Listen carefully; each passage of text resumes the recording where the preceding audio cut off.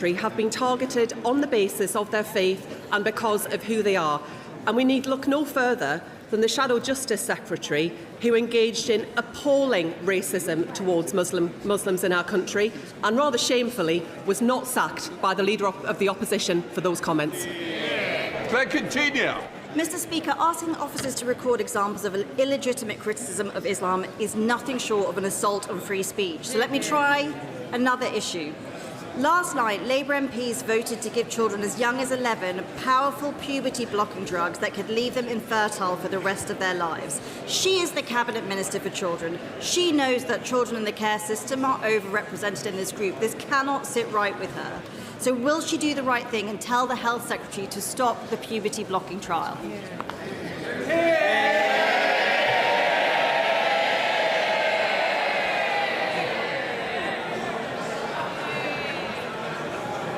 Mr. Speaker, when Dr Hilary Cass published her review, we endorsed all of those recommendations, as did the party opposite.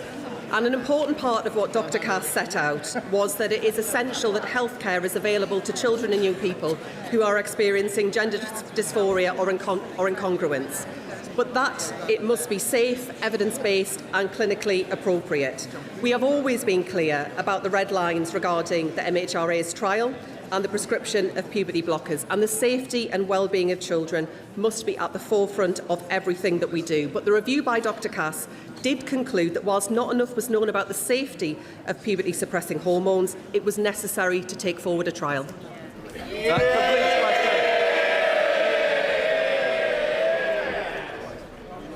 We now come to questions to the Prime Minister. Clive Jones. Question number 1, please, Mr. Speaker. Prime Minister. Thank you, Mr. Speaker. Can I start by saying my thoughts are with all those injured in the rail collision last Friday. I was deeply saddened to learn of the death of the driver of the Corby to St Pancras train. His family have requested privacy, and we should all respect that. I send my deepest sympathies to them at this awful time. My thoughts are also with those injured in the appalling attack in Edinburgh, which appears to be motivated by anti-Muslim hatred. Mr. Speaker, let's be clear, in this country, an attack on one of us is an attack on all of us. We will not stand for it, and the perpetrator will face the full force of the law. Let me commend our emergency services who responded to both incidents with outstanding bravery and professionalism in very difficult circumstances. Mr. Speaker, one of the greatest privileges of leading this country is meeting our armed forces, celebrating their work and marking Armed Forces Week, and I want to thank them all for their dedication, their courage and sacrifice to protect our way of life. Mr. Speaker, this morning I had meetings with ministerial colleagues and others. I shall have further such meetings later today. Not today.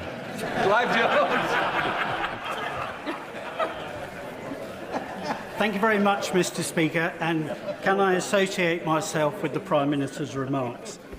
Prime Minister, the National Cancer Plan is something that your government can be really proud of.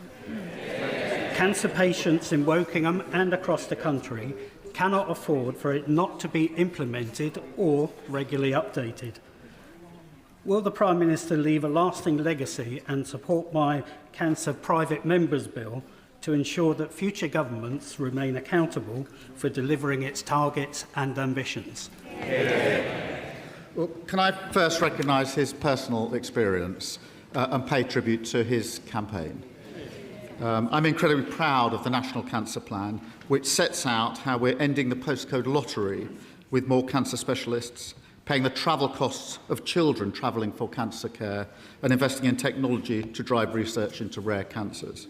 Thanks to our record investment in the NHS, we've the shortest waits for cancer diagnosis on record. He'll be pleased to know that in his constituency, waiting lists in his local care board are down by 40,000. That's thanks to a Labour government and Labour decisions. Thank you, Mr. Speaker. Max Hall is 14 years old. He should be worrying about school, football, friends and what he wants to be when he grows up. Instead, he is living with a high-grade brain tumour and there is no cure available to him. His parents, Jackie and Stephen, want to know, why are children still being diagnosed with brain tumours and told there's no treatment options available? Why has brain tumour research remained so underfunded when brain tumours kill more children and adults under 40 than any other cancer? And why are families like them left to search for hope themselves? This Prime Minister has done so much to strengthen our NHS. So does he agree with me that we need to move at pace and do much more to offer hope to Max and his family and families like his facing this unequally devastating disease? Can I just say my thoughts, and I'm sure the thoughts of the whole House, are with Max and his family in what must be the most awful of circumstances. Through our Cancer Trials Accelerator programme, we'll make it easier to launch innovative new clinical trials and find new treatment. And for people like Max, that will mean make young people's cancer a research priority, make clinical trials more accessible, and pay for his travel costs for care. I hope that comes as some comfort, but as a parent, I can't imagine what his family are going through, given the circumstances that he faces. And I know that a minister would be happy to meet Max and his family. Leader of the Opposition, Kemi Burnham. Thank you, Mr. Speaker.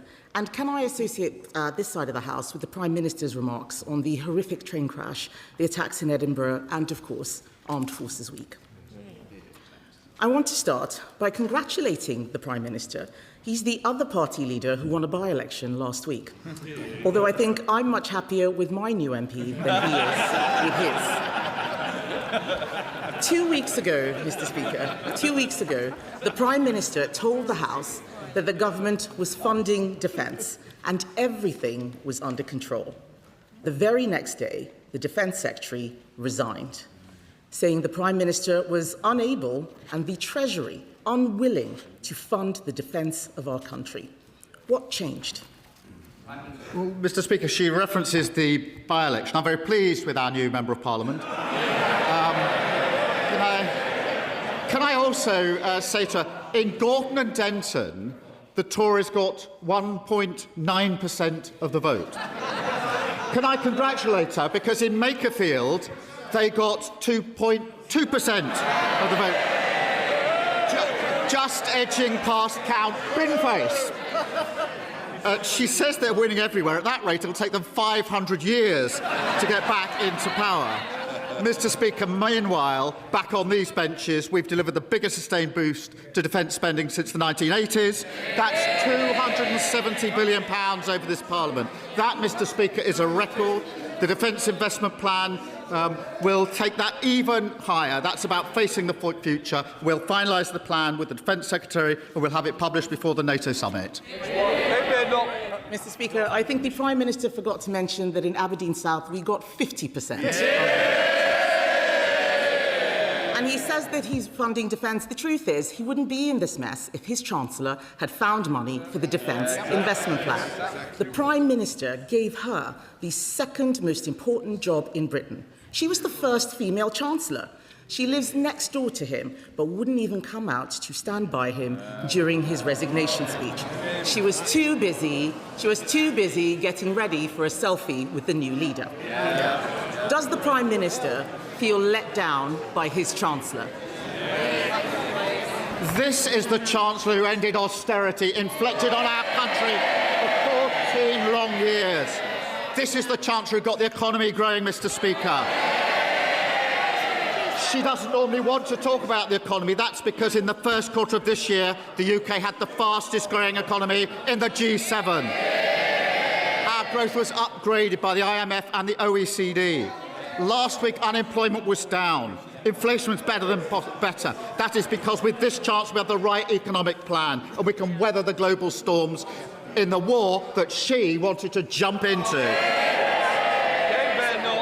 Mr. Speaker, they're cheering so loudly. If it's all going so fine, why is he resigning? The fact is, she did let him down. She's the one who snatched the winter fuel payments. She's the one who announced a disastrous budget that killed economic growth. And because of her, once again, a Labour Prime Minister is leaving office with unemployment higher than when he came in. But the Chancellor isn't the only person who let him down. The Energy Secretary is putting up bills and killing jobs. He was, he's not here, is he? He was a failed Labour leader, rejected by the electorate, brought back from the wilderness by this man, and when the going got tough, he jumped into bed with the Mayor of Manchester. Yeah, it's not the first time he's betrayed someone close to him, is it? Yeah. But does the Prime Minister think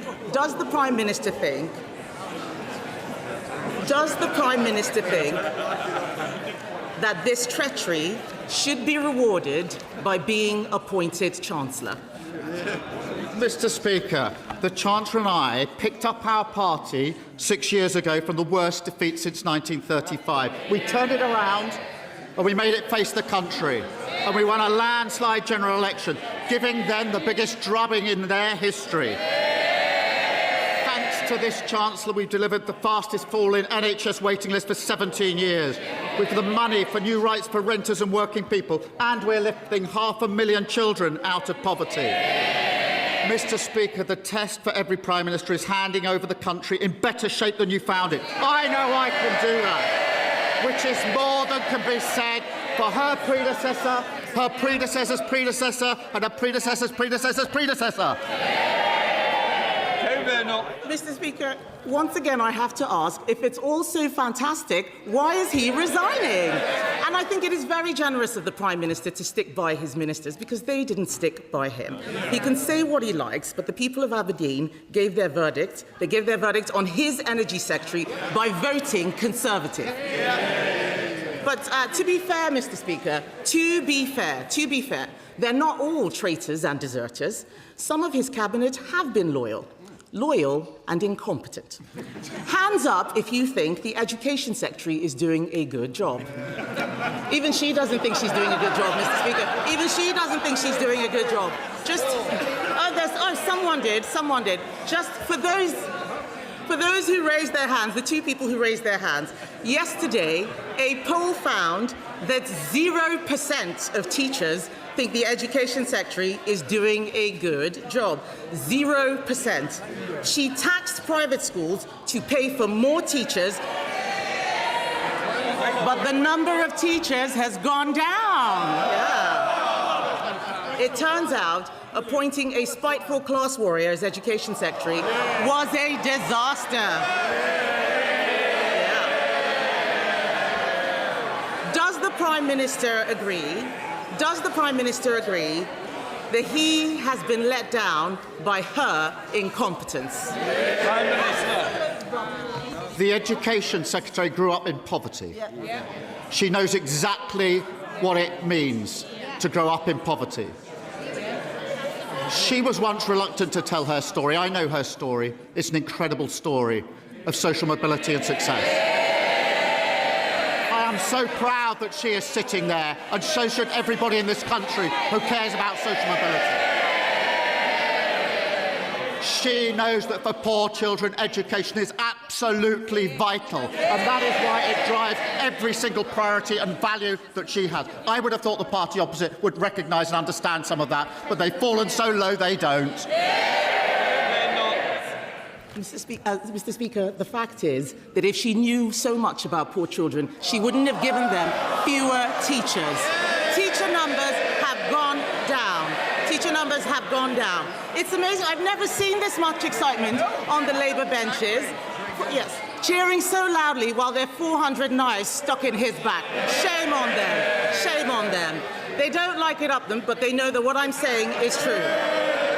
And Mr. Speaker, there were times when the Prime Minister tried to do the right thing. He did try to cut welfare. And who stopped him? Those MPs behind him. In the words of the Welfare Secretary, his MPs only want to know who they can tax to fund more benefits. They are not Labour MPs, they are welfare MPs. Does the Prime Minister feel betrayed by the people he got into Parliament? Sorry, Prime Minister. Can I just say, let us think about the language we're using. I think that'll be the first to leave, please. Can I just say, think about the language we're using, because when we leave this chamber, don't be surprised when constituents feel they can use the same language against each other. Let us show a little bit more decorum and respect to each other. Prime Minister.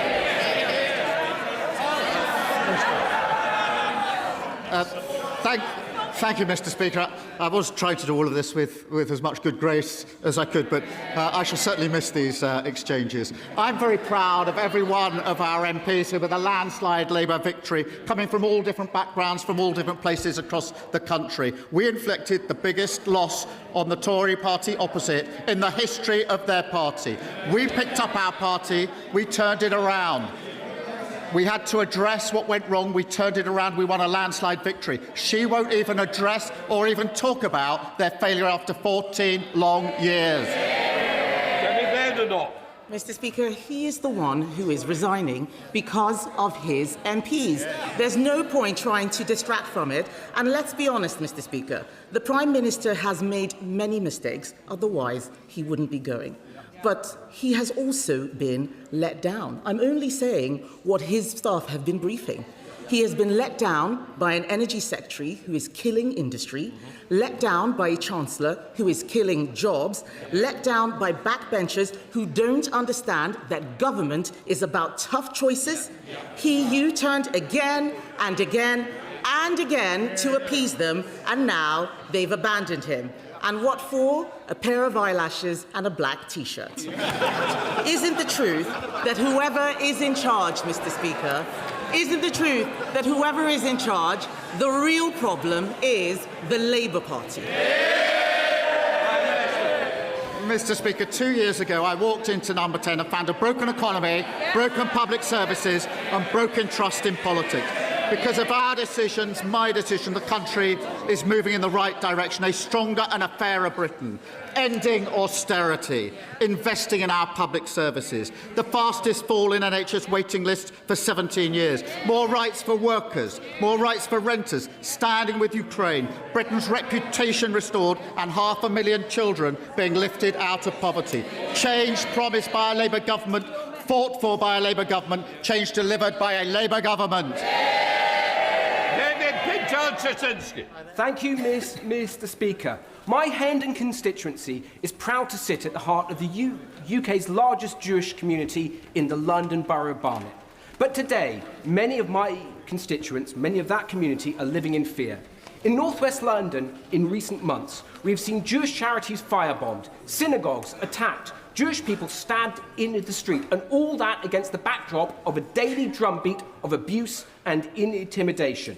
I know everyone on these benches is determined to defeat this despicable hatred, and I welcome the actions the government is taking to root out the poison of our anti-Semitism.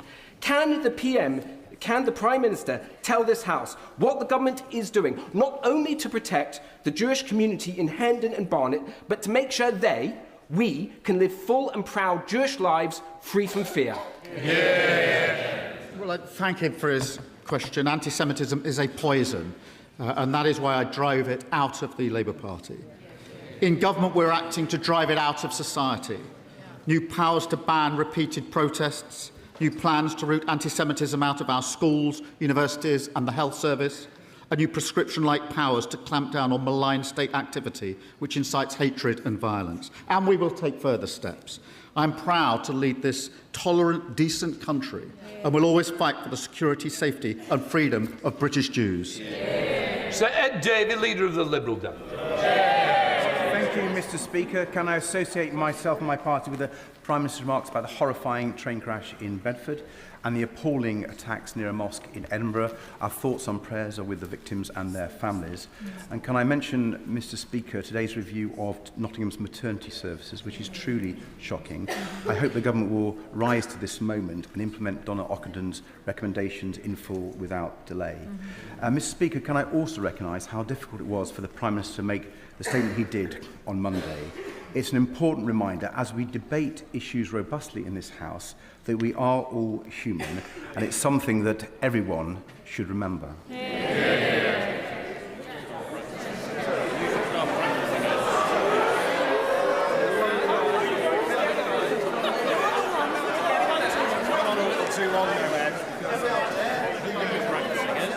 Mr. Speaker, as we all know how hard it is when relationships break down with close friends and allies, when even our next-door neighbour barely speaks to us some of the time, has the Prime Minister's experiences opened his eyes to the need to rebuild Britain's relationship with our European friends and allies? Will he advise the right honourable gentleman, the member for Makerfield, to put his EU red lines in the past and adopt our plan for a new growth and defence partnership? Mr. Speaker, I'm very proud of the fact that we've reset our relationship with the EU and we're bringing it closer together. That is in the best interests of our country, and I know he understands that. And I know that, like me, he's been reflecting on his own career. Given that he had revelations, he turned down a job with MI6. I think the whole House will be wondering what might have been. 00 David. Sir David. Mr. Speaker, it's very tempting to respond to that, but I've signed the Official Secrets Act. But I have to say on Europe, when history looks back at the Prime Minister's time in office, I fear that clinging to those old red lines will be judged a mistake. But, Mr. Speaker, moving on, as we swelter through this dangerous heat wave, we see the damage caused by extreme weather and climate change. Schools closed, travel chaos, lives at risk, massive costs to our economy and society. And with our Met Office already warning that future summers will regularly break 40 degrees at even greater human and financial cost, is he alarmed that some parties in this House still follow Donald Trump with policies to send temperatures soaring even higher? So will the Prime Minister warn his successor not to listen to Conservative and Reform voices and instead back our plans to cut bills and tackle climate change? Yeah. Can I thank him for raising climate change, because it is one of the most significant challenges of our time, and the weather today reminds us just how important it is. And it used to be common ground across this House, actually, that climate change was the generational challenge, and common ground that the UK should be a leader globally on it. And I remember not so long ago the party opposite leading in the COP summit, something that we were able to support. It is a shame that in order to chase reform votes, they've changed their mind, and we haven't got that consensus across the House. But I will always maintain that we must be global leaders on climate change, and we always will be. Thank you, Mr. Speaker. This morning, a mature street tree fell on my house. No one was hurt, but it is another reminder of the results of this extreme heat that we're facing. Today is the hottest June day ever on record. Extreme heat and flooding are becoming more normal, and the government need to stay ahead of this, in our homes, in our workplaces and in our farming. As Chair of the Environment APPG, I'm conducting an inquiry into government preparedness. Can the Prime Minister tell the country what actions he is taking to step up our resilience? Well, thank you for a question, and it's clear that severe heat waves are evidence that climate change is impacting our country.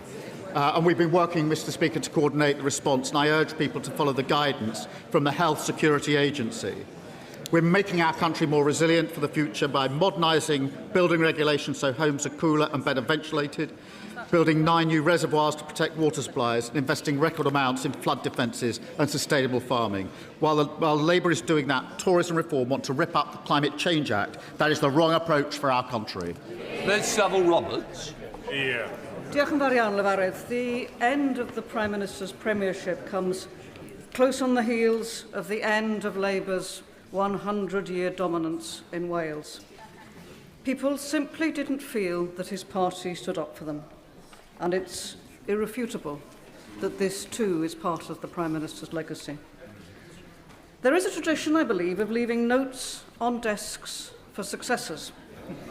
So, will he leave a useful note to the incoming Prime Minister that respect and understanding go a very long way, and that democratic choices, including those of devolution, can't be dismissed?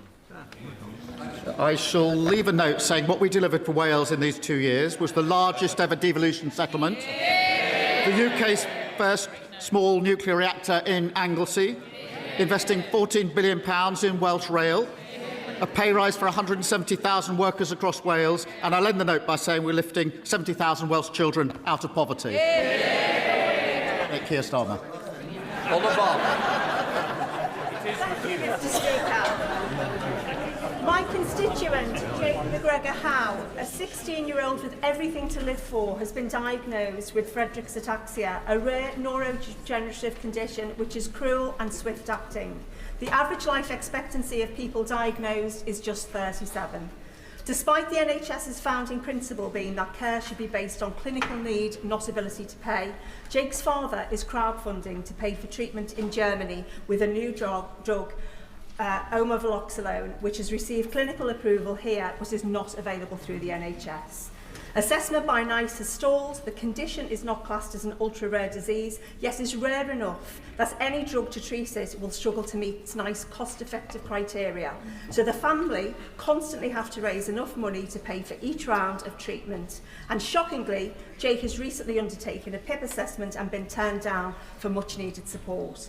Families should never have to crowdfund for treatment abroad for a life-threatening disease. So will the Prime Minister arrange for me and other colleagues who have constituents with this cruel condition to meet the Health Secretary and discuss a way forward? Can I start by sending my best wishes to Jake and his family? The changes we've made to the way NICE evaluates medicines is already increasing access to innovative new medicines. I will make sure that she gets the chance to meet the Health Minister to discuss Jake's case and the related issues. Sir Desmond Swain. Mr. Speaker, I hope there's still time in which the Prime Minister will be able to enlighten his party as to the moral of the cautionary tale of Jim, who ran away from his nurse and was eaten by a lion. Well, can I thank the right honourable gentleman? He's always most generous. And, Mr. Speaker, I'll never forget that just a few years ago I went on holiday in his constituency with my family, and I was in the kitchen of the place we were renting when somebody leant through the open door, and it was the right honourable gentleman with a bottle of champagne saying, "Welcome to the New Forest," and then he took time to speak to my family, including my wife's elderly father and to my children. I thank him for his generosity. Paula Hamilton.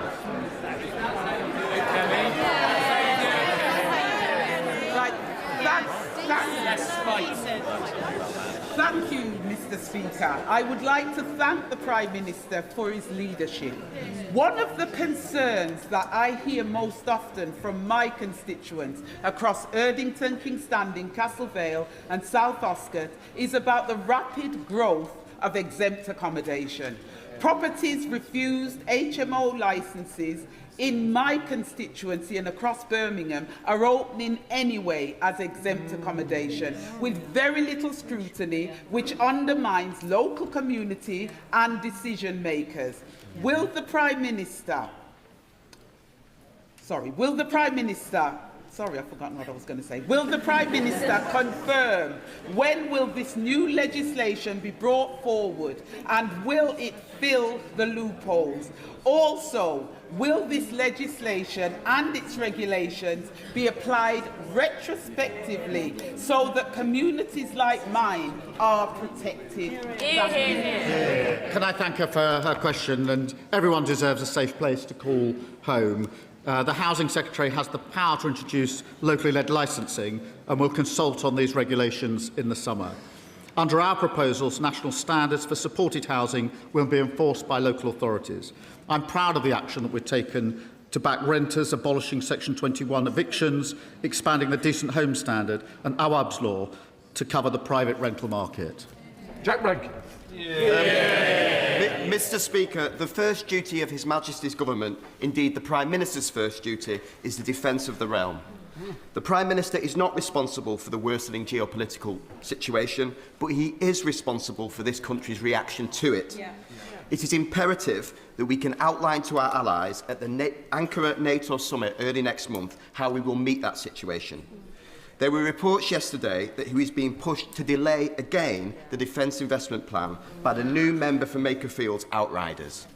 Will he confirm to this House that he will push ahead with its publication, confirm that it is fully funded to the level the Chief of Defence Staff said is required, and not to the level his former Defence Secretary resigned over, and in doing so, fulfil his first duty to defend the realm? That's the first duty the last government spectacularly failed at, because they hollowed out our armed forces. We've already delivered the biggest sustained boost in defence spending since the 80s. That's £270 billion over this Parliament. We will increase that with the Defence Investment Plan, which will be published before the NATO summit. Rachel Hopkins. Thank you, Mr. Speaker.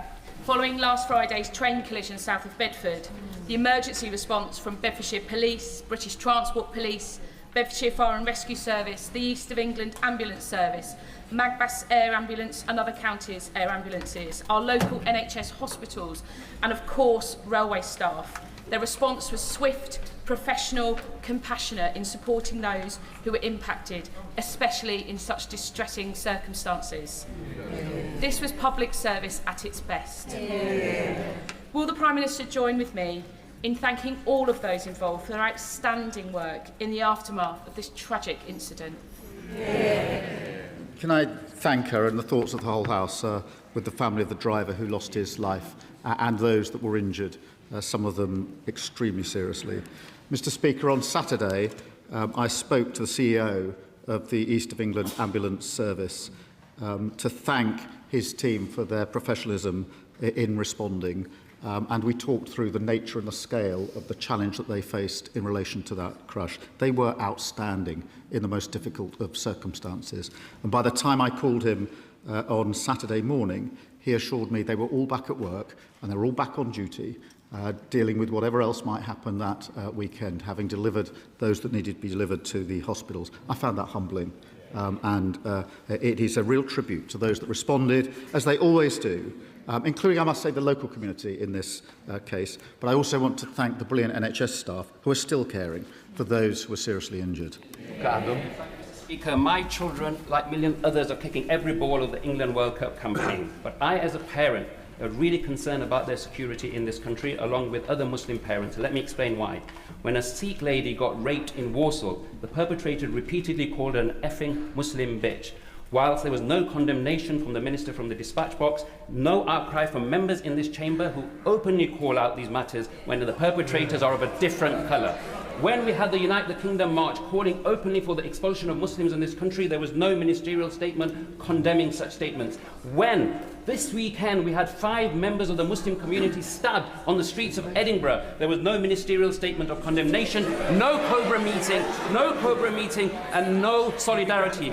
Can I ask the Prime Minister, what does this silence say to my children as they wait with abated breath for Harry Kane to bring it home?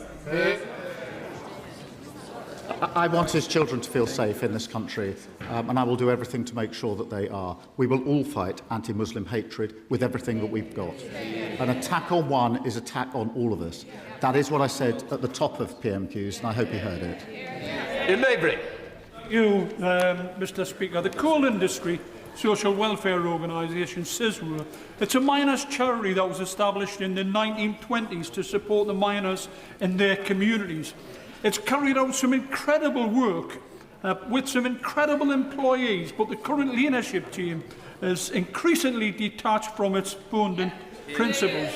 Miners' welfare, sporting facilities, community facilities have been allowed to rot, they've been allowed to close with little or no support from CISWA, the charity. And at the same time, CISWA has amassed £30 million in the bank. 30 million, Prime Minister.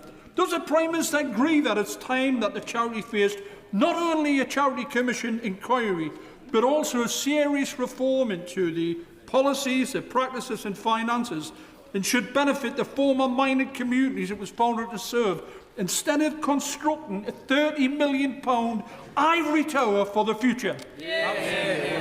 Can I thank him for raising this important issue? I know members across the House have raised issues with the organisation directly. It is imperative that these communities are listened to. I understand that the Charity Commission has opened a compliance case. I'll get that confirmed for him. I'm proud that this government has stood up for mining communities, including ending the injustice of coal pension schemes, increasing the pensions of over 150,000 former British coal employees, and I thank him for raising this case. Thank you, Mr. Speaker. US big tech has exploited us for far too long. So I'm delighted that the Met Police followed my advice and pushed Apple and Google to implement the stolen handset blacklist, curbing resales and cutting mobile theft by almost half. Likewise, does the Prime Minister agree it's time to stand up to social media companies and reclassify them from platforms to publishers, holding them responsible for the harmful and addictive content that they recommend, promote and profit from? Well, Mr. Speaker, I thank him for his question. He will have seen the action we're taking in relation to social media. The social media ban for under-16s, which has been welcomed by families across the country, strengthening the Online Safety Act to tackle intimate images, abuse and cyber flashing, and closing loopholes in chatbots, and taking on Grok. But there's more to do. Thank you, Mr. Speaker. In Aldershot and Farnborough, thanks to this Labour government, this week, we are bringing the National Armed Forces Day celebrations back to the home of the British Army. Yeah. But in a week when we salute those who have served and are serving our country, elderly Gurkha veterans were assaulted in the park by our war memorial and told to go home. Will the Prime Minister and the House join me in standing against this despicable attack and commend the heroism of our Gurkhas? And does he agree with me that now is the time to resolve the long-standing issues on Gurkha pensions, as we have been working towards, because the Gurkhas have given so much for our country? Can I thank her for her question? She's a great champion for our armed forces, and the fact that the national celebrations are returning to Aldershot this week are a testament to her campaigning. The racist attack she describes is utterly disgraceful, and I condemn it, and I hope the whole House will condemn it. We stand with our Gurkhas, who have made an incredible contribution to our armed forces and continue to do so. Mr. Speaker, on Gurkha pensions, ministers have met her, veterans and the Government of Nepal for constructive discussions. These will continue, and I pay tribute to her for her dedicated work on this. Thank you, Mr. Speaker. Can I start by wishing Scotland well tonight in their match against Brazil? Following the conviction of former SNP Chief Executive Peter Murrow for embezzlement, serious questions about governance and oversight remain unanswered. The Scottish Government is refusing to establish an inquiry despite clear public concern. The law does provide for UK inquiries into devolved matters where there is a wider public interest. So as the Prime Minister prepares to leave office, will he set up an inquiry with the powers needed so we can uncover the truth? Well, can I wish Scotland well as well in the upcoming match, and of course England in the third match, a little better than last night, hopefully. But, Mr. Speaker, on this question, it is really a serious set of questions that need to be answered by the SNP and the government, and they simply refuse to do so. They call for transparency and accountable for everybody else when they have giant questions of their own to answer. Nothing to see here, don't want to know, don't want to have an inquiry. Totally the wrong approach. Speaker, this government's commitment under the leadership and influence of the Prime Minister to tackle violence against women and girls is a commitment that is really shared by many of my constituents. On Saturday, I was out in Llangollen for a Welsh Women's Aid fundraiser organised by community champion Moira Gleed. Llangollen's most Wuthering Heights Day ever saw me join 230 plus Cathys, learn a dance routine, all dressed in red, and perform in a streamed performance that went across the world. We've even had some fans from Japan get in contact.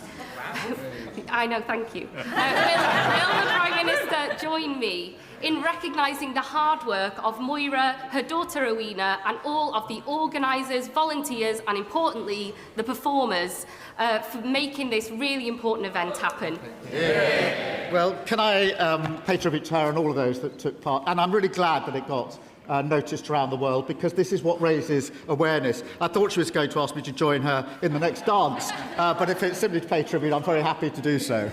Flagship 4, Thank you, Mr. Speaker. Tony Blair suggested that at the beginning of his premiership, he was at his most popular and least capable. Blair talked about ending his time in office at his least popular and most capable. For the sake of people in the South West and across the country, what tips can the Prime Minister offer his successor? Well, I think the first one would be don't ever inflict austerity on the country. And since he's a Lib Dem, I'd probably add, don't wear a wetsuit. Thank you. Mr. Speaker, you will be aware that on Monday it was Windrush Day, founded by Patrick Vernon, to celebrate the contribution of migrants to our community. Could I ask the Prime Minister to outline exactly what this government is doing to recognise and serve the Windrush generation who did so much to play a vital role in our country's history? Well, can I join her in marking Windrush Day and thank her for raising this? Because this is the opportunity to thank a community that made an extraordinary contribution to our country and remember the injustice that they faced. I'm proud that we've overhauled the compensation scheme to deliver faster access to compensation and justice, provided £1.5 million to organisations supporting claimants, and appointed the first ever Windrush Commissioner to rebuild trust and deliver justice. I'm incredibly proud to lead a country that's built on dignity and respect, and where everyone is seen and everyone is valued. Wendy Moore. Thank you, Mr. Speaker. From slashing winter fuel payments to surrendering the Chagos Islands, this Prime Minister has got every major decision wrong. It's no wonder even his own MPs are now looking elsewhere for the answers. So as this may be one of, if not his final appearances at the dispatch box, will he make one final U-turn? Will he scrap Labour's disastrous grey belt policy and help protect the precious green belt spaces and green areas across Aldridge Brownhills? And if not, his legacy will be one that he was the Prime Minister who destroyed so many of our local communities. I do like the Right Honourable Lady, and when she talks about destroying and legacies, I remember she was the Chief Whip, I think, to Liz Truss. I'm very proud that we are building the houses that we need so that everyone has a base camp for their opportunity and their aspiration, something the last government failed on and we're succeeding on. Final question, Alistair Strathern. Mr. Speaker, Gareth Southgate's documentary last month spotlighted some of the heartbreaking ways we're failing too many young men growing up in Britain today. But it was heartening to see the inspiring work Hitchin youth worker Dan Gaze was able to carry out with young men in my community who found themselves in hard times. Both Dan and the boys at Hitchin Loud Boys School who were interviewed as part of the documentary I thought were an absolute credit to my town. But how can we make sure we're encouraging more men into teaching and youth work roles so that every young man growing up in Britain today can benefit from these positive role models across their community?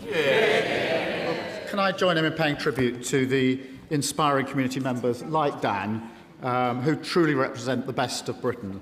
Having an inspiring role model is vital for young men, and that's why we're investing £500 million in our National Youth Strategy, which includes launching 50 new young future hubs, creating more mentoring and youth worker opportunities. Let the front benches change over.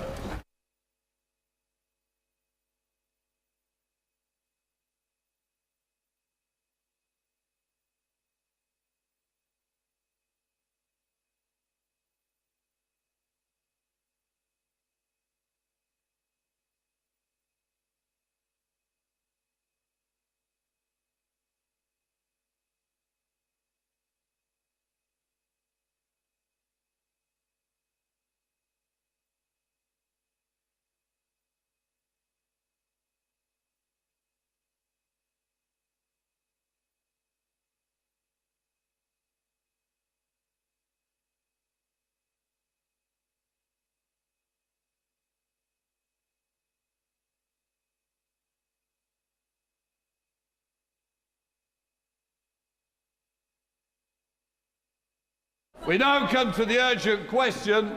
Nigel Huddleston. Thank you, Mr. Speaker. To ask the Secretary of State for Culture, Media and Sport if she will make a statement on the publication of the Media Green Paper. Thank you, Mr. Speaker. Secretary of State. Can I thank the honourable gentleman for bringing this to the House and giving us the opportunity to discuss this important advancement. Yesterday, the government published a green paper, Watch This Space, to set a new strategic direction for media policy in the UK. The way we consume broadcast media is changing, and television is undergoing a profound transformation, having moved away from a system of traditional channels to a far more fragmented system where people access TV on demand and on video sharing platforms. Young people in particular are far more likely to access media on their phones and tablets, through streaming services and platforms. And we believe, as a government, that we are not equipping that generation adequately with access to high-quality media.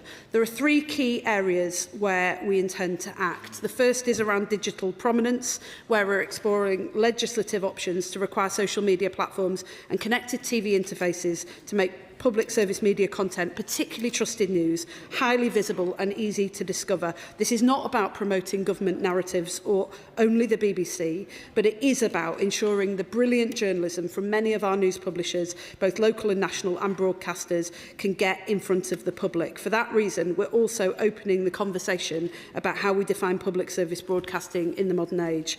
Secondly, the transition to internet TV is where we're outlining plans for a managed shift away from terrestrial broadcasting to internet-delivered IPTV. We know this is an essential switchover, both in terms of access and cost, but we want to make sure that this transition is managed responsibly and that nobody is left behind. We're therefore consulting on two dates for the switchover: 2034, when current licences expire, or 2044, with any date contingent on a full and watertight transition plan. Finally, we are protecting major sporting events. This will add on-demand and streaming rights for major sporting events like the World Cup and the Olympics to the listed events regime, protecting free, universal fan access as viewing habits shift online. Taken together, these proposals set out a vision for future TV and media policy where everyone can access world-leading public service broadcasting content, including children's and news programming, away from the mis- and disinformation that's defined too many of our online lives. This government will ensure that no matter where you access your TV, you're given access to high-quality programming that informs, educates and entertains, and this paper is the next stage of our ambition. Well, thank you for granting this urgent question, Mr. Speaker. And I agree with much of what the Secretary of State just said. And there's much to be applauded in the media strategy. And the overall intent is noble, to ensure everyone has access to trustworthy news and to counter misinformation. The challenge and the potential danger is how do we do that? But in terms of positive elements of the strategy, as she mentioned, I also welcome the government's intention to add on-demand rights to the free-to-air listed sports regime. But there are many other controversial aspects, and as she mentioned, the plans to close down digital terrestrial transmission by 2034 or 2044, which is a major concern, especially those living in remote or rural areas. The strategy also covers interventions to support media literacy and promoting the questioning of the accuracy of news. But by pushing such an onus of responsibility on media companies themselves, this may reduce the responsibility on schools or indeed on parents, and I'd like her thoughts on that. We then come to the thorny issue of prominence. The government is proposing interventions to make trustworthy news providers easily discoverable in order to counter misinformation. And this includes national and local news publishers and broadcasters. But who decides what a trustworthy news provider is and what trusted content is? Is it an approved list? Is it an algorithm? Is it a human being? We need to be careful about descending into some kind of Orwellian society. Freedom of speech and freedom of the press is vitally important to our free society. And the concern of some of the press is that in order to qualify for prominence, a newspaper may need to sign up to a state-backed regulator. Can the Minister rule that out? The proposals in the Green Paper to support our public service broadcasters, such as the BBC, ITV and Channel 4, is well intended, especially in an age where there is undeniably so much misinformation online. But a requirement for third-party platforms and social media entities to make such broadcasters' content prominent is problematic for the obvious reason that their content is not always to be trusted or unbiased either. So who decides whether it is? Many people question the BBC's coverage of politics in general, of trans rights, of Israel and so on. The BBC doctored a video of President Trump. It fails to call Hamas a terrorist organisation. It has pushed highly questionable content through BBC Arabic, and it reprimanded a newsreader for saying pregnant women rather than pregnant people. Now, there may be plenty of people who like the idea of legislation to push woke or lefty content online. I'm not one of them, and there are many people who agree with me. So, can the Secretary of State provide more details on how trusted content will be defined and who will ultimately be the arbiter? And finally, can she confirm how extensively she has engaged with industry to come up with these proposals? Secretary of State. Yeah, can I thank him for that? He asked a series of questions. I'll do my best to answer them all as swiftly as I can. Firstly, he talks rightly about the importance of getting the transition right and choosing the date well, 2034 or 2044. He talks about the particular challenges in remote and rural areas which this government recognises. There are also, as he knows and we've discussed before, particular issues for older people, for people with disabilities and others, and we're working with industry to put together a plan that is watertight to help people to make that transition, to ensure that nobody is left behind. That is precisely why we're asking these questions now, to make sure that we're ready and that we don't leave people behind. On media literacy, look, I think he's right to say that the onus can't just be on media companies alone. There is a responsibility on all of us, including schools, including those of us in public life, to make sure that we're equipping our young people with the skills that they need to be able to navigate a completely transformed media landscape from the one that we had in this country when he and I were growing up. And I do want to reassure him that this is not about pushing all of the responsibility onto media companies and letting everybody else off the hook. We've all got to work together in order to achieve that. And it's not just about young people either. Actually, there's serious challenges with people from every generation seeing information online that just simply is false. When it comes to who defines trustworthy news, I think this really is one of the most challenging aspects of the consultation that we've put out. Who decides what is trustworthy news, how we decide what is trustworthy news. He'll know, of course, that the definition of public service broadcasting is set out in law, but trustworthy news is a separate matter, and this is precisely why we've asked the question. I would gently push back on some of the sort of narrative that he advanced about the BBC. It is still the most trustworthy source of news, not just in this country, but across the world. And on Monday, I was on Newsround explaining this and the social media ban that we're introducing to that generation of children who will be most affected by it. And it strikes me that there is no other country in the world that has quality programming like that through their public service broadcaster. And so I think we should be careful about not trashing the BBC, whilst he and I have shared serious frustrations about some of the specific issues that he suggested, and we should always demand the highest quality content. I still believe and firmly believe that the BBC is one of the best broadcasters in the world. Dr. Rupert. Oh, thank you, Mr. Speaker. I welcome this bold green paper.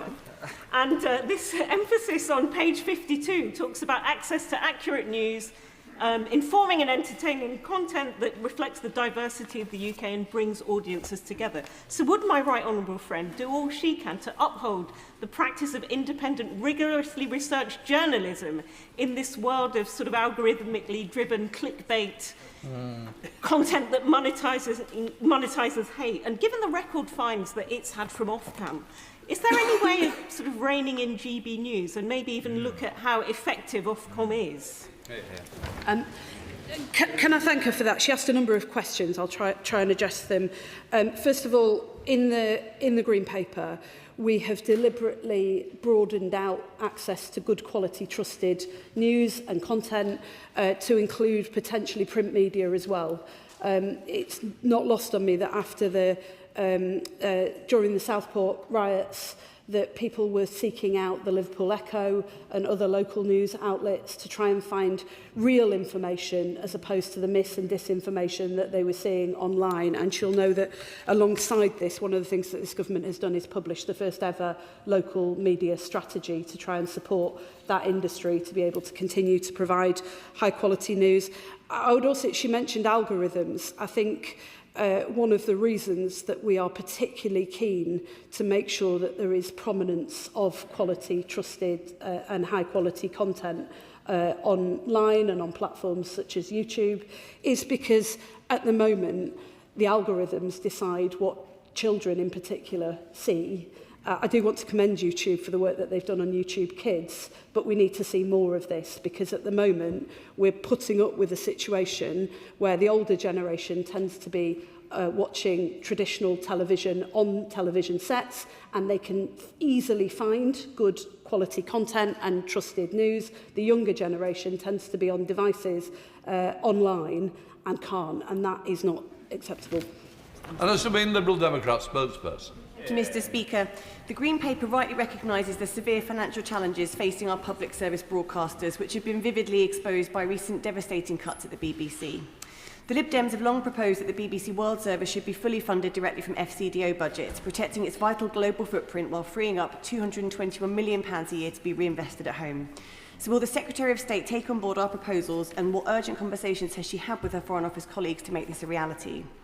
Mr Speaker, turning to online spaces, the proposal to highlight trusted news sources on social media is welcome. But unfortunately, this is just a sticking plaster over the fundamental issue that big social media platforms are already rigged against truth, fairness and impartiality. The real threat to our democracy is these harmful platforms themselves, which use algorithms deliberately engineered to amplify foreign disinformation while systematically choking out trusted journalistic sources. Should the Minister not be focusing the full weight of her department and that of her colleagues in DSIT on cleaning up social media platforms once and for all, rather than fighting a losing battle against bad actors on systems that are built to work against us? Yeah. Can I thank her for that? She talks about online regulation rightly, and she'll know that that is primarily the responsibility of the Department for Science, Innovation and Technology. But my colleague, the Secretary of State, and I work very closely together on it. We have to make sure that we both take action to deal with the scourge of mis and disinformation online, which she rightly talks about, but also make sure that we give people access to trusted news, news that they can genuinely trust and much more readily available. And so the two things should be seen together. I apologise, my honourable friend also asked me about Ofcom. She'll know that we recently appointed a new chair of Ofcom. We believe that Ofcom must do more in order to act decisively and quickly in this space. And when it comes to the BBC World Service, she'll know that we have already stepped in as a government with the support of the FCDO in order to ensure that it continues to be funded. But colleagues across the whole House will have seen recently the funding cuts that were announced at the BBC. She rightly says that one of the pressures on broadcasters like the BBC is the fact that they're currently trying to broadcast through two distinct channels, and so it is important that the government grips this issue. And she'll know that the Charter Review is running in parallel to this process. We wanted to look at it all in the round, but it is our intention through that Charter Review to make sure that the BBC is adequately funded, that it goes on not just to survive but to thrive until well into the latter part of this century. And she'll also know that we recently announced that through that process we will put the BBC on a permanent charter so that it exists for all of us forever. Natasha Irons. Mr Speaker, I must declare an interest. I work for a public service broadcaster and my husband still does. And as somebody who understands the sector a bit, it isn't just about public service, it's about recognising Britishness on our screens and in the media and protecting what it is to be us, essentially, and providing opportunities for people to get into the sector. So I really do welcome the thinking on this, but can the Secretary of State just give us a bit more detail on how these changes will ensure that our public service media is protected for the future and how it will continue so that people can continue to access high quality, not just news, but content in general and access to opportunities? Yeah. Can I thank her very much for that? And I strongly endorse what she said. we've lost many parts of our civic realm, whether it's the town centres where people come to, thriving town centres where people come together, whether it's the social clubs that used to exist all over our country that no longer exist, the youth clubs which we're busy rebuilding, and I'd like to thank her for all of her help and support on that. But I believe that the media is, and public service media in particular, is an essential part of that civic realm, whether it's VE Day or Remembrance Sunday or the World Cup that we're all currently enjoying. The public service broadcasters provide these shared moments where we all come together as a nation and celebrate what it means to be us. And so we are determined to grip these issues, not to allow us to drift into a transition, but actually grip these issues so that our public service media is adequately funded and is able to continue to do that. Dame Caroline Down is Chair of the Select Committee. Thank you very much, Mr. Speaker. The Secretary of State knows as well as I do that the media landscape is changing so quickly that no sooner was the ink dry on the last Media Act, it was almost obsolete. We know that for the first time YouTube has overtaken the BBC in audience reach, and that's why this paper is really welcome. But I wonder if this is the first step towards a new media bill, a more extensive one that reflects the nation's viewing habits, that reaches a kind of definitive definition of television. The paper talks about new television when it talking about the video sharing platforms and YouTube and what have you. But we need a new definition of television to reflect technological change. And then finally, the consultation refers to media literacy. But surely if we are really planning to future-proof this, we should be talking about AI literacy as well, and not just for children. Can I thank her for that? On the question of legislation, we'll of course keep that option open and won't hesitate to legislate should we need to. We deliberately drew the parameters and contours of this Green Paper very broadly so that we could have that very open discussion and work together to ensure that we then take the action that we need to take. I would just say a slightly more reflective point that we also have, on the point that she makes about the ink not being dry before the landscape had changed, I think that's particularly true in the online space. And rather than thinking about a piece of legislation, I think my colleague, the Secretary of State at DSIT, and I have been reflecting that we think we're probably going to need to legislate quite frequently in order to keep pace with change. When it comes to the media literacy, I agree with her about AI as well. I think there's two parts to that. One is about making sure that we have the right regulation so that people can trust what they see and that we don't do anything in the AI space that prevents good quality journalism from being able to thrive. And the second issue is making sure that we're equipping people of this country and empowering them with the skills and the ability to navigate that. Thank you, Speaker. Right now, Britain's adversaries around the world are investing heavily in disinformation designed to disrupt democracies across the West, and we are seeing the impact of that here in this country as well. So I welcome the regime set out to promote truthful content on social media, but promoting good content is not the same as tackling the bad, and I worry that actually there's quite a disparate approach across government to this with Ofcom and DCMS, the Defending Democracy Task Force. What will the Secretary of State do to pull together across government to address mis- and disinformation from hostile states around the world? Can I thank him for that, and can I reassure him that I'm working very closely not just with the Secretary of State for Science, Innovation and Technology, but also with the Home Secretary and with the Communities Secretary as well, who leads the Social Cohesion Task Force that is specifically looking at mis- and disinformation and how we join up across government to tackle it. I have to say that I think, we've had a huge debate in this House recently about the defence of our nation, and rightly we are stepping up to invest more in defence spending in the current global climate that we're in. But there's a war being waged in our communities, actually, on our streets, online, on social media, that we've got to take as seriously as equipping our armed forces with what they need as well.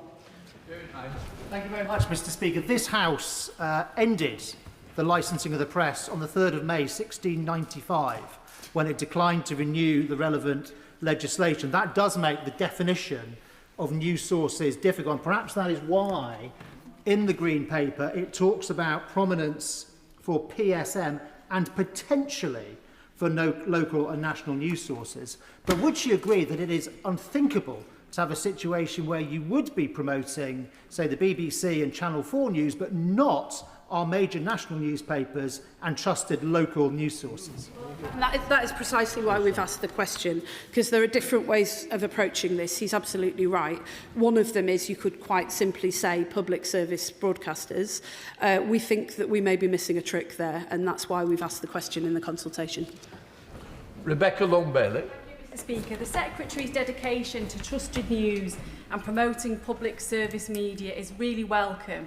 But I'm sure she shares my concerns that recent announcements of brutal cuts at STV and the BBC will dramatically undermine this, as thousands of jobs and programmes are at risk of being lost. So will she urgently intervene in these issues to protect jobs and the future of public service media? Can I thank her for that? And obviously, as a government, we've also been talking to the journalism trade unions about to make sure that when those cuts are made, that people are protected and that we do everything that we can to protect really good quality, not just journalists, but some of the technical staff and others, particularly across our nations and regions where they feel very vulnerable to those cuts. Can I say to her as well that the cuts at STV and the BBC are precisely the reason that we need to manage this transition and we need to get it right. We can't duck the question of when we make the transition, because the costs that it's placing on public service broadcasters are incredibly onerous in what is already a very tight funding landscape. But as she'll have heard me say to my honourable friend, the honourable gentleman earlier, we are determined to make sure that we manage this transition well and that nobody is left behind. Dr. Al Pinkerton. Thank you, Mr. Speaker. During the recent bombing of Tehran, when a power outage hit that city, 20,000 bots promoting the cause of Scottish nationalism went off instantaneously. And I don't say that in any way to question the legitimacy of a political position, admittedly one that I disagree with, but it reveals the extent to which our country is under daily assault from those who would seek to tear us apart. So can I ask the Minister what plans she has to build out from this media green paper, to take a whole-of-government approach to enhance media literacy, to bear down on the conduits that are driving disinformation in our society, but also to ensure that our armed forces and our security services have precisely the resources that they need to secure our integrity as a nation. Can I thank you for that? He asked a number of questions, but I think the essence of what he's saying is something that I strongly agree with. I think there is a war being waged in our communities and on our streets and on local online forums as much as national. We saw it in the recent Makerfield by-election, where overnight, when that by-election was triggered, we saw the targeting of people in my town of Wigan with mis and disinformation that went through the roof. And we know that that is often deliberate, and it's often triggered by foreign state actors and can have an extremely disruptive influence on communities, and it's something that we need to deal with. This Green Paper deals with questions of media literacy and prominence and other measures that we think will help to deal with that, but nobody in this House should take that as the beginning and end of the conversation. I'm working closely with colleagues across the House, including in Defence, to make sure that on every front we're equipping us for the war that we find ourselves in. John Morris. Thank you, Mr. Speaker.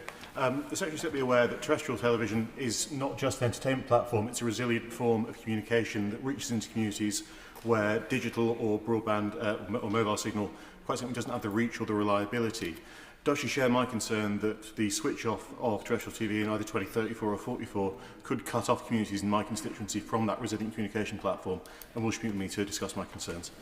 I'm absolutely confident, having heard him championing his constituents in this House before, that he would never allow that to happen, and neither will we. And of course, I'd be happy to offer him a meeting with the relevant minister. Sir Julian. On a similar theme, undoubtedly near the top of the Secretary of State's to-do list today is to answer written question 11584, which is due for answer tomorrow.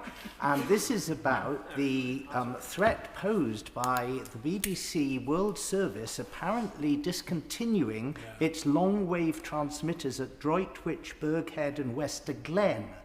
And what we want to know is how will closed societies like Russia be able to receive news information when they are subject to the suppression of all the internet-based routes?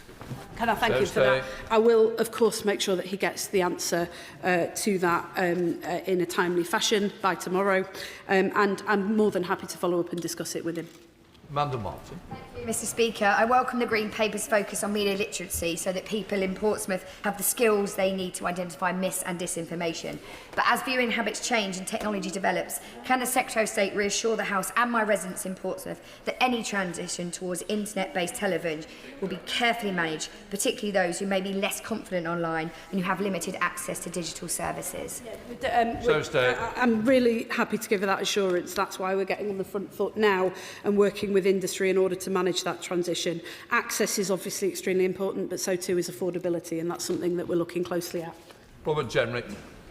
So let me get this straight. The government is planning to decide either a minister or, even worse, unaccountable civil servants, which news providers are deemed trustworthy and which ones are deemed untrustworthy, and then the government or unaccountable civil servants and quangos are going to give priority to the services which it deems to be trustworthy and reduce the prominence of those that they don't like and they consider to be untrustworthy. This sounds quite dystopian to me. How can this be seen as anything other than a very serious attack on freedom of the press and freedom of speech? Well, I mean, I'm not going to take any lessons from him and his disgusting party with the way that they spread mis- and disinformation. What I would say to him is that this House has already come together to define what public service media is in law. That is a definition that was passed by Parliament, and I don't recall there being a lot of concern about that. It's something that has been enormously beneficial. One of the ways that we could define trusted news is to follow that definition, but we could also, for example, align with the editor's code. There are lots of different options for doing this, but to somehow claim that this is about the government controlling what people see is just absolute nonsense. Smith. Mr Speaker, can I warmly welcome the publication of the Green Paper? None of us have all the answers when it comes to the fast-moving media landscape, but setting out the challenges and some principled way forward is really a good start. And can I especially welcome the focus on a duty for media literacy? My personal view is that a public purpose for the BBC on media literacy might be better than one on growth, but that's a debate for another day. But is she slightly disappointed, as I was, in the tone of some of the contributions from the opposition about the prominence for trusted news? We already have a prominence regime in place. We just need to update it for the modern age. And when, in an era when misinformation and disinformation are rife, isn't it more important than ever that people get access to trustworthy news? And isn't that what a prominence regime allows? I mean, I really agree with him, and I think in particular we are letting down a generation of young people who, as I said to my honourable friend earlier, are often consuming media very, very differently from my generation and the generations before us. And it cannot be right that my generation, who are often going on to consume broadcast on television sets, are able easily and quickly to find high-quality content and trusted news, but a younger generation is not. Bob Black. Thank you, Speaker. Hostile state actors are routinely broadcasting to our young people misinformation and radicalising them in their own homes. And I agree completely with the Secretary of State that we have to take action. The problem is that primary legislation will never keep pace with technology. So can I urge her to consider a media bill with wide-ranging powers that can then have a position of secondary legislation that can keep up with those changes to technology? Can I thank him for that? Very similar to the point made by my honourable friend, the chair of the Select Committee. I think he is right to push us to think about how we can very rapidly adapt to what is a very rapidly changing landscape. There's obviously the question for this whole House about how much oversight the House will want to have and scrutiny that they'll want to give to any measures that we bring forward. So it's a question that the House will have to answer together about whether the use of secondary legislation in this space is something that we collectively believe is acceptable. But I think there are merits in what he proposes. Matt Turby. Thank you, Mr. Speaker. As a former employee of the BBC for 15 years, I know how important those Reithian principles to educate, inform and entertain are at the core of everything that organisation does. Dissemination of fake news and misinformation online is a genuine risk to our democracy. And does she agree with me that even if people are going to trusted sites and sources online, such as the BBC, ITV and Channel 4, the mix of slop around it is a real risk of polluting people's ability to see accurate information, and that this demonstrates the absolute need for trusted news sources online. So State. Can I thank him for that? As I said to my honourable friend earlier, during the Southport riots, there was an increase in people going to the BBC and going to the Liverpool Echo to get information. We saw something similar actually after the Manchester Arena bomb, where people were seeking out the Manchester Evening News as a really trusted source of news. He'll be aware that many of those trusted sources are under serious financial pressure, and that is one of the reasons why we acted, particularly around the local media strategy, to make sure that those are available. We want to make sure that they're more prominent and easier to find online, but in order to do that, we've got to make sure that they actually are there in the first place. Pete Wishaw. Very much, Mr. Speaker. The proliferation of misinformation, invidious algorithms and harmful context are the defining features of the current media landscape, and they are causing real harms and divisions within our communities. We need bold action to tackle this, and that surely includes taking on those who would direct and abuse these situations. So how will she promote trusted sites when there's people even in this House prepared to undermine them, and we're losing jobs and services and public service broadcasters? I mean, that's partly what this TV Green Paper is designed to address, although, as I said to my honourable friend earlier, it's one part of the whole.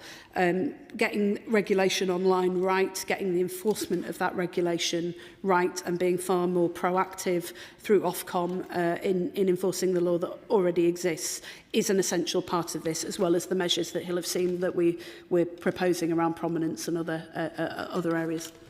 Bob McKee. Thank you very much, Mr. Speaker. Can I welcome this Green Paper? I think it's both timely and forward-looking, and I think the government is right to respond to the fact that people get much of their news from social media nowadays. But can I ask, as more and more people turn to AI chatbots for news and information, what work is the government doing to make sure that trusted sources are given prominence in the sourcing of that information? We've done a number of things in this space. I mean, the first is obviously that there is real pressure that AI summaries online are putting on existing publishers. My honourable friend, Secretary of State for Science, Innovation and Technology, and I have met with the publishing industry to discuss how we better protect those original sources, which are often far more accurate than the AI summaries that draw from their work. As I said to the chair of the Select Committee, we also, when it comes to media literacy, we need to equip not just the younger generation, but all of us actually with the skills that we need to navigate AI. So Oliver Dunn. Thank you, Mr. Speaker. Can I urge the Secretary of State to keep a genuine open mind with this consultation, and if the evidence doesn't stack up, be prepared to drop measures. In particular, I think the concept of prominence is going to be very difficult to translate from a linear age to the age we're in now without imposing excessive costs and bureaucracy on broadcasters. And as we've seen, this trustworthy news concept is very problematic, because one person's trustworthy news is someone else's propaganda. And just look at this debate between the BBC and GB News. There's plenty of my constituents, frankly, that would trust right now GB News over the BBC. We cannot allow this to be an echo chamber for liberal left groupthink, because otherwise it will further undermine trust and confidence in this place. Can I thank him for that? And he's absolutely right to say that any responsible government will be careful about the way that we navigate this landscape, because the definition of what is considered to be high quality and trustworthy is contested, and we need to protect the plurality and the diversity of our news and broader media industry. country. I guess I would just say to him, though, that I believe that for a long time now we have been failing to empower and equip our own citizens with the ability to navigate the new landscape that we find ourselves in. And in particular, as a government, we are really concerned about the blurring of news and fact with polemic and opinion, and that is a space in which we intend to act. Sir Keir. Speaker, given we are in a world of fake news and given the impact of that on public trust, I really welcome the Minister's work to modernise the prominence regime. The BBC is the jewel in our national crown, and people have mentioned the cuts, but I think it is a real shame that we've got cuts to shows like Moneybox Live, which are really important consumer shows, where we've got scams everywhere. These shows are really important to our nation. So can the Minister just comment a bit more on the BBC and that importance of it to our nation? Yeah, and I'll say to her very candidly that I am also concerned about the cuts that were announced, and I did raise those concerns directly with the incoming Director General, because obviously we've got the Charter review process ongoing, and what I would not want to see is the BBC dismantling good structures, dismissing good journalists, and closing down good programmes at a time when we're seeking to work constructively together in order to ensure that they're properly and adequately funded going forwards. But I would also say that there are significant pressures on all of our public service broadcasters at the moment, and that's one reason why we have to grip this issue about transition and make sure that we work together in order to ensure that we can do that with nobody left behind. Hi, Martin. Mr. Speaker, in a similar vein to the honourable lady who just spoke, I was really concerned to hear of the cuts at the BBC. The World Tonight's going, today's being cut back. This falls on the heels of cuts at Newsnight as well. It seems to me that the justification for this is that the programme is being reoriented towards young people, which is obviously, a good thing in and of itself. But when I was 18, I didn't listen to any of those programmes, and now I'm in my 40s, I listen to all of them. Do these cuts not undermine the BBC's mission to educate and inform? And in this age of disinformation, is it not vital that we keep them? As I said to my honourable friend, the elephant in the room is funding, and the BBC hasn't been adequately funded for quite some time. He'll know that fewer and fewer people are paying the licence fee, and that is becoming a major challenge for the BBC. So through the Charter process, we'll set out a range of options that are designed to tackle that and make sure that we protect the really high-quality programming that he rightly commends. Chris Webb. Thank you, Mr. Speaker.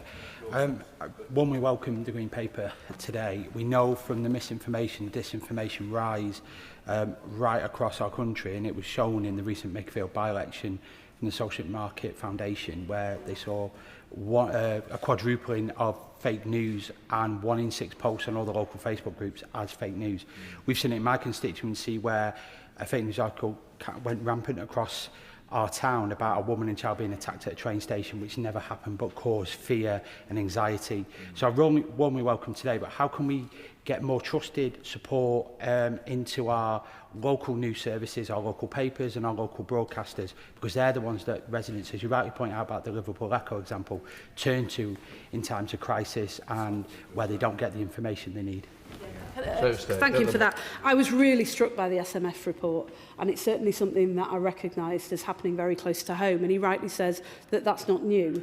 In fact, my local police say the biggest challenge that they have is the mis and disinformation online that leads people to believe that there is more violent crime than is actually happening, that streets aren't safe, and causes serious challenges to social cohesion. He'll know that earlier this year we published the local media strategy. That is the start of our ambition for local media, not the floor, not the ceiling. There's more that we need to do, particularly in the online space, in order to be able to ensure that publications like the Liverpool Echo are able to thrive. John Cooper.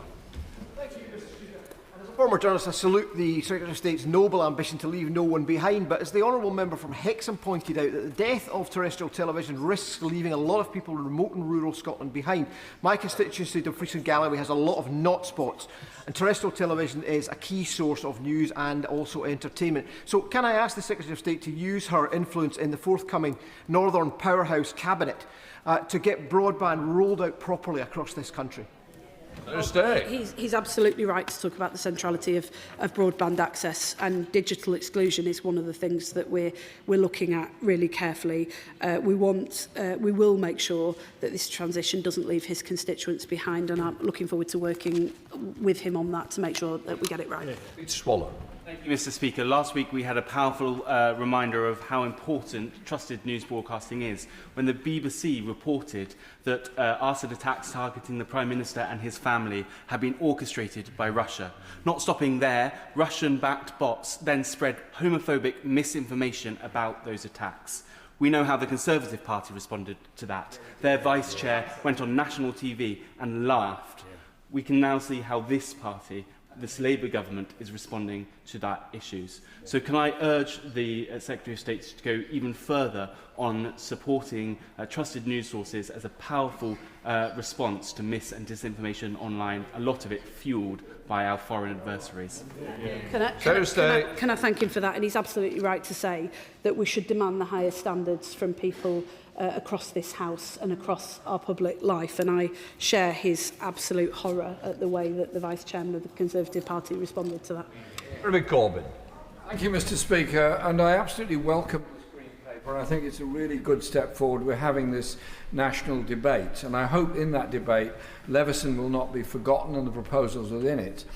But she will be aware that the younger people, the majority of the population in fact, do not watch mainstream television, do not read newspapers either in printed or online form. They rely entirely on social media for their news, their information, their opinions, and so on. Much of it is sent behind the cloak of anonymity. Often it is dangerous, often it is racist, often it is abusive, and we have a whole generation growing up with their only source of information anonymous stuff put on social media. I realise it's a very difficult balancing act between controlling access to what is a wonderful technology and ensuring that there is some degree of accuracy and accountability within it. Is she aware, I'm sure she is aware, of this huge problem, and does she feel that there is a way forward within the debate about the Green Paper of dealing with this conundrum? Can I thank him for that? He mentioned Leveson, and I can update the House that I met the families of the victims of press intrusion very recently. We've always acted with care in this space in order to ensure that we protect a free and fair press, but he is absolutely right to say that action is needed to better protect people in this space, and this government is determined to ensure that we do. And secondly, on the point that he makes about young people and the way that they consume news, I do share his serious concern about that. That's partly what this Green Paper is intended to address, but also one of the key driving forces behind the social media ban that my colleague, the Secretary of State for Science, Innovation and Technology, announced recently. We haven't done enough to protect young people online, and we need to do more. Well, we come to the birthday boy himself, Chris Vence. Thank you, Mr. Speaker. 21 again. Can I thank the Secretary of State for her response to this UQ, particularly her emphasis on the importance of online literacy, which as a former teacher, Chris Vence Bingo in full force today, is really important. Can I also pay tribute to Michael Casey, editor of Your Harlow, an online newspaper that prints tens of thousands of articles every year and has filled the hole left by Harlow Star when it closed down. But to build on my point by my honourable friend from Glasgow South, who talks about the more and more people are using AI summaries to get their news and not relying on those trusted sources. Is there not a danger if we don't provide those support to those trusted sources? And also the AI companies themselves provide that the support to those trusted sources. Those trusted sources will not continue. Well, on the point about trusted sources, I've been working with the publishing industry to make sure that we protect them and don't allow what is higher quality content to be undermined by AI summaries. We'll bring forward more proposals around this to this House, but it is a concern that we absolutely recognise and share. And secondly, on independent news providers, we've seen lots of very good quality independent news providers spring up around the country. It's great to hear about his local one in Harlow, but there are too many news deserts, local news deserts across our country, and that's precisely what the local media strategy is intended to address. Martin Vick. Thank you, Mr. Speaker. As someone who's been relying on the BBC to deliver news since the days when Jack D'Manio was presenting the Today programme and John Snagg was reading the news, I still rely on the BBC to a considerable extent. But it does annoy me intensely at times, and in particularly in relation to the cuts that were announced and the programmes that they are cutting, which seem to be public service programmes, not ones delivered necessarily by the commercial sector. And on top of that, the demise of news coverage on local radio. Would the Secretary of State assure me that she will convey those views to the BBC and hopefully they'll have a rethink? Certainly very happy to do so, and he's right to mention the importance of local radio. Davis. Oh, sorry, such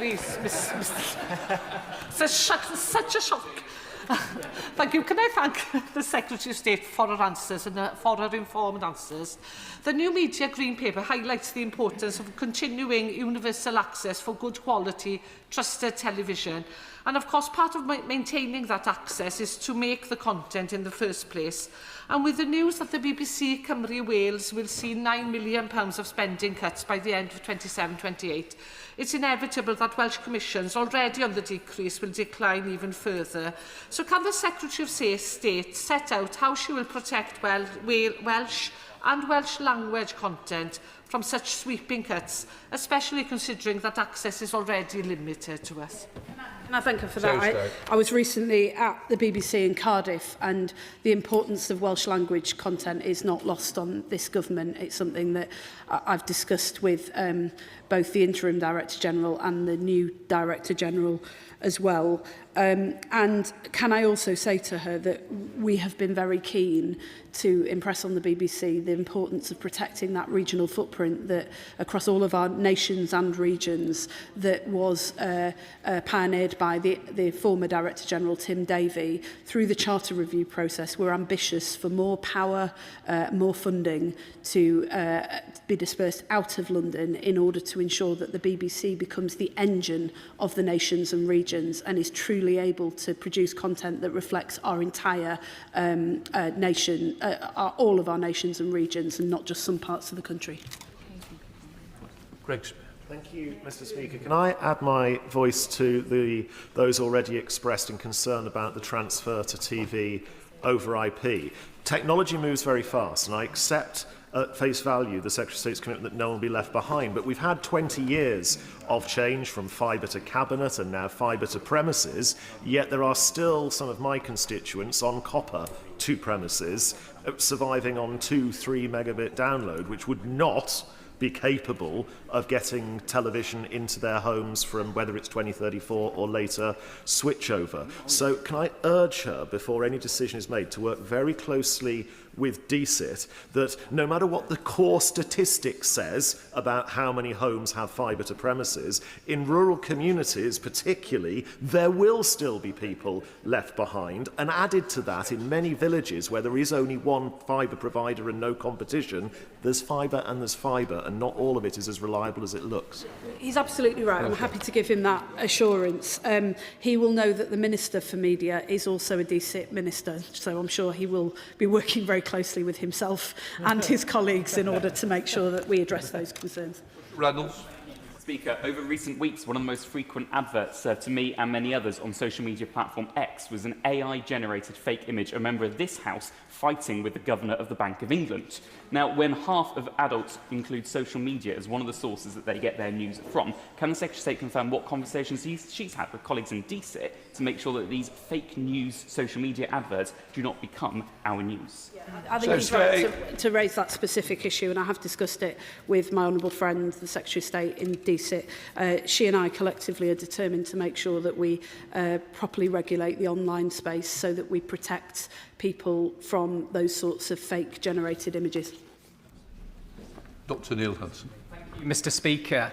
Mr. Speaker, many of my constituents in Epping Forest are very worried about proposals to stop terrestrial TV broadcast from 2034.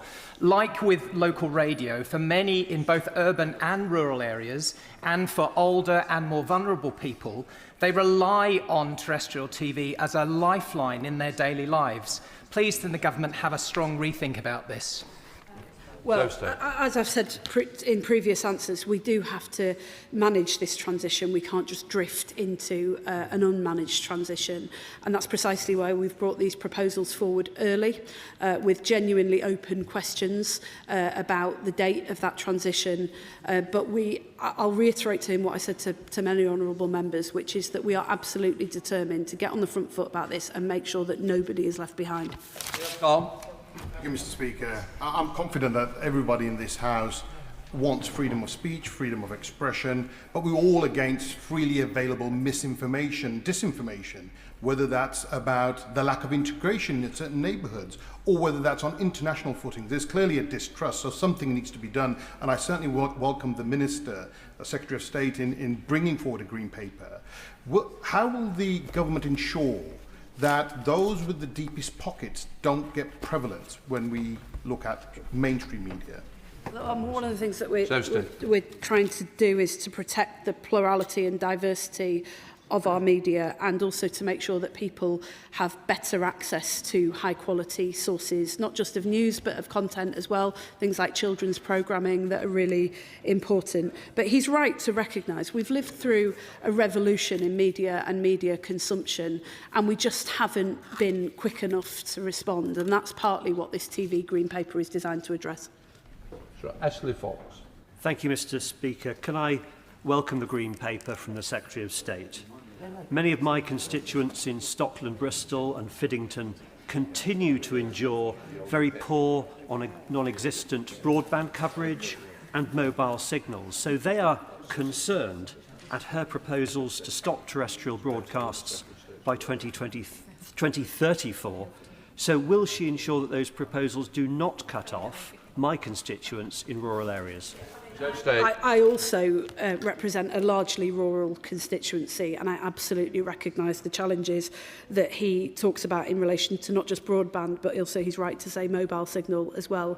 I can't get reception in my own house, to be honest. So I think there's a real challenge there, but that's precisely why we've brought forward these proposals now with a genuinely open question about 2034 or 2044, so that we can work with industry to ensure that his constituents aren't left behind. And finally, Jim Shaw.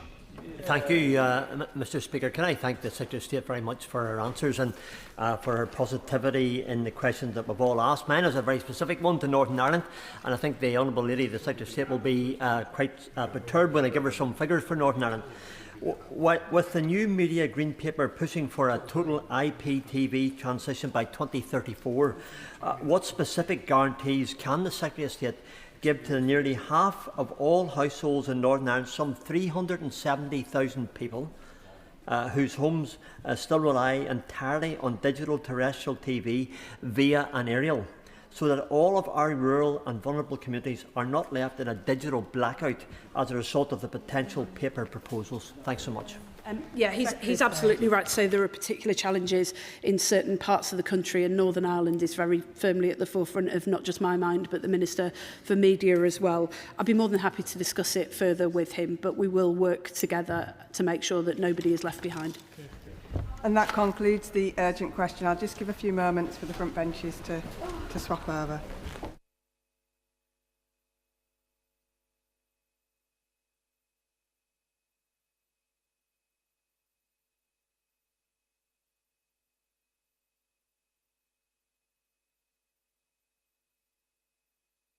Statement on the publication of the report from the Independent Maternity and Neonatal Review of Nottingham University Hospitals NHS Trust. Secretary of State. With your permission, Madam Deputy Speaker, I will make a statement on the Independent Review of Maternity Services at Nottingham University Hospitals NHS Trust. Madam Deputy Speaker, Donna Ockenden's review is the largest ever into a maternity service in the history of the NHS. The nature and sheer scale of the failings it exposes are horrific. It uncovers dangerously and tragically deficient care at almost every turn. Its findings and conclusions are chilling. The report covers 13 years, including accounts from 838 members of staff, and crucially, it captures the experiences of 2,536 affected families. I met a small number of those affected families last week. I felt numb after hearing the depth of their pain. I felt even more numb when I considered how many families not in the room went through such a trauma too, and the forgotten children who survived but live with the consequences of failings in maternity care every day. And I felt devastated that so many women and babies, as well as their fathers and other family members, had suffered injury, death, and lasting trauma whilst under the care of the NHS. Now, having met the families and having seen the report, I feel appalled by the neglect, incompetence, racism, discrimination, contempt, and harassment that so many suffered. And I feel heartbroken to know that at so many times when they tried to raise the alarm about their care, they were ignored, sneered at, disbelieved, blamed, and lied to. The question, Madam Deputy Speaker, is how on earth could this have happened? There is no single answer, but Donna Ockenden shines a light on what was going on. First and foremost, women were not listened to. Staff shortages and a lack of training in Nottingham were amongst the worst Donna Ockenden says she has ever come across. Bullying by doctors and senior midwives was rife, which meant staff who tried to speak up were intimidated and ridiculed. There was a culture of cover-up at the highest levels of the trust, and there were ineffective and inadequate responses from regulators. And perhaps most damning of all, Madam Deputy Speaker, for years the trust ignored evidence of clinical and cultural flaws from both internal and external reviews that it had itself ordered. When I met Donna Ockenden last week, she told me that those inquiries were diligent and of good quality, but they were effectively swept under the carpet by the board. That refusal to act is unforgivable. Madam Deputy Speaker, Donna Ockenden and her team deserve huge credit for their forensic and compassionate approach to this review,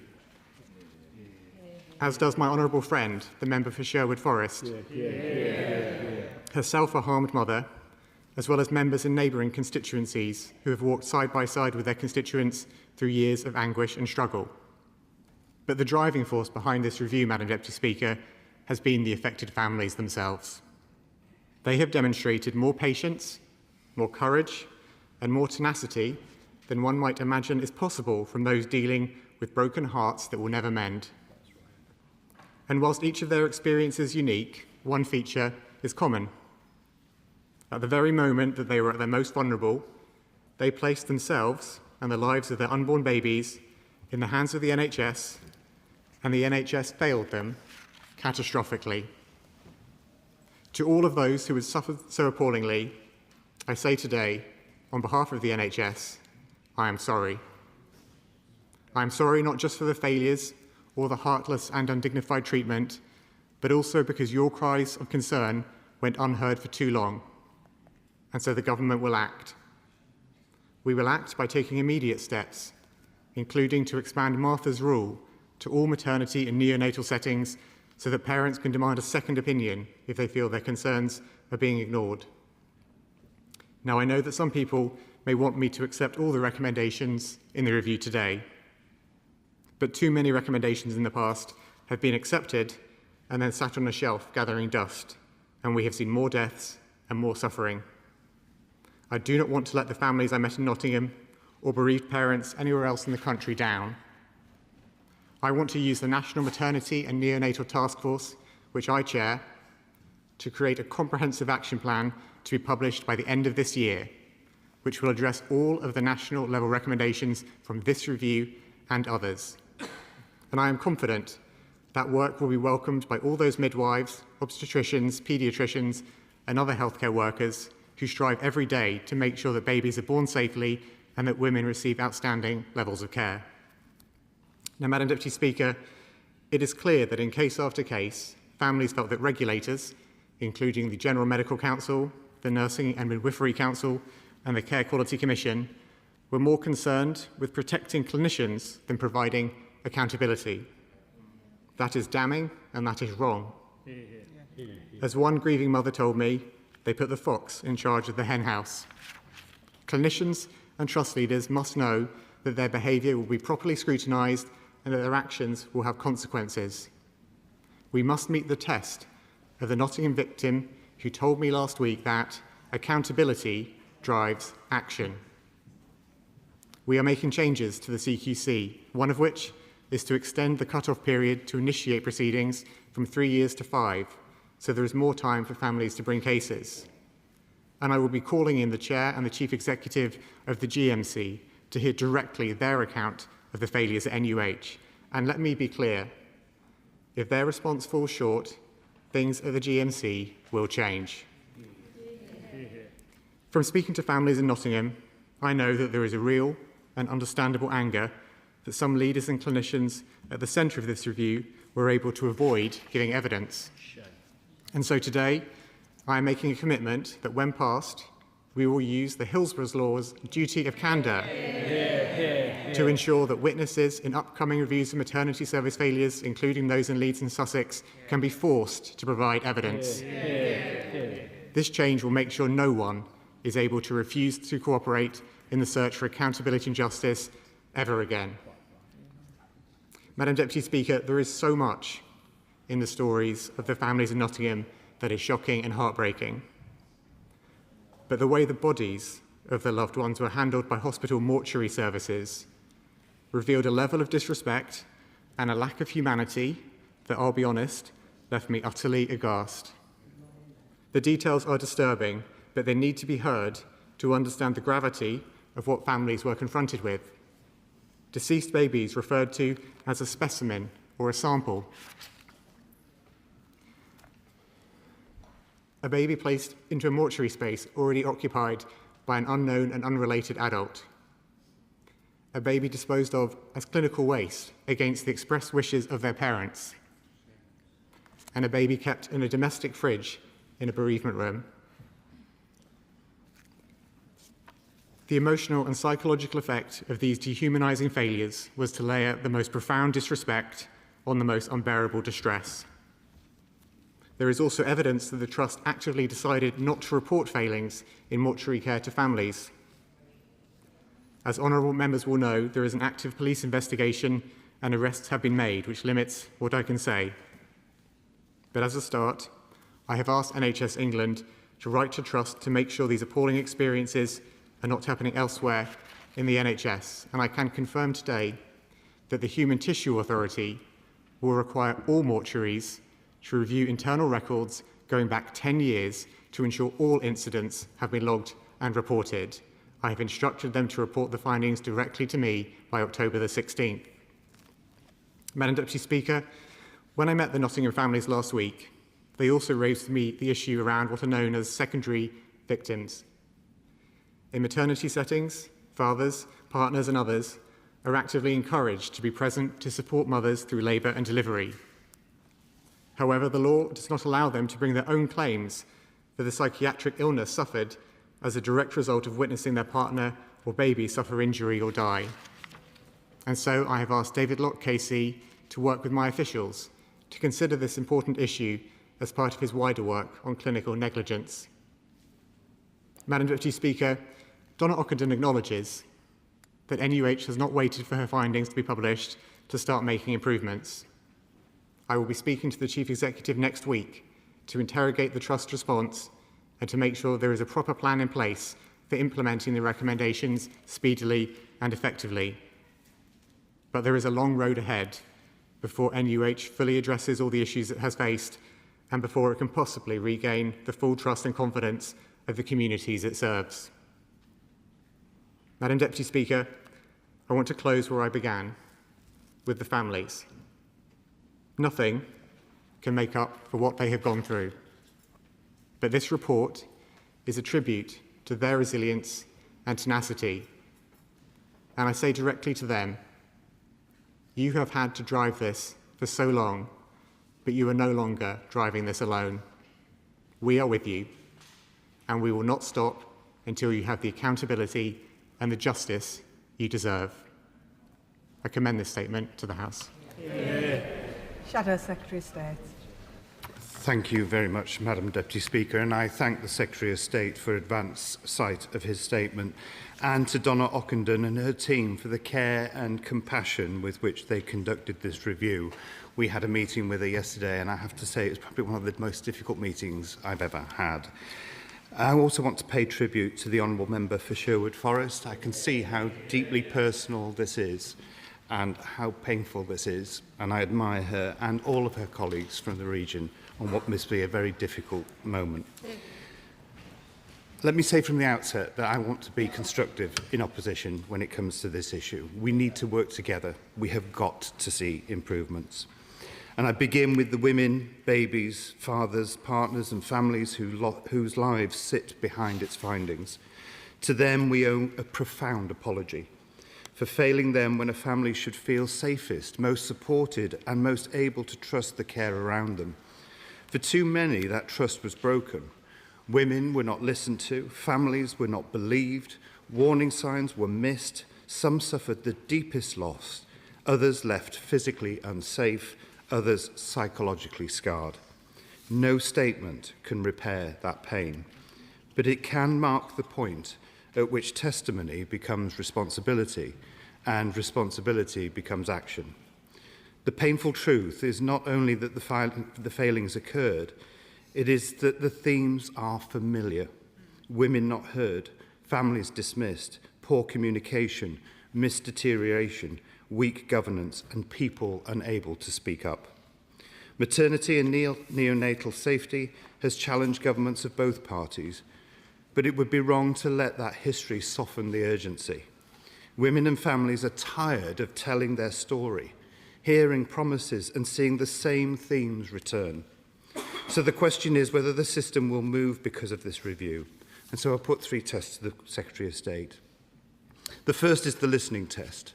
Women and families were not consistently listened to. Their concerns were too often dismissed or not acted upon. That is not a soft issue. It is a safety issue. So how will the government embed listening as a clinical discipline? How will trusts measure whether women feel heard? Will complaints and near misses be treated as information for improvement? The second is the culture test. The review describes bullying, hierarchy and poor psychological safety affecting staff's decision and willingness to escalate, and I pay tribute to those who were brave enough to do so. In maternity and neonatal care, minutes matter. If staff cannot challenge, then safety is weakened. Staff cannot provide the care they want if they are exhausted, unsupported, or where hierarchy matters more than candour. So I ask, how will boards be held accountable for that ward culture? The third is the delivery test. Harm rarely followed one error. It usually followed a chain: poor communication, weak risk assessment, delayed escalation, staff pressure, inadequate governance and missed learning. The response cannot be a single announcement. It must be accompanied by a delivery plan. So will the Secretary of State publish a national implementation plan with named accountability, delivery dates and regular updates to this House? That plan must address workforce so staff have the support and information they need to fulfil their roles to the ability they wish to do so. It must design services for today and the future and not assumptions from the past. Women are having children older. Pregnancies are more complex. More women enter pregnancy with pre-existing conditions, previous loss, fertility treatment, mental health needs or circumstances shaping care. That means the need for practical, personalised care, informed choice and women treated as a whole. The review also requires us to confront inequalities. Safety of a patient must not depend on confidence, class, ethnicity, language or ability to fight through the system. And the issue around our mortuaries is really shocking. The horror of the stories we've heard must never happen again. So could he tell us if he's working with colleagues in the Department of Justice to see what more needs to be done to overhaul? Finally, we must recognise the psychological harm caused through silence, poor communication, lack of bereavement support, the battle for honesty, and knowing that our mortuaries need to have the highest standards. Compassion after harm is not a courtesy, it is a duty. Madam Deputy Speaker, trust is rebuilt when women feel the difference in the room, when words change decisions, staff speak without fear, risk is escalated in time, and boards are judged by results. Where the government acts to improve safety, accountability, staffing and family voice, it will have our support so that we can see this through together. And where it does not, it will face our scrutiny. This review began with families who had to fight to be heard. The task now is to make sure no family has to fight so hard again. Secretary of State. Let me thank the Shadow Secretary of State for not only the content but also the tone and the approach that he's taken. I very firmly welcome the collaborative approach because, as he rightly points out, this is one that we should work across party, across this whole House to address. I also felt that his summary of some of the really key issues which we must address through the work that we're doing around ensuring, first and foremost, women are listened to, around the cultural changes we need to see, and around the delivery test, recognising that this is a chain of failure, are all points very well made and in line with where I and the Department are coming at this from. As I mentioned in my earlier remarks, Madam Deputy Speaker, the National Task Force that I chair will bring all of the recommendations from today's report and the recommendations from the national report which Baroness Amos has been working on, as well as recommendations from other inquiries and reviews of maternity services failures. All of those recommendations will come into the task force precisely to deliver that delivery plan, that comprehensive plan of action, which we will make sure is published by the end of this year, and which we as a government, working with the opposition, can ensure is delivered across this country. Michelle Welsh.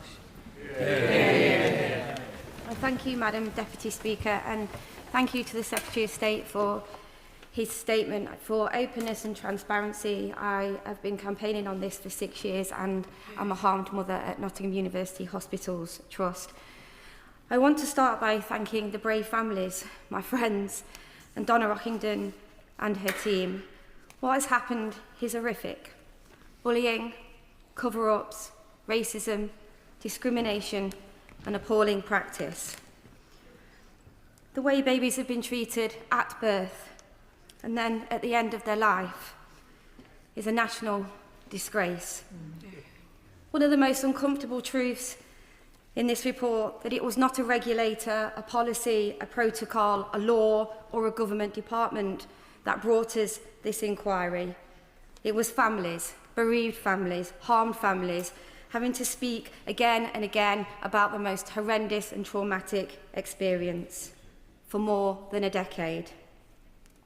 That does not signify a system that is working. The report identified avoidable deaths, harm and profound failings. The publication of this report is simply not enough. What is required now is action, accountability and change. Can the Secretary of State therefore assure the House that there will be a plan, robust oversight, questioning of regulators and senior staff, and will he work with Nottinghamshire families and Nottinghamshire MPs to ensure justice is truly and fully delivered? Thank you. Secretary of State. I thank my honourable friend for her questions, and let me put on record again how much I have appreciated her advocacy, her support her sharing of her own experience and her standing up for so many hundreds of families in the area where she represents. Her contribution is invaluable to this most important work that we are doing as a government. And I think that when she spoke, she talked about families driving this report, that families being those who have made sure this report happens. And she's absolutely right. And when I met some of those families last week in Nottingham, the feeling I left with, as well as feeling numb at the depth and the breadth of the pain, was also a sense of almost exhaustion at having fought for so long to be listened to and to get this into the open. I think our responsibility as a government and as MPs is to say that now it is out in the open, now all of this is for all of us to see. We all bear a responsibility to help them carry this forward, and that is a responsibility I take with the utmost of seriousness. My honourable friend asked about a plan to change maternity services in Nottingham and across the country. There will be specific local recommendations in Nottingham, and I'm meeting the Chief Executive of the Trust next week to pick that up directly with him. But there are more recommendations in this report which will have national implications, along with the recommendations from the national review currently underway. And it is crucial that all of those recommendations are formed into a plan of action. And that's where the task force that I chair is so crucial in making sure these are not recommendations that get accepted and sit on a shelf gathering dust, but they form a plan of action which we can stand behind as a government. Finally, my honourable friend mentioned the importance of action, accountability and change. And I repeat what I said earlier in my statement, that one of the phrases that stuck with me so powerfully from my meeting with Nottingham families last week was when one person said, accountability drives action. Without that accountability, you cannot have a guarantee of action. And that's why that accountability that the families seek is something we must seek as a government to deliver that change. Liberal Democrat spokesperson Helen Morgan. Thank you very much, Madam Deputy Speaker. Can I start by acknowledging the Honourable Lady for Sherwood Forest, Donna Ockenden, and the Secretary of State for the statement, for their hard work, and the Secretary of State for the actions that he has proposed so far, which I think are the first tangible actions we've heard in this place. I must also, though, acknowledge the incredible courage and resilience of the Nottingham families who have been instrumental in bringing about this review, because no one can imagine the pain that they've gone through. Madam Deputy Speaker, I am distressed and I am angry to be stood here once again speaking about babies who should not have lost their lives and mothers who should have not lost their lives and trauma that families should not have experienced. Review after review has led to 748 recommendations since 2015, but birth injury and mortality rates have continued to rise. These reviews all reveal similar issues: unsafe staffing levels, lessons not learned, issues not escalated, insufficient training, and women's concerns ignored. 4 years ago, after the Shrewsbury Review, we found that over 200 babies had died unnecessarily in Shropshire, and yet things have got worse. Donna Ockenden's Nottingham report reveals new and extremely distressing revelations about serious failures to protect the dignity of the deceased in after-death care, something which must be addressed through proper regulation. Liberal Democrats have put forward a maternity rescue package which would guarantee one-to-one midwifery care and introduce a National Maternity Commissioner to oversee vital improvements. And it would be nonsensical for the government not to take a strategy forward. Will the Secretary of State pledge to implement every single one of the Nottingham report's essential actions and work with us to deliver the essential investment we need to make Britain a safe place to have a baby and end this shocking cycle of failure? Because anger isn't enough. Mothers, doctors and midwives are sick of seeing review after review and being met with stasis. The same failures repeated over and over again. This must be the moment we say enough. Secretary of State. I thank the Honourable Lady for her words there, and I think when she spoke about ending this cycle, she sums up a feeling I think many of us have of the cycle of inquiries, investigations, revealing what has been happening in maternity services, leading to recommendations which are accepted, but then things don't change enough. Action is not taken to address all of the issues which are raised. That is the cycle that we need to break. And the National Task Force, which is established and which I chair, will take all of the recommendations from Donna Ockenden's report, as well as the recommendations from Baroness Amos's national review, which will be published shortly, as well as some of the other hundreds of recommendations which the Honourable Lady mentioned, and ensure that that produces a comprehensive action plan by the end of this year, because I think the challenge for us is not simply to accept recommendations, but it is to produce and deliver that action plan. Michael Payne. Thank you, Madam Deputy Speaker. Today's publication of Donna Ockenden's report into maternity services in Nottinghamshire is a difficult and deeply emotional moment for families across our county and city. I want to place on record my thanks to Donna Ockenden and her outstanding team for the care, compassion and thoroughness with which they have exposed these devastating families. Let me also place on record my thanks to my honourable friend, the Member of Parliament for Sherwood Forest. She is a fearless and formidable campaigner for justice and has walked this journey with the families every step of the way.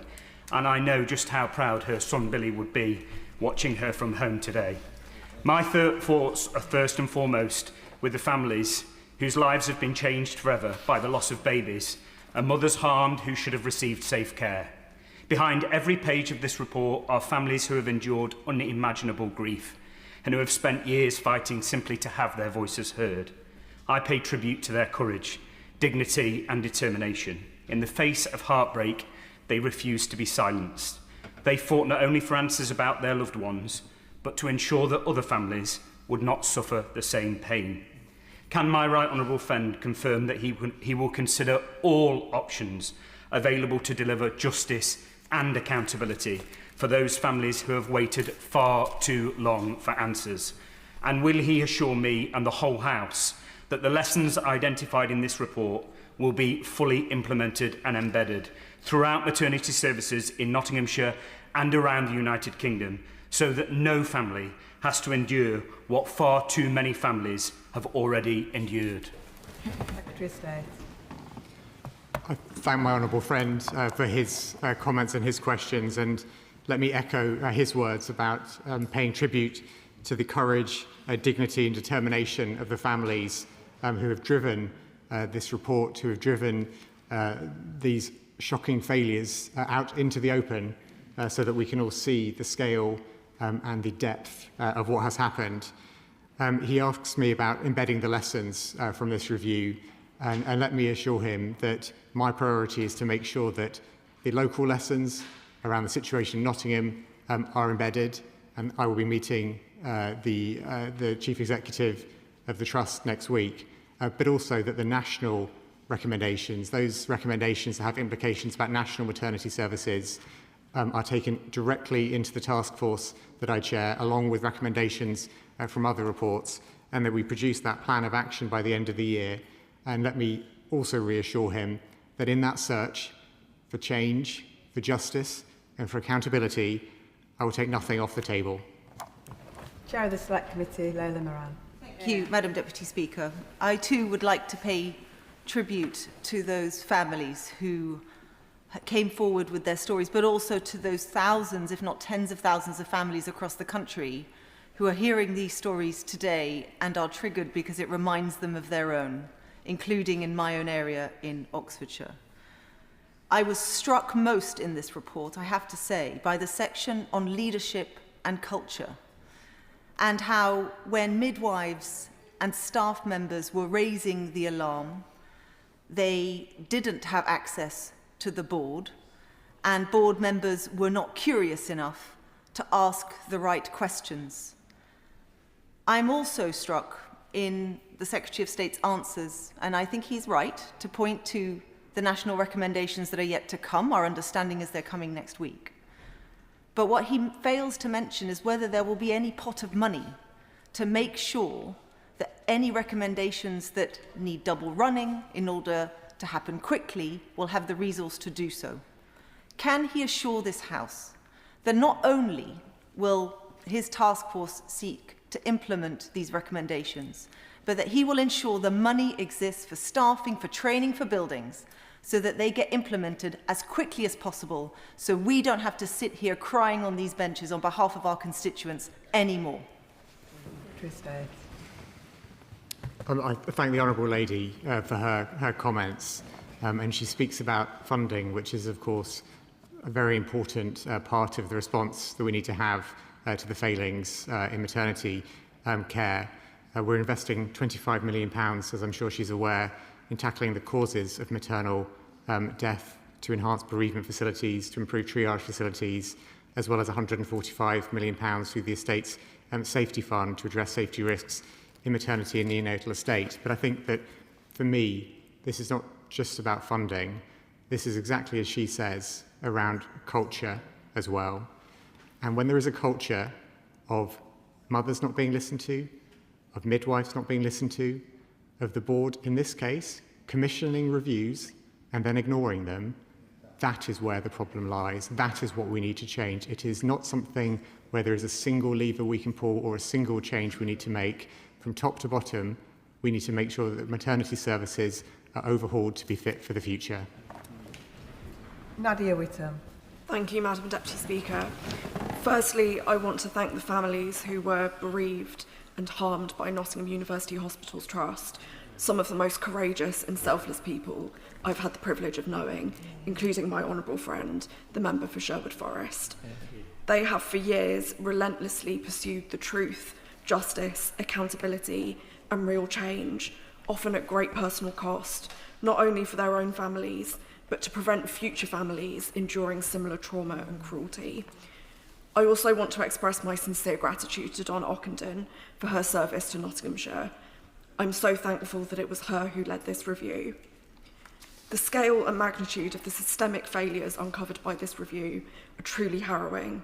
Mothers and babies were harmed and even died through the most shocking negligence and indifference. Families were lied to, disbelieved, blamed and gaslit. Mistakes were covered up and regulators failed to do their jobs. One of my constituents included in the review summed up well where we go from here when she told the Secretary of State, we need immediate action and we need long-term accountability. So on immediate actions, will the Secretary of State set out a timeline of when he expects to be able to implement the recommendations in full? And on accountability, is he open to a statutory inquiry, provided it does not delay criminal proceedings? Secretary of State. I thank my honourable friend for her comments and her questions, and as well as her thanking the families for what they have done to drive this report forward. Also to thank Donna Ockenden for her work, her critical work in making sure this report has been produced. And may I add my thanks to those expressed by my honourable friend.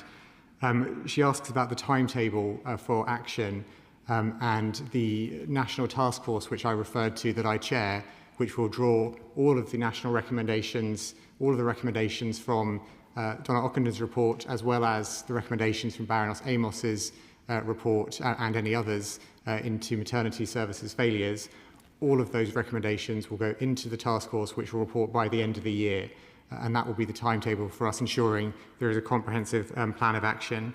In relation to a public inquiry, I know that through my conversations with families, some families have wanted a public inquiry, others have had different views, but I can be very clear that for me, no options are off the table. Sir Jeremy Hunt. Thank you, Madam Deputy Speaker. It is a matter of profound shame on all of us in this House that in a society that we call compassionate, a baby's body could be disposed of as clinical waste. And I want to add my thanks and salute the courage of the families, including the Honourable Member for Sherwood Forest, but also Jack and Sarah Hawkins in particular, but all the families who've shown such courage in coming forward with these utterly appalling stories. I commissioned a number of maternity reviews, and I'm afraid I have to say that I feel today a terrible sense of déjà vu.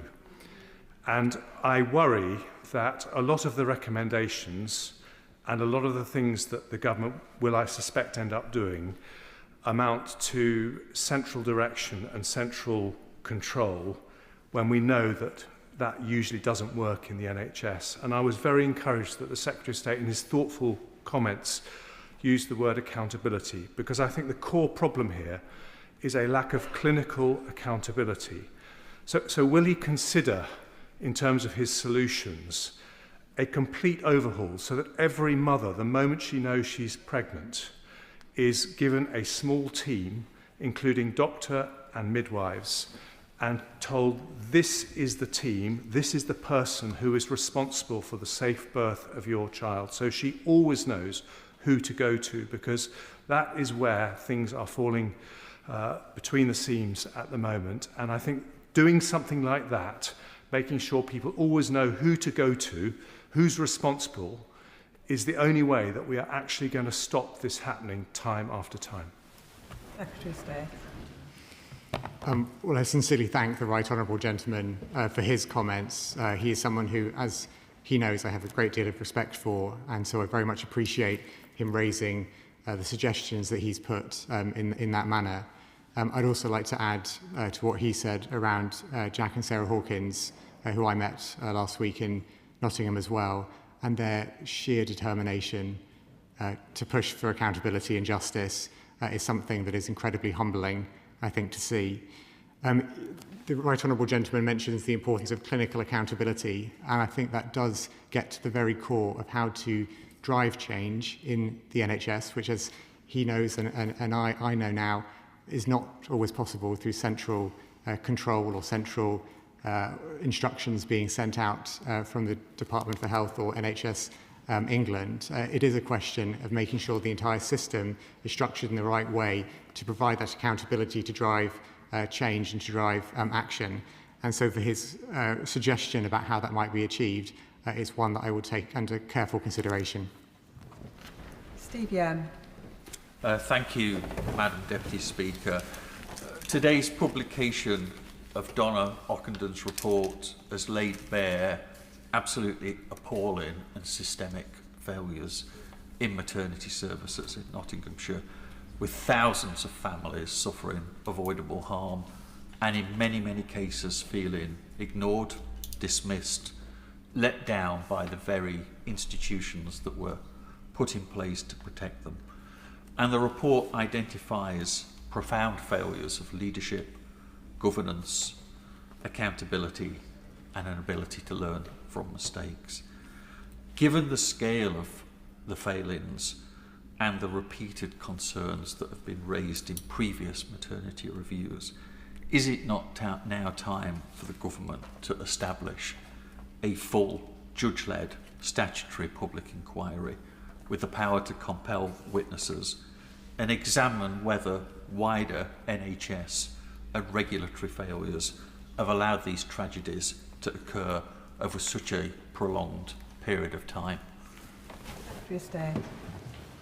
I thank my honourable friend for his comments, and he raises the very important issue of compelling witnesses to give evidence. And, although many members of staff contributed towards Donna Ockendon's review, the fact that so many senior leaders did not, I found shocking, and I think is unacceptable. We will change that by making sure the duty of candour, which is due to come in under the Hillsborough Law once that is in place, will apply to future maternity reviews, including those taking place in Leeds and Sussex. And to his wider question around a public inquiry, as I said a few moments ago, there are different views amongst different families about whether a public inquiry is what they want or do not want. But for me, I am not taking any options off the table. Robert Jenrick.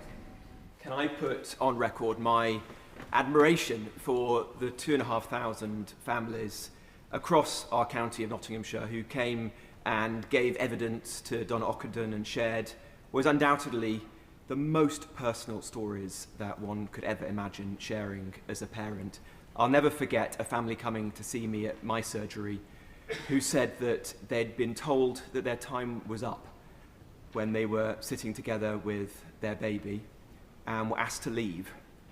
They went to the cafe and then they sat on the floor, on the curb, in the car park and cried together. They said that it was like being shooed out of a restaurant by a rude waiter, not literally the most heartbreaking moment in your life. I was very disturbed to read for the first time the revelations about the mortuary service at Nottingham, which is frankly astonishing, and it seems as if the right steps are being taken, but I think we all hope that those responsible for this feel the full force of the law. Nationally, I hope every hospital trust reading this report now treats it as the emergency situation that it truly is. It is absolutely astonishing that the NHS is spending almost as much on negligence claims as on maternity services themselves. And of course, the money is nothing compared to the misery and pain that's been inflicted on families. With respect to our own hospitals in Nottingham, to the extent that improvements have been driven, it seems to be through ensuring that there is now regular and good quality training, which was sadly very absent for a long time. Can the Secretary of State assure me that that mandatory and regular training is being ensured in all maternity hospitals now across the country? I thank the Right Honourable Gentleman for his remarks, and the story that he told there was yet another horrific and harrowing experience that a family has gone through in relation to this scandal. He asked about whether the focus on regular and high quality training is something that we want to prioritise and make sure is happening across the country. I think that training is essential to make sure is in place. Whilst I don't want to prejudge the action plan that the task force I'm chairing will produce, I cannot imagine a world where training is not a key part of that. I think I would also say, though, that my strong feeling, having seen the report and spoken to Donna Ockenden and spoken to families, is that there is not one single action we need to take which will transform the system of its own. It is a comprehensive plan from every angle that we need to truly transform maternity right across the country. Joe White. Thank you, Madam Deputy Speaker. My mum was a midwife, and as a child I lived vicariously the life of a maternity ward. And she worked to the very highest standards possible, and she used to come home and talk to me about sloppy standards, falling standards and insensitivity. But what has happened at NUH is the lowest of the low. Can I give my thoughts, condolences and pay tribute to the families and the staff who tried to whistleblow, because the memories of their babies must never be forgotten, and it's our responsibility to ensure that those memories live forever. But I also want to pay tribute to my honourable friend, the member for Sherwood. She came here with the dedication, the commitment, the desire to make sure that this report happened. So often she spoke to me about it. So often she's had conversations with her Nottinghamshire colleagues about what she's doing. And we have tried to support her all the way through. And I am so proud to be with her today. I believe this House should congratulate her for her commitment and dedication to what happened to her child, but also to those lost babies and the support she's given to those families. But my ask of the Secretary of State is to follow this through, and that when we have the recommendations, that they're implemented, reported on and monitored. And I also welcome his announcement that he will use the Hillsborough law to ensure that those who have failed to give evidence, those who've failed to come forward, that they're forced to do so. I thank my honourable friend for her comments and welcome her support for our decision to make sure that the duty of candour introduced by the Hillsborough law will apply to future maternity reviews like those which we know are due to happen in relation to Leeds and Sussex. I can reassure her in terms of the process of what happens next and the implementation of the changes that we know need to happen, that the National Task Force that I chair will produce by the end of this year a comprehensive plan of action which will be based on consideration of all of the recommendations that apply nationally in Donna Ockendon's review, as well as the recommendations from Baroness Amos's review and any other reviews which have issued recommendations on the subject too. Sir Gavin Williamson. Thank you, Madam Deputy Speaker, and if I can thank the Secretary of State for his statement.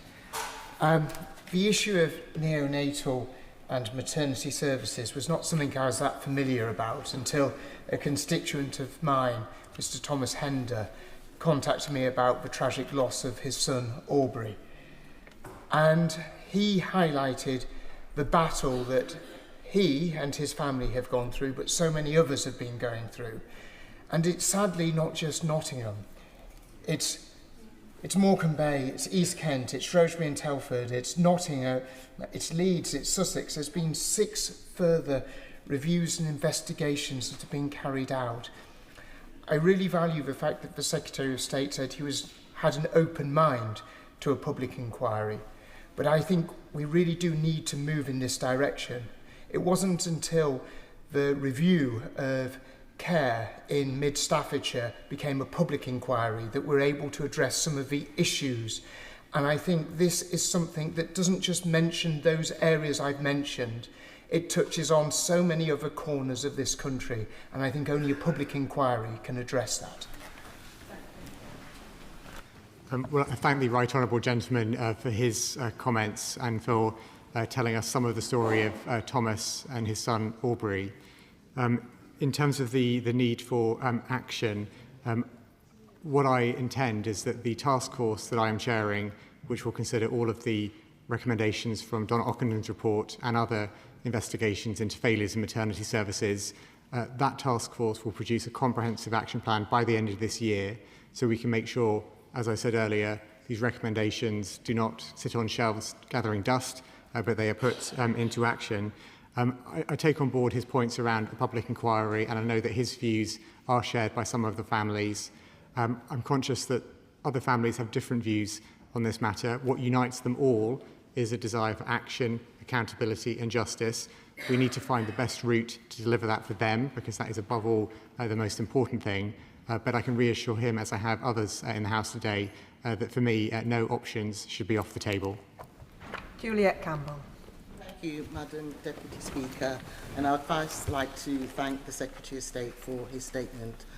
But I'd also like to pay tribute and give my admiration to the families that have fought so very hard and have been so very strong at this time in their lives, where they've had to repeat over and over what they've been through.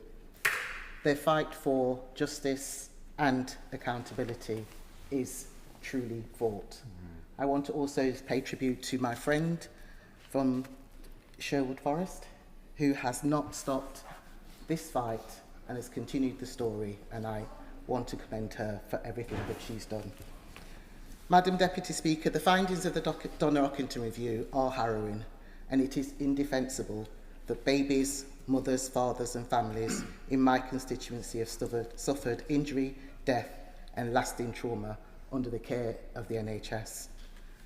The Ockendon review has made it clear that mothers' voices were not listened to and that families were not treated with dignity, respect or compassion. That is not only what they deserve, but it is what's expected from our NHS. The indifference that people have shown to families is undefensible. Madam Deputy Speaker, the public listening at home today will understandably be wondering, how are we here again? And asking, when will things change? So I ask the Secretary of State that let's not treat these recommendations as just another set of recommendations to put on the shelf. But let's look at them as a catalyst for change and improvement. Looking at inequalities and making sure that they are addressed. So can the Secretary of State outline what immediate steps the government will be taking on the most urgent recommendations in this review and how they will be monitored on and reviewed? I thank my honourable friend for her comments about the family's role in fighting for justice. In terms of the recommendations of this report and indeed the recommendations of Baroness Amos's report, which is due out shortly, and other reviews and inquiries into maternity services, she is absolutely right that these recommendations and others must not simply end up on the shelf gathering dust. And that is why the process, which I've spoken about today, of the National Task Force that I chair to produce a comprehensive action plan by the end of the year is so important. And that will give us the right forum to develop a plan across all aspects and all angles on this horrific scandal, including the inequalities for different families of different backgrounds that my honourable friend alluded to. And I agree with her wholeheartedly that this moment and this process that we are now going into must be a catalyst for change. Freddie Van Mierlo. Thank you, Madam Deputy Speaker. Can I thank the Secretary of State for the way in which he's delivered the statement today and the apology he's issued, which I think will be received as being sincere and heartfelt. Hearing the details in this report, I'm ashamed. I'm not angry, actually, I'm ashamed. Ashamed that women and babies have suffered so grievously in this country at their most vulnerable moment. It's a moment of shame for all of us. The report in the Secretary of State speaks of failed regulation as well. And I was shocked to learn that a good rating can be issued by the CQC even when there are still ongoing failures at a trust for safety. So does he agree with me that no trust should be labelled as good if they still requires improvement in safety? Well, I thank the honourable gentleman for his remarks. He makes a very important point around regulators and the regulatory system that we have. And I think that what the report exposes in this case is how completely unacceptable it is that regulators have protected their own, and what a serious matter this is. We need to make sure that the regulators are doing their job properly, that they have the right mandate to do so, that they have the right instructions about driving up performance in trusts across the country, because I think otherwise we're on the risk of being in a situation in the future where again we're confronted with what he very accurately described as shame. James Nash. Thank you, Madam Deputy Speaker. And I'd like to put on record my thanks and respect for the resolute campaigning of the Nottingham survivors, especially my constituents Jack and Sarah Hawkins, who have worked so hard to bring these issues to regional and then to national attention. They have made sure that baby Harriet's death was not in vain. I'd also like to pay tribute to my honourable friend from Nottingham South, who was their MP for many years, and due to her ministerial role today will not be speaking, but she too deserves recognition for her steadfast support to them as a family, and of course to other families from Nottingham South. And of course I would like to pay thanks to Donna Ockenden, who in addition to supporting thousands of families has invested so much time in Nottingham and Nottinghamshire MPs to make sure that we understood the systemic failings that she was working so hard to identify. This is undoubtedly a shameful day for the NHS. Another fearless campaigner from Rushcliffe is Ashley Harper, who has been in touch with me about the Maternity and Neonatal Task Force and its perceived failure to recognise and support families who have been harmed. She would like to see a family expert for harmed children on the task force and a family expert for harmed mothers on the same task force. I know that these asks have been raised by my brave and honourable friend from Sherwood Forest, who has done so much for the Nottingham families. But can I ask the Secretary of State today whether this is something that he is actively considering? I thank my honourable friend for his comments, and let me repeat what I said earlier about my humble admiration for Jack and Sarah Hawkins in their campaign for justice over baby Harriet. I think my honourable friend is also absolutely right to talk about the failings here as being systemic. This is not a handful of cases or a handful of problems. This truly is a problem that affects the entire system, the culture, the systems which are in place. That is what has let people down, and that's why our response must be so comprehensive. He mentioned about the input of families into the task force, and his constituent Harper, who had raised that as well. I'll be very happy to discuss with him after this meeting how we ensure the task force represents the views of all families. Sir Julian Lewis. When whistleblowers tried to alert society to what was happening, was any action taken against them? And if it was, does that indicate that there needs to be strengthened protection for whistleblowers? And at the other end of the spectrum, those clinicians who refused point blank to take part in the review process, are they going to be named? Yes. Well, I thank the Right Honourable Gentleman for his questions, and he raises an important part of the dynamic which has been exposed through Donna Ockendon's review around people not feeling able to challenge what is happening, feeling they are being intimidated or feel forced to stay silent even when they want to raise issues of great importance. We must make sure the right structures and culture are in place so that not only women and their families can raise their concerns, but also staff, midwives, others working in maternity and neonatal services, that they have the confidence to raise their concerns in whatever mechanism is most appropriate in the circumstance, but they must have that confidence, that mechanism to raise their concerns too.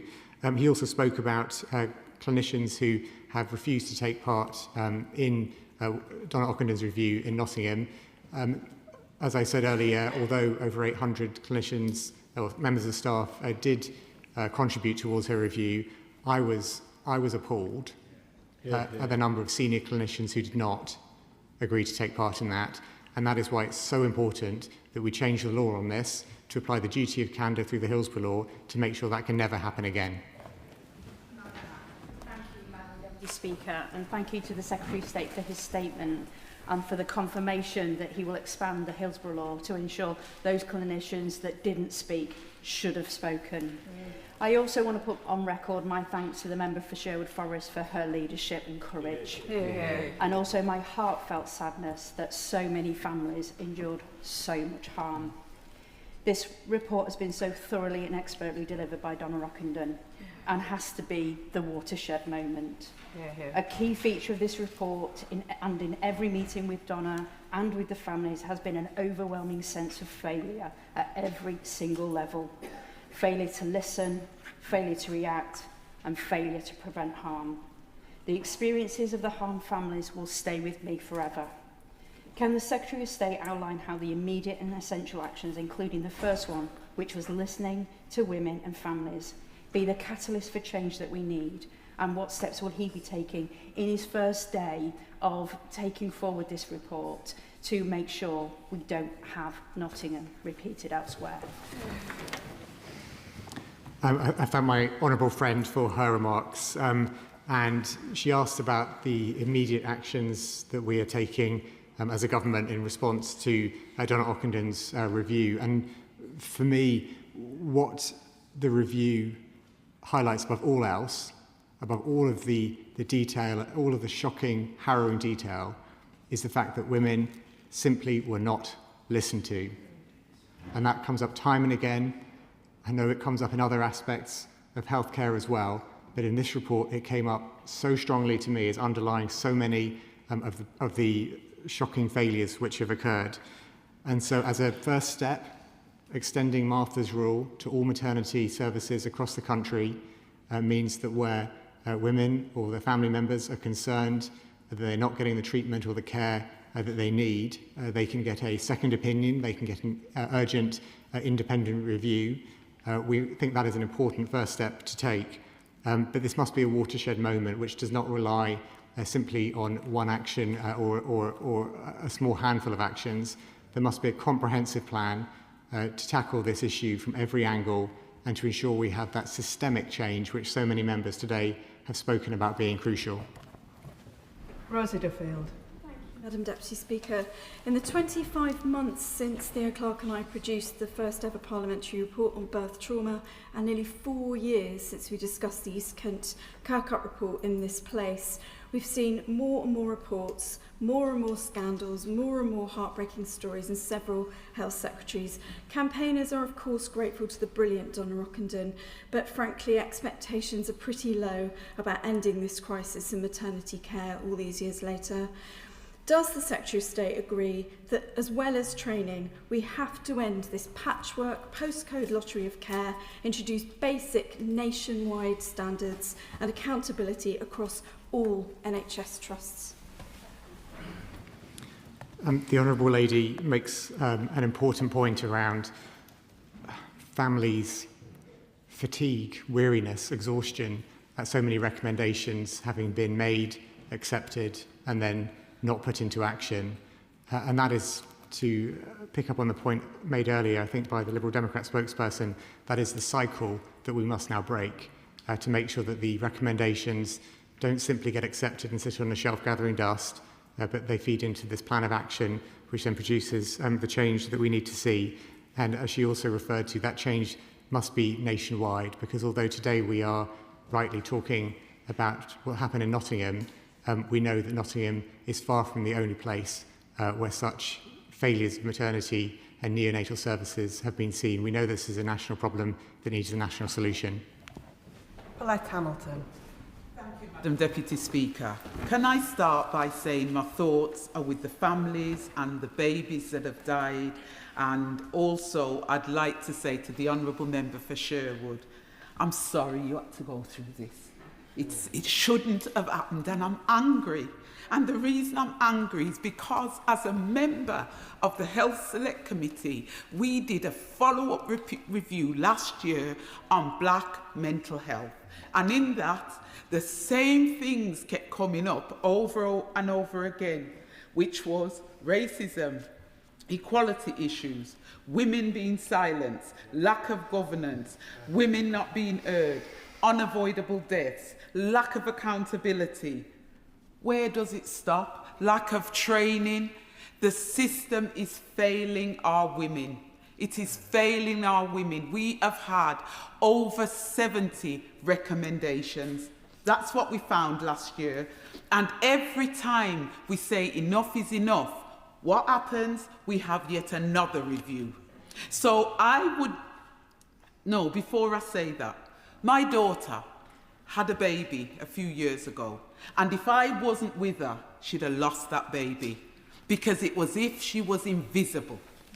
And it wasn't until somebody else went into that room with her and said, enough, were they really willing to listen. So these failures are systemic. And what worries me is there is no ring funding with maternity services. The funding is not ring fenced, so it can go anywhere in the system. So the question I'd like to ask the Secretary of State is, what is going to be done to ensure that if when you've done this review, or whatever will be done, let me get this right, that the funding will follow what the recommendations are saying. Because it's no good having the funding there if it's being run by local organisations that are using it to plug holes. It's got to stop. Thank you, Madam Deputy Speaker. I thank my honourable friend for her comments and for talking about the shocking situation that she managed to avert with her daughter's baby as well. My honourable friend also spoke about the inequalities, the racism, the fact of women being silenced, all of which come through very strongly in Donna Ockendon's report today.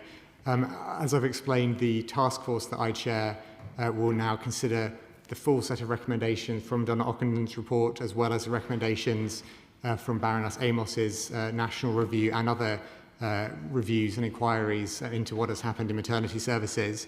That task force will produce a comprehensive plan of action which will cover a whole range of actions that need to be taken, because we know there is not simply one or even a small handful of actions that we need to transform, to change, to truly make maternity services as they should be.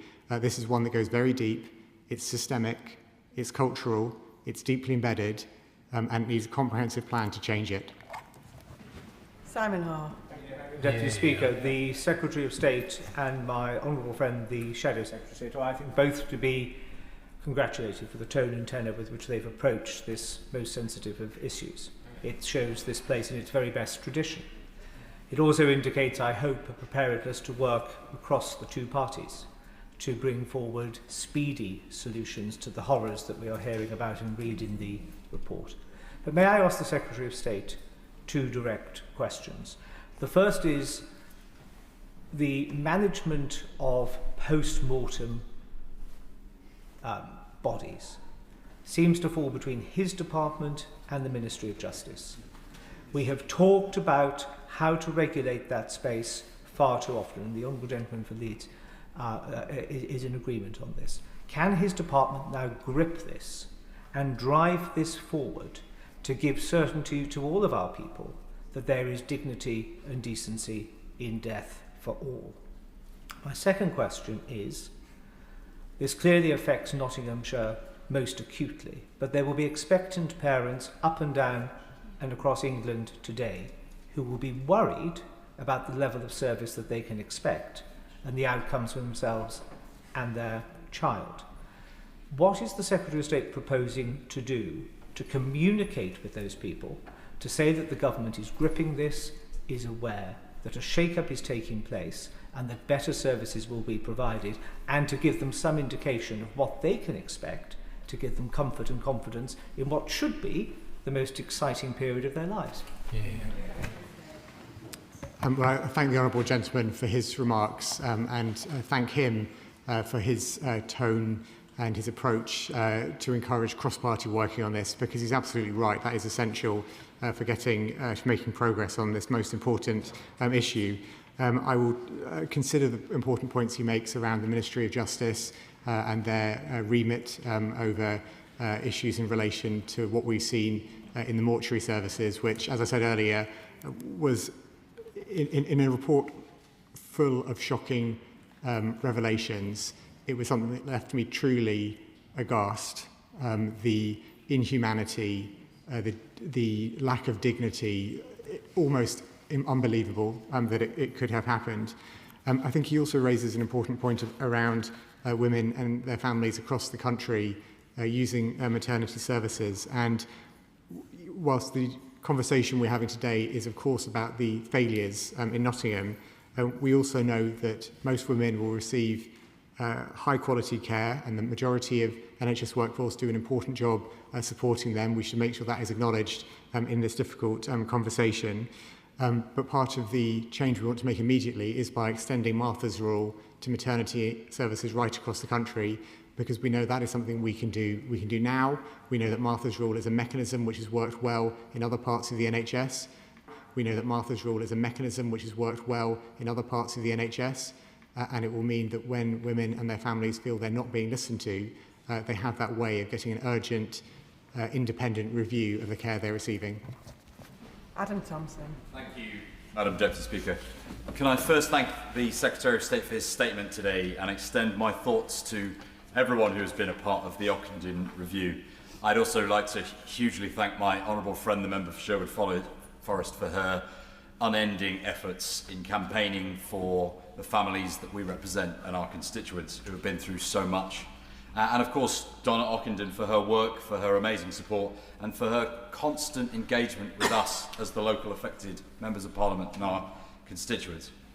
Madam Deputy Speaker, in the last 2 years, I have met so many families who have been harmed in ways I cannot understand or comprehend. I have heard of and seen horrors that I can barely believe.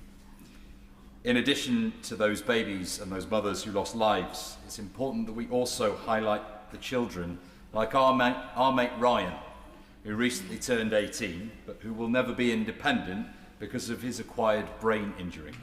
Can the Secretary of State please reassure the House that he will be doing everything in his power to support children with acquired brain injuries, such as by recognising their conditions in EHCPs? I thank my honourable friend for his question, and I was personally inspired by meeting Ryan's mum, Sarah, when I visited Nottingham last week. She told me about Ryan, and she showed such incredible strength and courage in advocating for the forgotten children in Nottingham.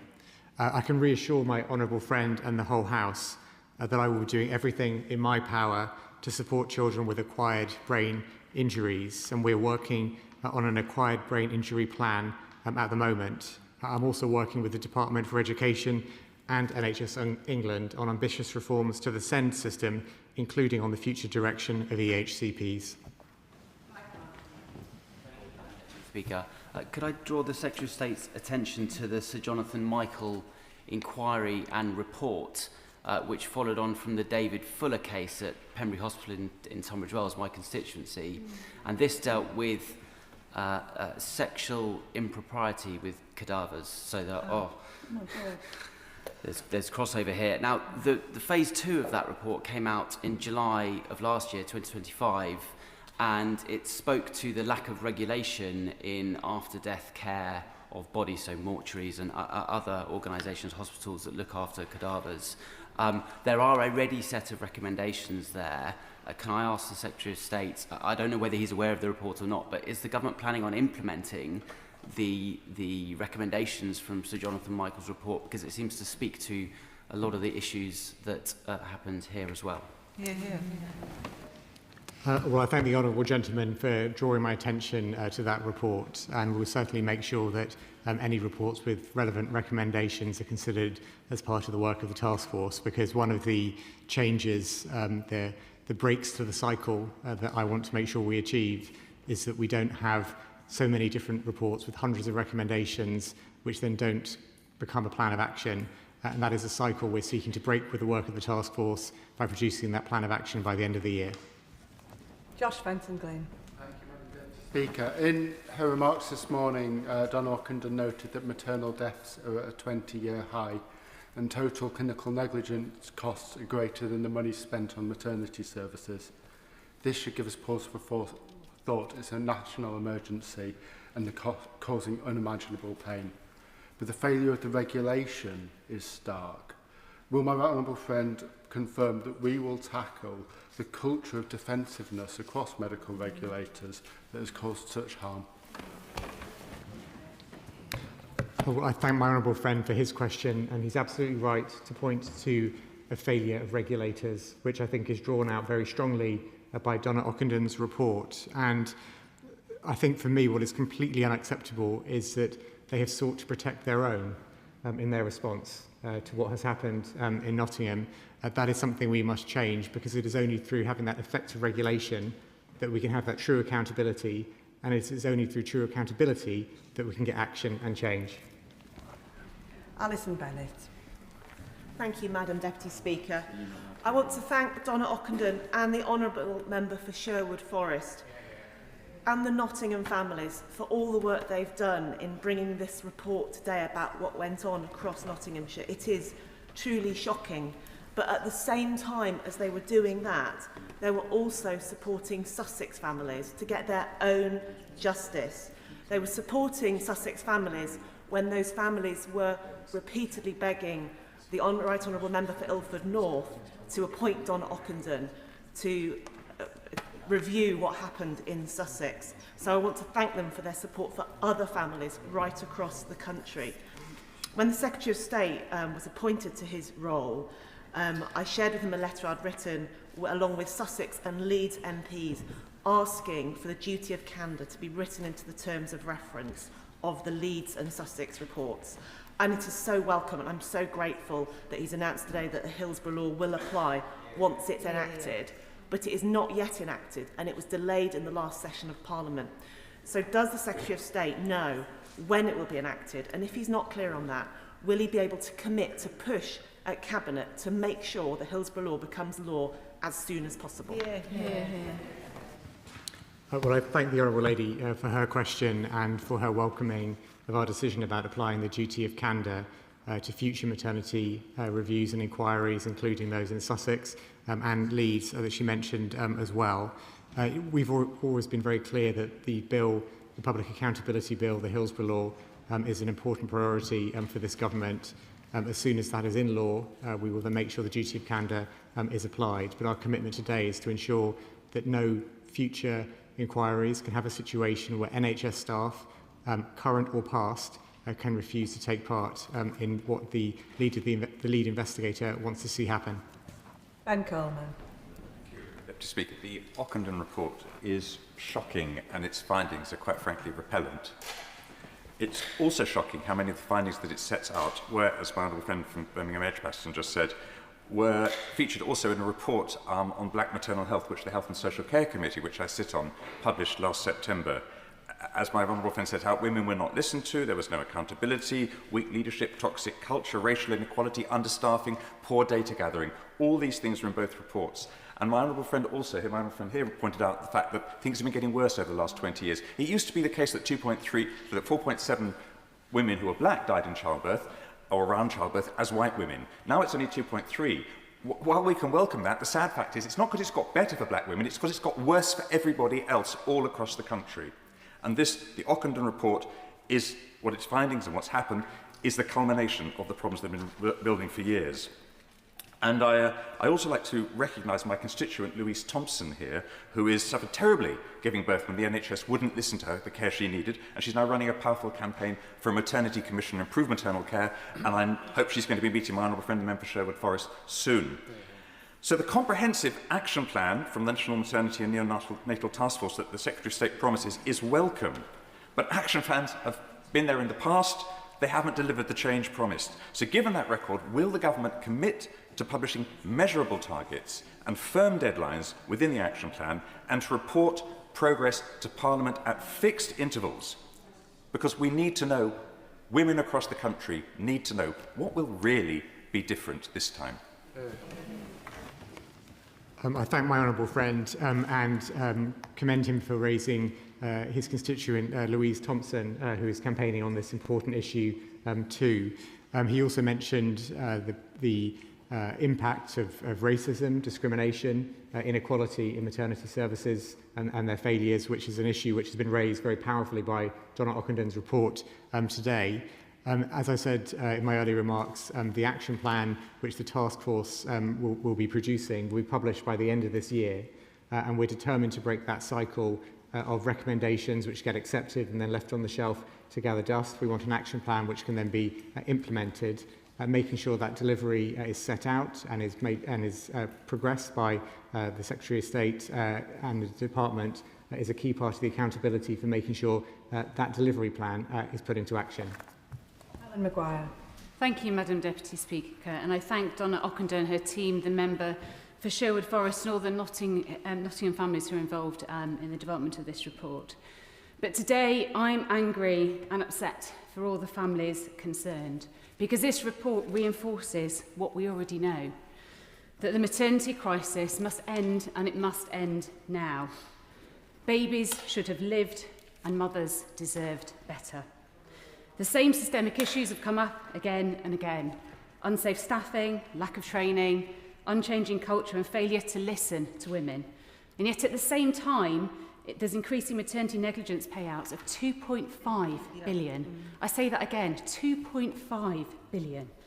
So following the report today, bearing this in mind, the 2.5 billion of negligence payments, will the Minister commit to reinstalling the service development funding to support complex births and bereavement after cutting it from 95 million to 2 million? Thank you. Well, I thank the Honourable Lady for expressing how she feels angry and upset, which I think is a feeling which is shared by all of us in the House today at what Donna Ockenden's report has exposed and the lifelong suffering of those families, which is reported in what has been published today. The details of the action plan will be published by the end of the year, because what we want to make sure is that recommendations aren't simply accepted and they're not implemented.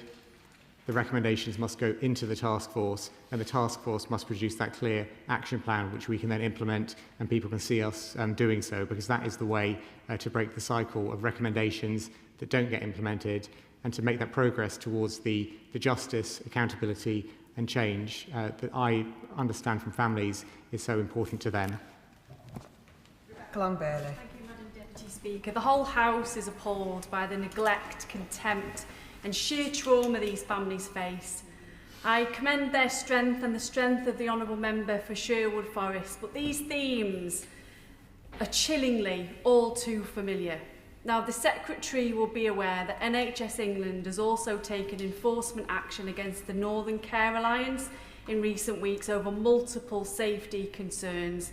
Indeed, staff and myself raised serious safety concerns relating to the gynaecology department directly with the Trust as far back as last year, demanding urgent action, but very little happened.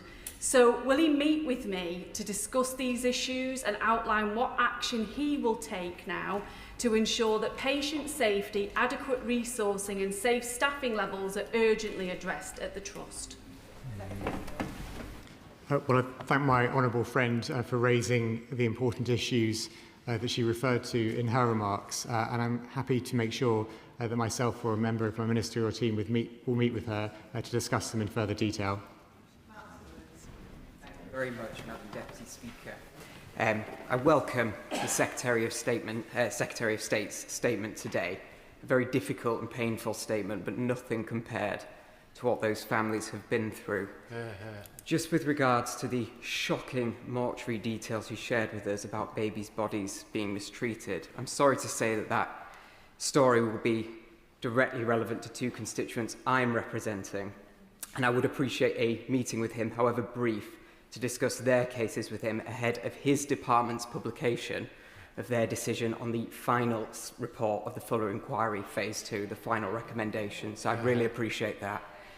He will also know that Leeds families at the start of their maternity journey, because Donna Ockenden is conducting an inquiry into Leeds maternity services. They will welcome, and I welcome, his commitment to ensure the duty of candour will apply in that inquiry. But can he confirm for them and for me that all of the lessons that Donna Ockenden and he has learned from this inquiry will be applied to the Leeds one so that they get the answers that they deserve? Well, I thank my honourable friend for his comments, and he spoke about his constituents whose experience he felt might be relevant to some of the findings around mortuary services and their failings. I'd be very happy to make sure a meeting with either myself or a member of my ministerial team can happen, because I think, as I said earlier, the details of what happened in mortuaries, it does leave me trying to struggle for words because of quite how dehumanising, disrespectful, abhorrent it is. And so I'd be very happy to make sure that his constituents' points are picked up as part of that. He spoke about learning the lessons from the review in Nottingham and applying that to Leeds and Sussex. We are, of course, fortunate that Donna Ockenden will be leading the reviews in Leeds and Sussex, having just completed the review in Nottingham, so she'll be in a strong position to ensure that she goes into that with the learnings she has made from the current review. One of those learnings, which I'm very conscious of, is, as I said, how unacceptable it is that senior leaders refuse to take part, for which I can see no justification whatever. And I'm very pleased that through the duty of candour that we've spoken about today, that will no longer be possible in future. Davies. Thank you very much, Madam Deputy Speaker. Nottingham University Hospitals NHS Trust is one of the trusts which serves my constituents, and for people who have been patients there who have had babies that have come to harm, some of whom I have met. Donna Ockenden's report is very difficult reading indeed, but I do just want to say, in respect of the staff, the many often junior and low-paid staff on the front line at that trust who are providing kind, compassionate, person-centred care, who will be feeling very raw today. We do value what you do. We've heard a lot about the appalling practices in the mortuary. They're subject to a criminal investigation, but I do just want to reflect on the experience of one of the several constituents I've met who have been affected by what we're discussing today. She came to see me as part of Donna Ockenden's inquiry, and sadly she had engaged with the Trust on a number of occasions because she felt she was experiencing complications with her pregnancy. She was told to lie down and drink a fizzy drink, have an early night, and despite repeated calls she was repeatedly fobbed off, and sadly her baby died. Behind that is a culture of a failure to engage, a very poor culture at the Trust, so poor that FOH was written in patients' medical notes and on whiteboards, F off home. How could leaders not be more curious about the practices that were going on their watch? And where were the regulators? It is absolutely staggering.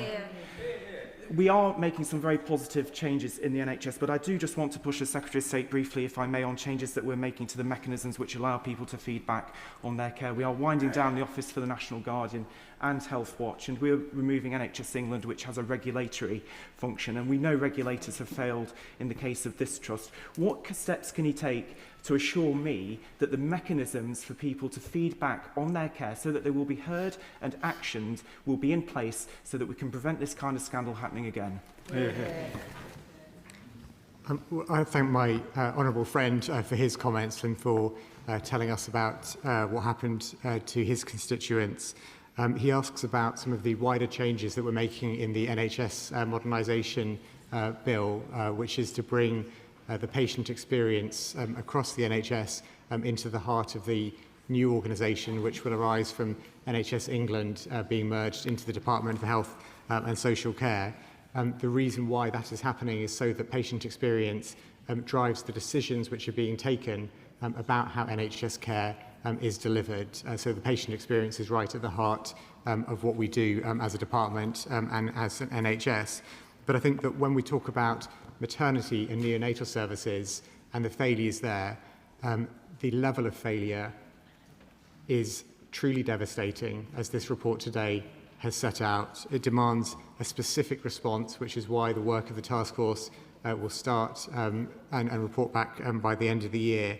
And as he points to, this is not just a case of individual cases going wrong or individual members of staff taking the wrong decision. It's also something which is endemic of showing the incuriosity of leaders in maternity services for what is going on and what is going wrong in their services. It is a failure of regulators. It is systemic, and that's why the response to it needs to step up accordingly. Amanda Martin. Madam Deputy Speaker, I'd like to pay tribute to those families, whistleblowers and campaigners who simply kept going, and for Donna Ockendon's report and her approach. Madam Deputy Speaker, today is damning, and my heart goes out to all of those families having to relive their awful experience as they see in black and white that they and their loved ones' suffering was not only horrific and harrowing, but was absolutely unavoidable. Had those in leadership taken responsibility, accountability, and had they just listened? As my brave and honourable friend from Sherwood Forest said, this is a national disgrace that must not be repeated. I welcome Martha's rule giving patients the right to be independent second opinion and the Secretary of State's comments using the Hillsborough law to ensure that those who avoid scrutiny are compelled to give evidence and are held accountable in the future. However, can he confirm two things? Firstly, that he is working across government to ensure swift implementation with clear and transparent timelines of this law, so these families who have already waited far too long can finally see justice. And secondly, what will happen to those who shockingly avoided giving evidence and avoided accountability in this review? Well, I thank my honourable friend for her question, and she is right to again underscore quite how shocking it is that people in senior leadership positions refuse to take part in Donna Ockendon's review. I cannot understand how they could have made that decision and think that's acceptable, and that is exactly why the law needs to change. It shows why the Hillsborough law is so important, why it's such an important thing to get on the statute books, and why it is an important decision for us to take now, that we will apply that duty of candour to future reviews into the failures of maternity services, so that we can never again have a situation where NHS staff, current or past, can decide not to take part in that search for justice and accountability, which is so crucial for us to deliver. Daniel Francis. Thank you, Madam Deputy Speaker, and can I pay tribute to my honourable friend for Sherwood Forest for all her work in this area. And my heart goes out to those families in Nottinghamshire, and again pay tribute to their work. Now, I can't imagine what it's like to see your child or lose your child in those circumstances, but I do know what it's like to see your own child suffer a brain injury at birth. And I work very closely with other families who have of children who have cerebral palsy or hemiplegia because of the circumstances that they've been through, like my own family's been through. Now, the reasons why those issues happen often are because of negligence, but they're often because of other circumstances. In our circumstance, because our children were born at 31 weeks as twins. And in other families, it's because that woman is black, that woman is disabled, and that is what has caused those issues and that, and that negligence. So will my honourable friend, the Secretary of State, take forward the Ockenden review and the review that will come forward from Baroness Amos and look at those issues of how we will ensure that those mothers that have a greater risk of these issues happening to them, that we bring those recommendations forward and work to ensure those disparities are overcome. Yeah. I thank my honourable friend for sharing the incidents of brain injury in his own family and for reminding us how some of the issues we're discussing today touch the lives of so many people in this House as well as across the country. I think it means that we all have a responsibility to act on the basis of the recommendations of the review today. And what I can assure him is that the recommendations today, along with, as he mentioned, the recommendations from Baroness Amos's report, will go into the task force to produce a comprehensive action plan. And a key element of that, to his direct point, is around making sure that those at greater risk of harm, greater risk of being ignored, greater risk of being discriminated against or lied to or not given the care that they need, that inequality will be addressed by the work of the task force too. Lawrence Turner. Thank you, Madam Deputy Speaker. I was born in Nottingham City Hospital, and I think while the Ockenden report was necessarily bounded by the last 13 years, it is important to record in these proceedings that women and children were avoidably harmed and avoidably died in those settings many years before, and the pain is not diminished by the passing of time. As has been said in this debate, and if I may, as I've listened, I've had at the forefront of my mind those friends and people I grew up with who many years later found themselves close to death under circumstances that could have been avoided. Now, as he said in his compassionate and thoughtful remarks, the circumstances described in Nottingham will feel all too familiar to families well beyond that city, and he will know that Sandwell and West Birmingham Trust is one of the areas that is subject to particular attention as part of the national investigation. So what assurance can he give people in cities like Birmingham that this time, after these reports, after these recommendations, things will change and NHS senior management will be held to account? I thank my honourable friend for his question, and although the report that we're discussing today talks about what has happened in Nottingham over the past 13 years, he is absolutely right. This is not just in Nottingham, and this is not just over the past 13 years. When I've been speaking to people, even today, about this report, so many people have shared their own stories from many, many years ago in all different parts of the country, which I think reminds us that although the focus of this report is what has happened to the families in Nottingham, this is an issue which affects families right across the country. And that is why it is, to quote his words, all too familiar to so many people when they hear what has happened. And that is why it is so important that we develop our plan, which will have a nationwide impact, to finally take this challenge head on and make sure we deliver the maternity and neonatal services that women across this country need and deserve. And that concludes the health statement. I'll give the front benches a few moments to swap over.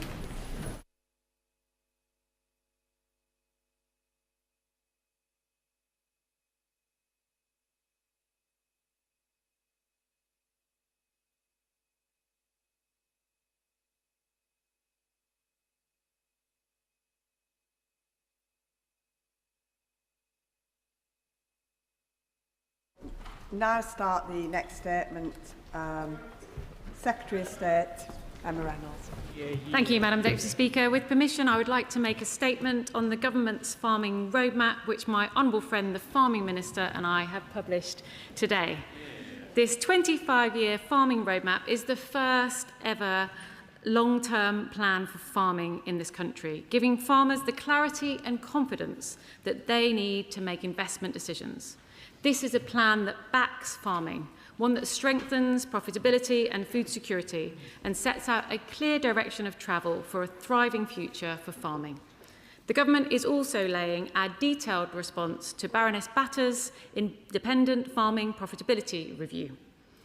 Farmers feed our nation. They produce over 65% of our food, they manage 70% of our land, and they support an agri-food sector worth £153 billion every year.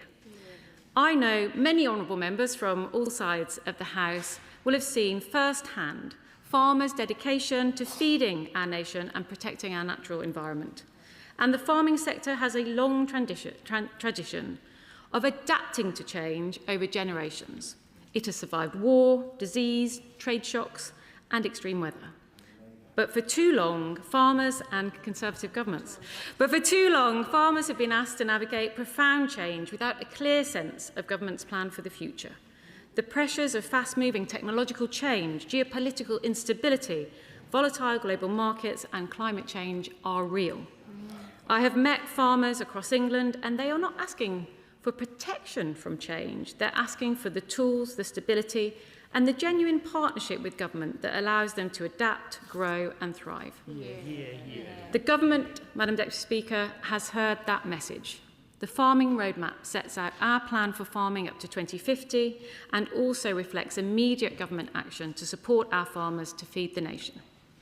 Madam Deputy Speaker, I would like to offer my huge thanks to Baroness Batters for her farming profitability review, which was published in December. We have benefited hugely from her incredible experience and expertise as a farmer, but also as the former president of the NFU. Her analysis was extremely clear, and her recommendations have shaped our roadmap. Madam Deputy Speaker, the farming roadmap answers the farming industry's calls for clarity over the long term. It brings together the most important policies and commitments under one coherent plan, because we understand that farmers have long planning timescales. For example, a farmer planting an orchard today will not see its full yield for a decade. This is why the roadmap is so crucial. It will allow farmers and land managers to invest in their businesses with confidence. The roadmap is organised around three outcomes we need to deliver together with the farming sector. First, profitable and productive farm businesses. Food production is the primary purpose of farming and a matter of national security. This roadmap backs our farmers to grow, invest and compete, delivering year-on-year productivity growth. Government support to invest in innovative approaches, fairer supply chains that do not leave farmers carrying disproportionate risk, better market access so British food can reach more customers at home and abroad, smarter regulation that reduces the burden on farmers, more collaborative models such as cooperatives that help lower costs, spread risk and support stronger returns, and most of all, the stability and certainty that investors and farm businesses need to invest with confidence. To that end, I can confirm today that we will launch a dedicated task and finish group to unlock private finance into sustainable farming. And the new Farming and Food Partnership Board has started work on the first sector growth plans for horticulture and poultry, with more sectors to follow. Let me turn to our second outcome, a sustainable farming sector. Healthy soils, clean water and thriving ecosystems are the foundations of strong food production. We will support the shift to lower input, lower emission farming, not by directing every decision on farm, but by ensuring the right incentives, advice and regulation are in place. Our environmental land management schemes, backed by £11.8 billion over this Parliament, are already delivering sustainable and profitable farming now and for the future. This is the biggest budget for nature-friendly farming in our history. I can confirm that next week we will reopen the sustainable farming incentive for small farms and those without existing agreements. And the total budget for this year will be £240 million, with £60 million ring-fenced for those eligible in Window 1. We will continue to refine our schemes in partnership with the sector. This roadmap gives equal importance to food security, profitable farming and a healthy natural environment, because they are all critical to protect our national security. So thirdly and finally, Madam Deputy Speaker, we need a resilient farming sector ready for whatever comes next. We live in a volatile world. The pressure on fertiliser and fuel prices underlines why we need farming systems that are less exposed to global shocks. At the same time, climate change is reshaping growing conditions and technology is moving fast. This roadmap sets out how we will strengthen the climate resilience, ensuring farmers are able to adapt and tackle the impacts of droughts and flooding. And today, I can confirm we're investing an additional £53 million for the Farming Innovation Programme to help farmers harness new technology that can improve productivity, reduce reliance on inputs, and increase long-term resilience. This brings the total investment in innovation funding to £123 million, which, along with the £50 million in equipment funding, puts British farmers at the forefront of agricultural advancements. And to further secure the future of farming, we will invest in the skills and people the sector needs, supporting training and new entrants, so that farmers' hard-earned knowledge is passed down to the next generation. Tenant farmers manage around a third of England's farmland, and tenancies play a key role in supporting new entrants. We want a vibrant tenanted sector, and this roadmap commits to making schemes, policies and tenancy agreements work for tenants. Upland farmers are also vital to our food production, land management and indeed our rural communities. They often operate in challenging physical and economic conditions. The roadmap sets out how we intend to improve access to schemes and support for upland farmers, and we have asked Dr. Hilary Cottam to identify opportunities for upland communities to flourish. Madam Deputy Speaker, this roadmap was not written in Whitehall and handed down. My team in DEFRA and I have visited many farms across the country. Many more farmers have travelled to speak to us at regional events, and we have listened. The roadmap reflects our extensive engagement with farmers, growers, land managers and the wider food sector. And as I mentioned at the start of my speech, farmers have asked for a government that creates the conditions for farmers to succeed, not to direct every decision. The roadmap sets out clear roles for the government, farmers, supply chain actors and the wider sector to make this vision a reality. Where new approaches are untested or deliver a wider public good, we will put government investment behind them, in skills, in data, in innovation, in technology and infrastructure. This roadmap has been developed in partnership with industry, and we want to continue to work in partnership as we implement it. This government is proud to work with British farmers as we grow the future of farming. Together, we are building a more profitable, productive, sustainable and resilient farming sector, and I am confident that there is a bright future ahead. I commend this statement to the House. Shadow Secretary of State. Thank you, Madam Deputy Speaker, and I thank the Secretary of State for advance sight of her statement, and I repeat my sincere thanks to Baroness Batters for her thorough report. Now, the Secretary of State presents a document for farming for the next 25 years, when this government won't last even 25 days. Instead of using their 14 years in opposition to create this document, they have dithered and delayed for the last 2 years. But they did not dither and delay in making life harder for rural businesses. One of the first acts of this government, of which they're all so proud, was to target family farms and family businesses with their death tax. As Labour MPs and DEFRA ministers voted repeatedly for the family farm and family business taxes, DEFRA ministers shut down without notice farming payments, including SFI. The record of this government, sadly, is rising food prices and record numbers of farms closing. They broke the trust of farmers, and they have only themselves to blame. Yet she stands here today wanting to be thanked by rural communities for producing a document which could be shelved quietly by whoever comes next, just as they seem to have shelved the 10-year plan for the NHS. And for all the talk of the new SFI scheme, you mark my words, of the new SFI scheme and budgets, the fact is that they have cut the farming budget by £100 million. But in another leap from reality, The government's negotiations with the EU get barely a mention in this document, despite the enormous consequences this will have for farming businesses. CropLife UK has estimated that this EU reset could drain £810 million from UK farms and sacrifice almost 9,000 jobs from our rural constituencies. The Food and Drink Federation states that the wholesale handover of our food laws to the EU will lead to at least 400 regulations needing to be changed. So how will the government ensure that UK farmers can compete against heavily subsidised EU farmers, including, of course, our tenant and upland farmers? This matters because food security is critical in this increasingly volatile world. What reassurance can she provide that the next cabinet will prioritise farming and food production? Now, we Conservatives view DEFRA as a vital economic department, so we agree with their efforts to recalculate farming and food producers' contributions to the economy. And by the way, I note that Reform call themselves the Farmer's Friend, and yet there is not a single Reform MP in the chamber. Now, had the Secretary of State attended cereals at Diddley Squat, she would have seen for herself that the sector is already driving innovation.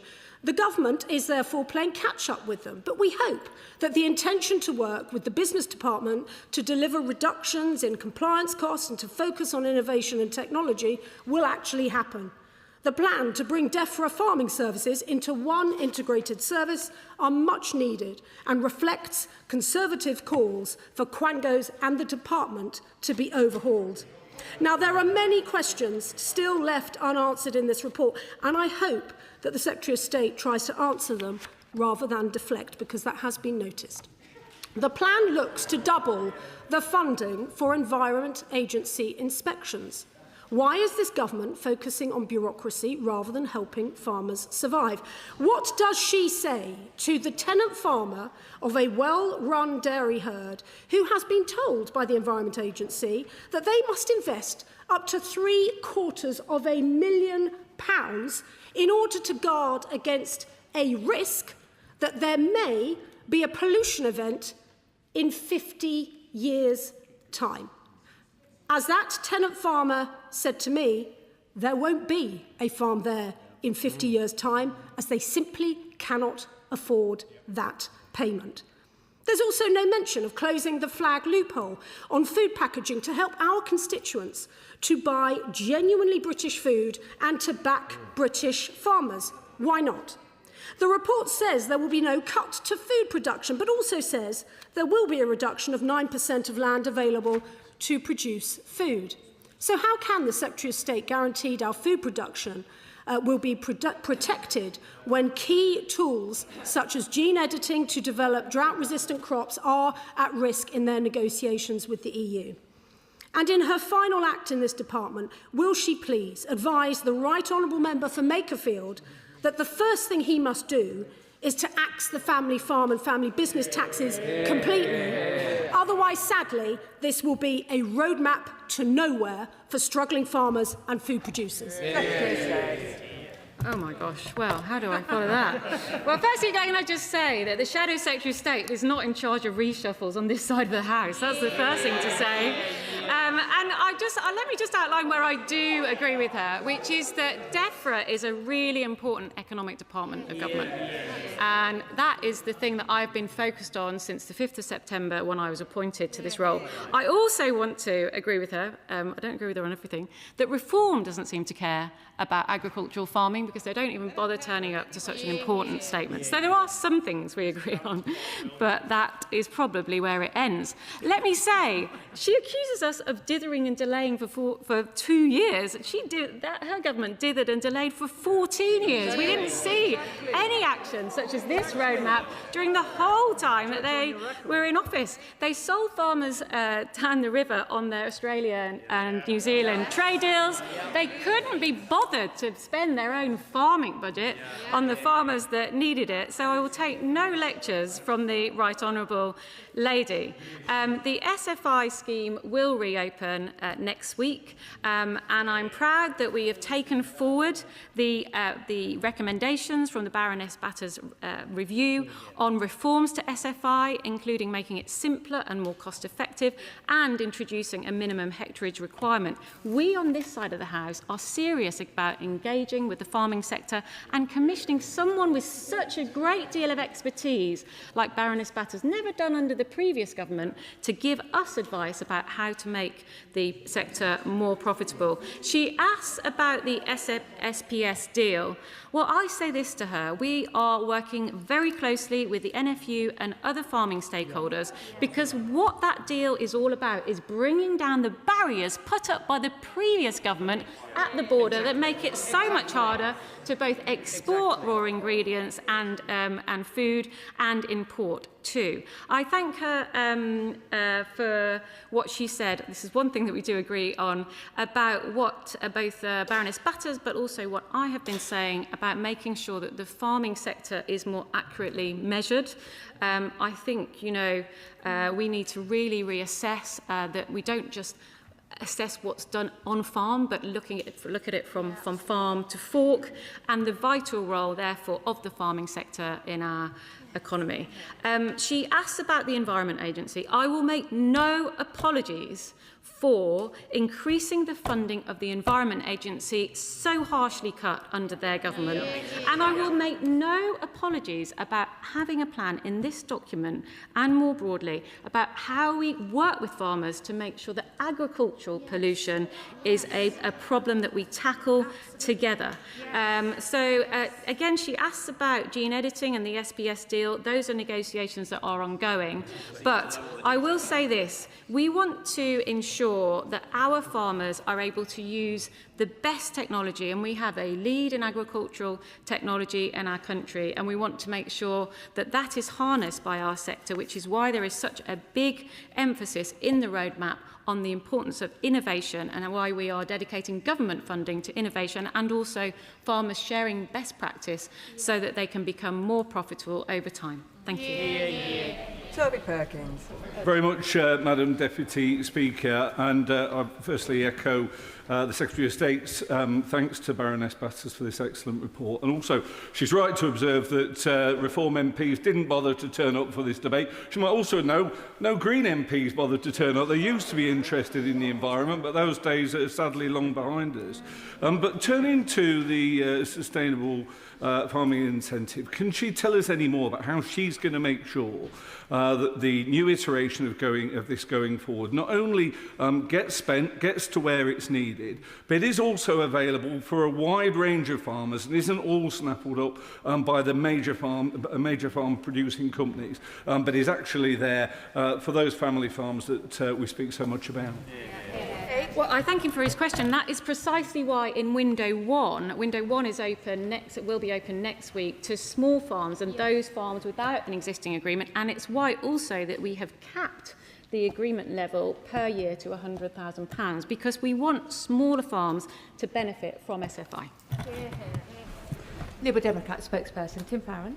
Thank you, Madam Deputy Speaker. If I could first of all thank the Secretary of State for early sight of this statement, and indeed echo her thanks to Baroness Batters and her fantastic work on this issue, and also to welcome the relatively new Farming Minister to his place. We welcome the production of a long-term vision for farming and look forward to engaging with ministers on the details. The roadmap rightly states that food production, and I quote, should remain the primary purpose of funding.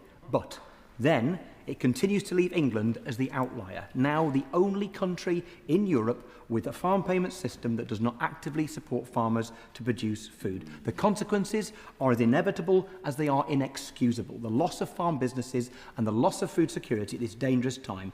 I would ask the Secretary of State to think again. The roadmap also rightly observes the unfairness in the system, and that unfairness to farmers is a block to increasing output. Dairy farmers, especially right now, are being forced into ruin and despair because of unfair and sudden changes to farm gate prices. But there is no plan to strengthen or unify the grocery code adjudicator and the supply side adjudicator, two frankly weak, under-resourced referees, with too few powers to protect our farmers from the abuse of market power from supermarkets and processors. Will she act, and if so when, to give us a strong referee to protect our farmers? The reopening of SFI is welcome, as is the update on the Uplands Review, but still the government insists on a first-come, first-served application process which always disadvantages our poorest farmers. And on the uplands, the continued failure to provide support for common land is leaving our most precious landscapes, which make up 25% of the land mass of my constituency in the lakes and dales, at the risk of wildfires and biodiversity collapse, while our upland farmers sink into greater poverty. Isn't the roadmap warm words but cold comfort for the uplands? The review fails to put into practice the recommendations in any serious way of the Rock Review and farm tenancy. Sorry, I will come to a conclusion. Doesn't she see that if tenants do not have protected long-term tenancies of at least 8 years, they will have no chance of meeting the long-term environmental goals? And will she protect tenants from being evicted from their land in order to meet those goals? Very finally, this is a report... You're far too long. Secretary of State. Thank you, Madam Speaker. I will hope to give him some brief answers, but I'm very happy to have a discussion with him after the debate because he has put forward a lot of different questions. Food production is the primary role of farmers, but obviously in the roadmap we also talk about the transition to more sustainable farming and regenerative farming. So I don't agree with his analysis. Actually, the focus of the roadmap and some of our SFI actions on healthier soils will help ensure that farms are more productive and less reliant on expensive inputs such as chemical fertilisers. He talks about unfair charges. We are bringing the grocery code adjudicator under DEFRA, and we are looking at what more we can do to make things fairer for farmers, including in the roadmap, looking at bringing down barriers and helping cooperatives to establish, more cooperatives to establish, because that does redress the power imbalance that he talked about. On uplands, can I say to him, I absolutely agree with him about the importance of uplands to the farming sector, but also to our countryside. I know he has a very beautiful constituency. We've increased the payment rates for upland farmers for some SFI actions, and the roadmap talks about our plans to make it easier for upland farmers to access schemes. I'm happy to have a longer conversation with him about that. We've commissioned, including commoners, we've commissioned Hilary Cottam, as he knows, and I think he's been working with her too, which is welcome. On tenants, a third of land is tenanted. It's a really important sector. We want a vibrant sector. I appointed the country's first ever Commissioner for the tenanted sector, Alan Laidlaw. We know that a lot of tenants are very anxious about the shift away from long-term tenancies to shorter-term tenancies. He's right to raise it. And we've also commissioned the Law Commission to look at agriculture tenancy law, and we're working with the sector to see what more we can do to ensure that there are longer and more secure tenancies. Daniel Zeichner. Thank you, Madam Deputy Speaker. And can I commend all the hard work that's gone into both the roadmap and the profitability review, the civil servants, the ministerial team, and of course so many people across the sector, including Baroness Batters. I wonder if the Secretary of State would agree with me that in the interests of food security, we really need to think hard about how we actually boost food production in this country. And that will, I think, need an embrace of new technologies, and it will also need the ability to build new facilities. The poultry sector, the investment is there, but frankly we need to explain to the public that new investment would not only boost food production, it would actually improve animal welfare, it would actually improve biosecurity, and it would improve environmental outcomes. Well, can I take the opportunity to thank him for all the work that he did as Farming Minister? And indeed, some of his fingerprints are on this roadmap, so I want to thank him for that. He's right in what he says about food security and innovation being really central to that. So that's why I've announced extra funding, £53 million into the Farming Innovation Programme today. At the second meeting of the Farming and Food Partnership Board, we talked about the two sector growth plans that we're working on horticulture and poultry. He mentioned poultry. We had a really good discussion about what the barriers are to further investment in poultry. Planning is one of them, but there are others too. And I think that is an area, a sector where we can make really good progress to ensure we are boosting the production of poultry in our country. Select Committee Chair Alistair Carmichael. Thank you, Madam Deputy Speaker. I remind the House of my entry in the Register of Members' Interest. Can I welcome the publication of the farming roadmap? It may not have been rushed, but it is very welcome nonetheless. All we need now is a revised food strategy, and her homework will be up to date. Can I ask about the implementation of the Batters Review? Is that still being pursued as a discrete piece of work, or is it subsumed into the farming roadmap? And then, as far as that relates to the operation of the market, why is she not involving farmers' unions from Scotland, Wales and Northern Ireland? The Secretary of State refers to DEFRA as a growth department. Agriculture accounts for 0.6% of the UK GDP at the moment. So if we follow this roadmap, and if she gives the leadership to the industry, what does she want that figure to be in the future? Well, I thank him for marking my homework, and I look forward to having it marked in even more detail in a couple of weeks' time when I appear before his Select Committee. We do have a separate document where we've published our response thematically to the 57 recommendations of the Baroness Batters profitability review.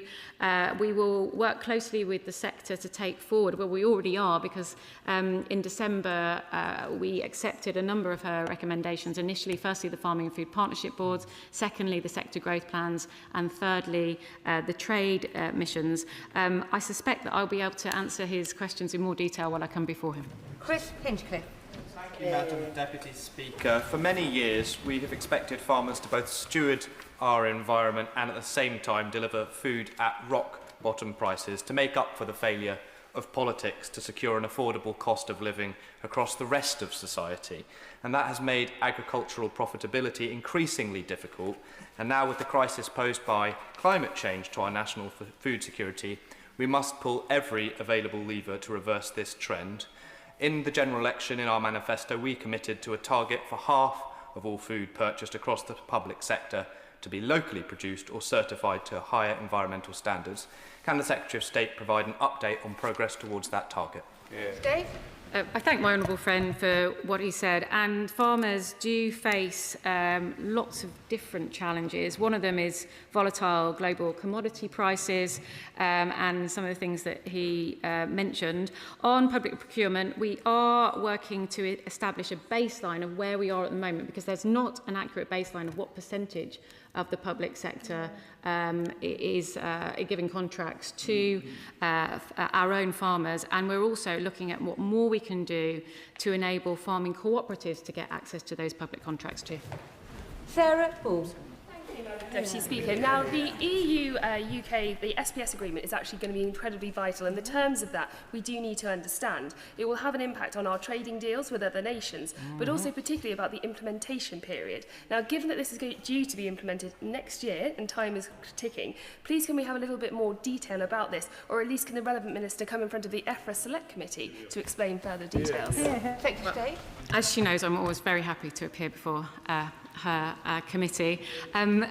Look, there is an ongoing discussion with the EU about implementation timelines. I can't give her a running commentary, but I can say this to her, that we are working very closely with the NFU about those implementation timelines, because we want a smooth transition to what comes next. And we know that in farming, as I said in my statement, farmers plan along longer timescales, and they are using products now that they will have in the ground. So we are looking at those transition timelines and being very careful about that and engaging very closely with the sector.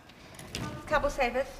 Madam Deputy Speaker, I welcome the publication of the roadmap and note from the section on elms the need in 2027 to support farms with legacy country stewardship and higher level stewardship agreements in transition to new schemes. But many in this House, the EFRA Committee, the National Audit Office and farmers have questioned if Natural England are sufficiently resourced to support this. Can the Minister reassure me that behind the words in this important report there will be the trained staff to support my farmers with this challenging transition? Dave?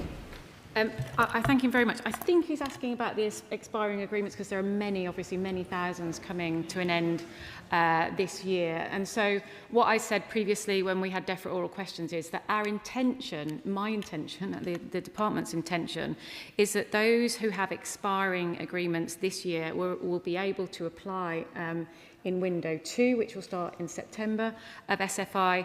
It is just a technological change that we need to ensure we've got pinned down so that farmers can do that through the RPA, the Rural Payments Agency. Clifton-Brown. Thank you, Madam Deputy Speaker. I think I'm right in saying that the Minister's document, 70 pages long, mentions profitability just twice. Without profitability, which involves hard-hearted look at agricultural economics, outputs less inputs, it will be very much more difficult to achieve a number of the aspirations in this large document. So can I have an assurance from the Minister that when she considers any changes to farming, she will at least consider profitability? And by the way, I hope she survives the reshuffle when it comes. Okay. Well, that's very kind of him. Thank him for his best wishes, which was a little bit different to the tone from the front bench, can I just say? Can I reassure him that we have a separate document responding to the Baroness Batter's review? Profitability is absolutely at the heart of the roadmap, and I'm struggling to find the page, but there's a lovely diagram in here. There's a lovely diagram here on page 18, and by the way, maybe the pictures don't pick up his word search, but there's a lovely diagram of what we're trying to do here, which is to work towards a profitable, productive, sustainable and resilient farming sector. But he's absolutely, can I just say to him, I absolutely agree with him that we need a more profitable sector, and that's the focus of this document. Thank you, Madam Deputy Speaker. This roadmap is a very welcome step forward, which will give our farmers certainty for the future, and I particularly welcome what the Secretary of State had to say on cooperatives, which I think could go a long way to redressing the power imbalance that we currently have in our food system, and I hope we can begin that work at pace. One of the things we've heard consistently from farmers is feeling that the planning system, made so much worse by the party opposite, is stacked against them. Broiler chicken farmers, for example, are expected to lower stocking densities but can't get permission to expand their sheds to compensate. Farms in water-stressed areas are having to go through years of bureaucracy to build reservoirs. So would the Secretary of State agree that reforming the planning system will be key to freeing up trapped investment and getting us to that sustainable, prosperous future for British farming that this roadmap sets out?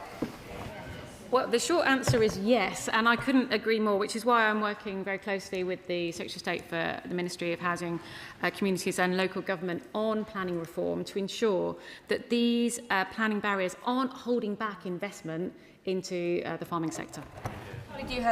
Thank you, Madam Deputy Speaker. Now, the Secretary of State seemed to ignore my right honourable friend, the member for Louth and Horncastle's question about the use of land and increasing food production. So can I ask specifically again, how are our farmers expected to increase food production if we are taking 9% of agricultural land out of productive use? Well, as we set out in our land use framework, the intention working with the sector is to make sure that we have more productive and profitable farms and multifunctional land use so that we maintain, at least if not increase, food production levels alongside the land use changes we need to secure a sustainable farming transition. Jenny Riddle-Carpenter. Over the next 20 years, we're set to see a 30% reduction in water availability for farms and producers across the country, and many of which will affect Suffolk Coastal. I was very glad to see in the roadmap that it talks about applying lessons from pilot schemes that manage water to help farmers manage these water challenges. Can I flag the managed aquifer recharge trial in Suffolk Coastal that has recharged irrigation to 20,000 cubic metres whilst complying with stringent EA conditions? I know the Minister for Water and Flooding is keen to visit my constituency to learn more about this scheme. I hope the Department will look at these examples as an opportunity that could help deliver water ambitions as set out in this very welcomed farm roadmap. Yeah. Can I thank my honourable friend, and given the extreme weather conditions we're facing at the moment, I think that brings into sharp relief the need for the sector to have access to better sources of water, and I very much thank her for working closely with the Minister for Water on these issues and look forward to hearing more about the initiatives in her area. Thank you. Deputy Speaker, instability in the Middle East is a stark reminder that food security cannot be taken for granted. British farmers are the best in the world and they get up every single day to put food on our tables. So whilst I welcome the farming roadmap, it lacks real ambition for farmers and food security. So will the Secretary of State commit to a good food bill that backs British farmers and puts long-term food security at the heart of government policy?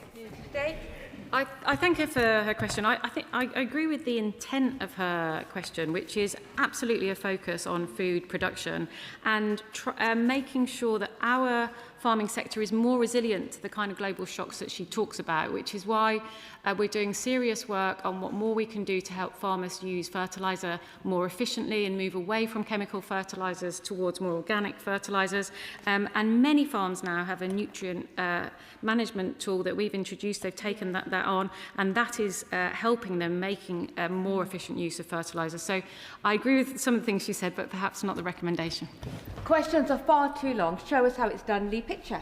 Thank you, Madam Deputy Speaker. I wonder if the Minister would agree with me that for far too long farming's been undervalued because we focus just on what goes out of the farm gate, and we should be focusing more on the holistic contribution of farming, and that's when we get good policy and we can take success forward for farmers. I couldn't agree more. We've got to have a look at the sector overall, the agri-food sector, which is a huge part of our economy, employing 4.1 million people, and actually its GVA, its gross value add, is equivalent to the automotive sector.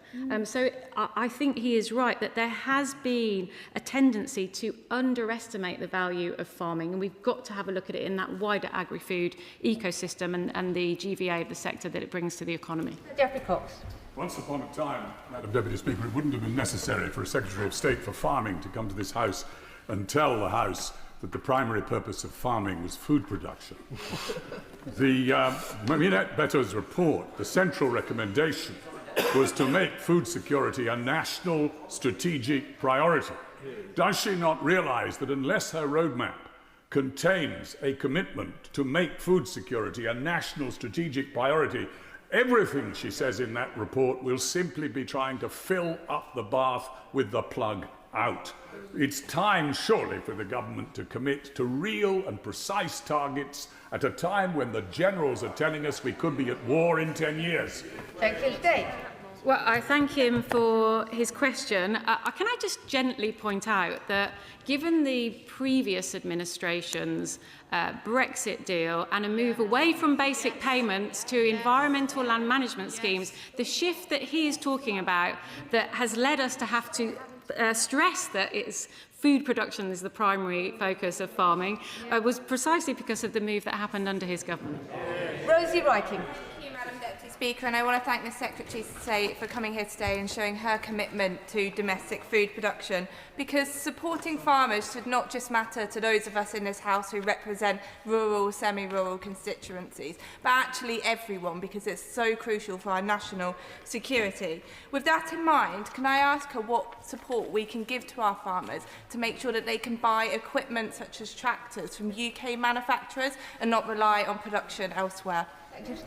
I thank her for what she said, and we do have capital grants to help farmers procure that kind of equipment that she talked about.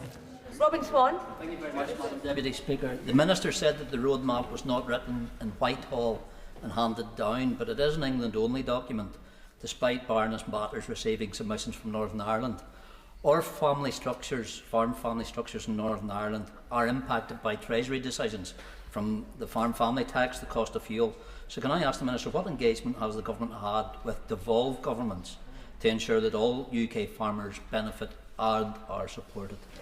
Well, can I thank him for his question and just say to him that I recently visited the Balmoral Agricultural Show. I was there with members of the Select Committee were there too, and also the Northern Ireland Select Committee was there too. So we had a good old chinwag while we were there, I think. And I met with Minister Muir, and I also met with the Ulster Farmers Union. So we're engaging closely with stakeholders in Northern Ireland. But we've also got close relationships with all the devolved administrations, and we're already engaging with them about our roadmap. But as he says, the roadmap is for England. McMahon.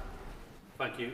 Food security, of course, is national security, and I think the effort that the government has put into this report is very clear. And can I say, as chair of the Cooperative Party, how pleased I am that page 27 has in there the commitment to cooperatives and mutuals as part of the answer to growing food security in this country. Does she agree with me that actually one of the most significant things in this report will be allowing farmers to farm? Because the number of farmers who say that so much of their time is spent trying to navigate a complex system of government agencies, that actually the single system that's talked about actually could be a game changer. Can I say to him, I agree with that, and the focus of the roadmap is also about reducing the burden of regulation, making sure that we have a simpler system. That was something that Baroness Batters asked us to do. And I'm delighted, as a Cooperative Party member, that we have these references in the roadmap to the increased role of cooperatives in other countries. I know the EFRA Select Committee were in New Zealand recently. Sounds like a nice trip, by the way. In other countries, cooperatives play a stronger role, an even stronger role than they do here. And I want to see what more we can do as government to boost the role of mutuals and cooperatives in agriculture. Simon Hall.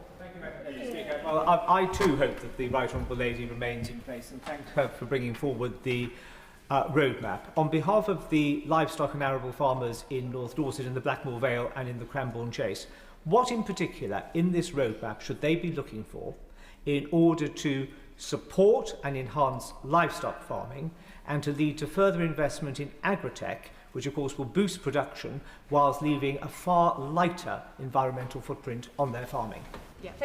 Well, I thank him for his kind words. That's really kind. Look, there is a focus on this roadmap on innovation, on reducing the use of inputs and therefore the costs in farming so that we can maximise the profits for the farming sector. The farming sector does face huge challenges, as I've set out, whether it's extreme weather, whether it's volatile markets. We all know the challenges. But government is here to try and smooth the path to a more innovative and productive sector. Meyer. I welcome the focus in the roadmap on fertiliser resilience and getting away from the volatile global fertiliser markets. North Yorkshire is home to the world's only supply of polyhalite, a highly effective low-carbon fertiliser. And so will ministers look seriously at this in order to scale up our sovereign supply and back British fertiliser? We will, and I thank him for bringing this issue to the House. We need to be less reliant on imported fertiliser, and sustainable fertiliser that is low carbon as well is to be welcomed. I look forward to working with him on that. Adam Dance. Thank you, Madam Deputy Speaker. What steps is the Secretary of State taking now to help farmers manage the impact of this extreme heatwave on food production and the prices for consumers in Yeovil? And what steps are we taking in the long term to be more ready for this weather? Secretary. Oh, I thank him for his question. He is right to raise it. I think that this week's weather brings into sharp relief the Climate Change Committee's report from a couple of weeks ago about the risks of extreme weather. That's not just higher temperatures, but also more flooding. As the Secretary of State, I'm not just in charge of farming, but also climate adaptation. And I can reassure him that in government, we are looking at what more we need to do to respond to that report, but also ahead of the national programme that we need to bring forward in 2028, how every government department makes sure that we are adapting the public estate to those levels of extreme heat that we're seeing this week, but also increased levels of flooding to come in recent years. Speaker, could I thank the Secretary of State for her statement and ask her for some more detail on the Innovation Fund, and in particular how it will support both increasing profitability but also at the very same time will drive reductions in emissions from carbon dioxide and methane and other dangerous climate damaging gases? Well, as I've announced, we've announced the additional funding to the farming innovation programme. That brings the total innovation funding to £123 million. This is to back practical technology, including robotics, soil health and water management. So it is about that shift to sustainable farming practices. Dr. Andrew Morrison. Thank you, Madam Deputy Speaker. Wiltshire farmers were listening to ministers at the Oxford Farming Conference and heard the government's pledge to support farmers during difficult harvests and supply shocks. They now find that they are in the middle of a supply shock, with many of them considering whether or not to plant their fields right now because of the price of fertiliser, about a third of which uses the Strait of Hormuz. So if the government's pledge was more than rhetorical, will the Minister be able to say what practical measures they will be executing right now to assist the people that I've just described? I thank him for his question, and I will come to fertiliser. But can I just say to him that we are cutting red diesel duty by a third, and that's bringing it to the lowest level in more than 20 years. So we are taking measures to help farmers with the increased costs of energy and fuel. Can I also... Gosh, there's a wall of sound here, Madam Deputy Speaker.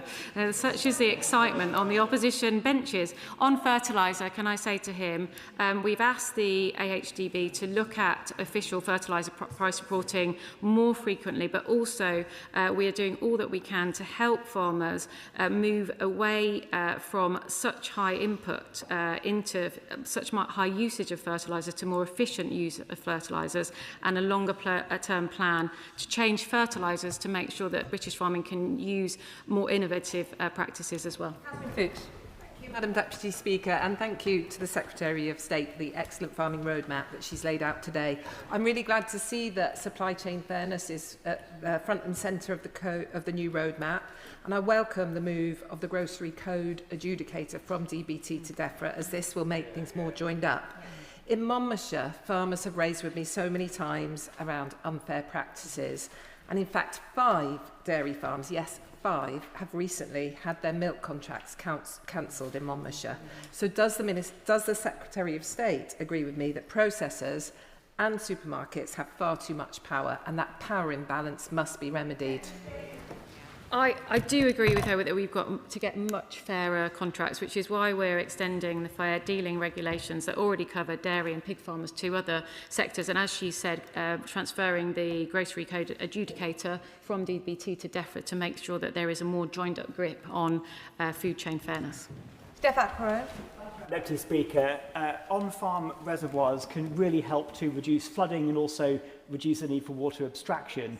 The Minister's colleague in MHLG was rather dismissive of this during the planning bill.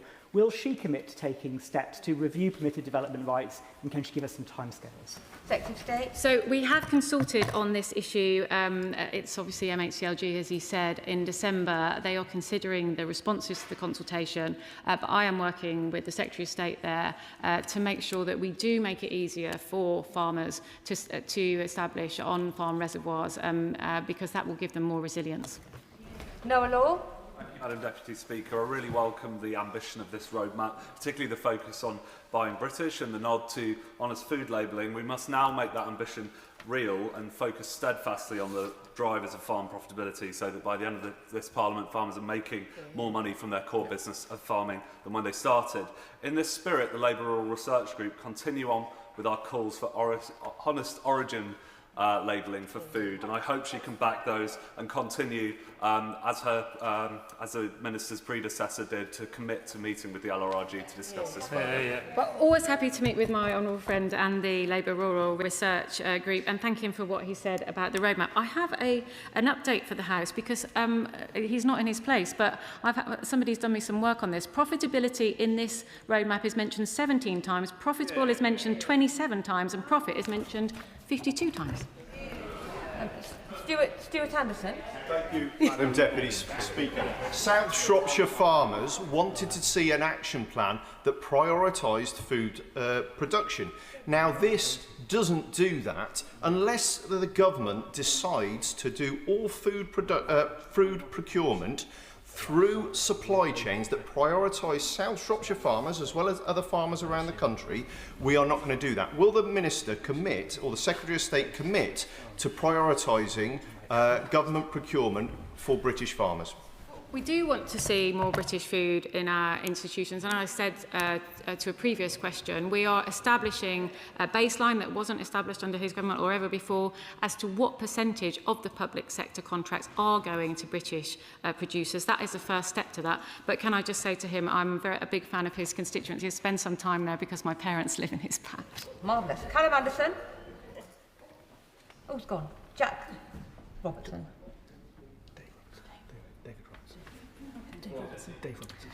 You know when you stare at something and you can see it, but you're just incapable of reading it? Dave Robertson. It's a long name. There's lots of letters in the second bit. No, thank you, Madam Deputy Speaker. The farming roadmap that we've seen today obviously sets out that we're going to have that long-term plan for fertiliser. That will be really welcome for farmers across Lichfield, Burnwood and the villages, because we're seeing, due to actions way beyond this government's control in the Straits of Hormuz, real cost pressures placed onto fertilisers. Is the Secretary of State able to give us an idea about when that long-term plan might be ready and whether it will consider strategic reserves, diversifying sources of that fertiliser, and what that will do to really make sure that we have got the fertiliser we need? Secretary of State. Well, I think his name is very striking, Madam Deputy Speaker. Can I just say thank you to my honourable friend for what he said. We're consulting on longer-term plans to change fertiliser rules so that we can diversify the sorts of fertilisers that farmers can use. And we're looking to see how we can ensure that fertiliser markets function more fairly as well in the way that I suggested in previous answers. Thank you.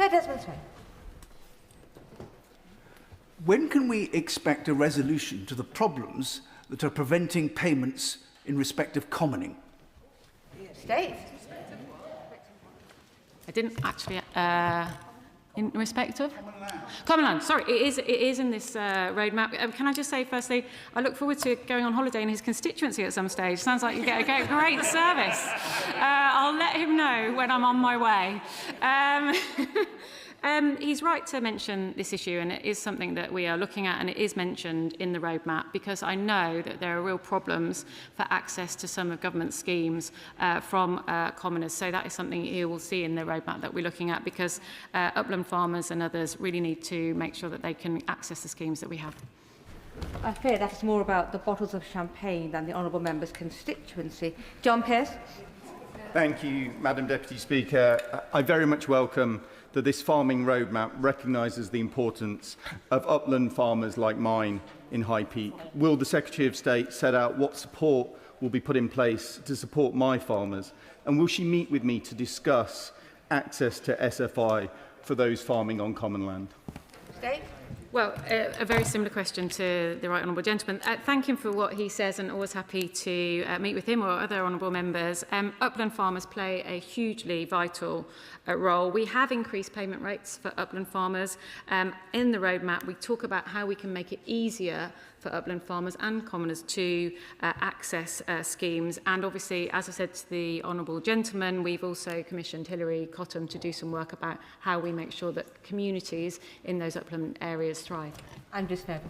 Thank you very much, Madam Deputy Speaker. Every farmer I speak to is angry and at times desperate. None of them think anything has got any better over the last 2 years.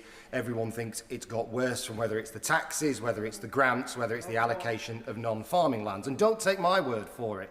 A recent poll showed that amongst farmers, 0% of them would now vote for the Labour Party. Has she actually genuinely reflected on why that may be the case?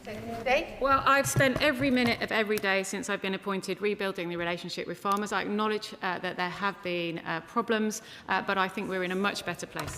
Caroline Bowden. Thank you, Madam Deputy Speaker. The Secretary of State says better market access is needed by farmers so that British food can reach more customers at home and abroad. But we know they continue to face unnecessary trade barriers, and it's a shame that due to the Prime Minister's resignation, the UK-EU summit is now being reorganised. Yeah. Farmers and food producers are relying on this SPS agreement to reduce costs and bureaucracy. So can the Secretary of State commit that the summit will take place this year, and can she give us a time frame for when that will happen? Secretary of State. Well, that's kind of her to think that I'm so powerful that I could have a hand in that. That's very kind of her. One person in the House wants me sacked, but I'm glad that she thinks I've got that power. I don't have that power, but I do want to see that summit take place. I agree with her, it's really important to reduce that cost and bureaucracy that she talked about that we were left by the last government. Greg Smith. Thank you, Madam Deputy Speaker. Farmers have been innovating since the dawn of time, and they really don't need a word salad document to tell them that it might be a good idea. But I've listened very carefully to the Secretary of State's answers on the issue of fertiliser, both in terms of the current price shock and the impending additional shock made by this government of carbon taxes on fertiliser. Surely, whilst there is lofty ambition for long-term innovation, there needs to be a direct answer and relief now on that shock that's going to come in January. Secretary of State. Well, if he looks at fertiliser prices, he'll see that they've levelled off. Young. Yeah, if the government really believes that food security is national security, it must mean shortening supply chains and increasing local food production. The Secretary of State referred earlier to field to fork, but what new concrete steps will be taken under this plan to increase the proportion of food eaten in the UK that was grown here? Well, I thank her for her question, and in response to the Baroness Better's independent farming profitability review, we've already established the Farming and Food Partnership Board, and we're already working on sector growth plans for both horticulture and poultry. In horticulture in particular, we've seen a reduction in the amount of fruit and veg, domestic grown fruit and veg that we consume in the UK, and I want to, in England, sorry, and I want to see, we're working at what more we can do to boost the production of horticulture and indeed poultry. John Lamont. Thank you very much. I was at the Royal Highland Show last week, and the farmers there from across the UK were in their usual high spirits, but there's a very real concern about the future of farming and the profitability of farming. The SPS agreement, the price of fuel, red tape, family farm tax and fertiliser, all real big concerns. What specifically is the government doing to address those concerns? Well, as I said, and can I just say thank him for what he said about the show. I wasn't able to attend, but it's good that he and other members were there. We are addressing all of those different issues. On the SBS deal, as I said to the Honourable Lady, we're very aware of the concerns of the NFU and indeed the Farmers Union in Scotland. I engaged with them only last month, and we are making sure, we can't give you a running commentary, but I do want to see a smooth transition so that farmers are ready for that change. Richard Ford. Thank you, Madam Deputy Speaker. The Great South West Pan-Regional Partnership produced an agri-food growth plan that I can commend to the Secretary of State. It was launched by Baroness Batters back in February, and the South West region accounts for 1/3 of England's dairy farms and makes an outsized contribution to the UK food system.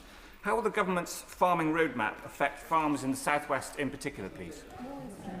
Well, the farming roadmap is a plan for the whole of England, and obviously each different sector of farming faces different challenges. I was glad to visit a dairy farm in my own constituency on Open Farm Day, Lacey's Farm. I want to thank Will Lacey for showing me and my 2 young boys around. But the roadmap is about helping farmers across England, including in the South West. Sir Ashley Paul. Madam Deputy Speaker, while I welcome the farming roadmap, farmers in Somerset will be sceptical that this government will deliver for them, given its imposition of the family farm and family business taxes, which have undermined confidence and reduced investment in the rural economy. Now, the government closed the last SFI without notice, causing chaos to farmers.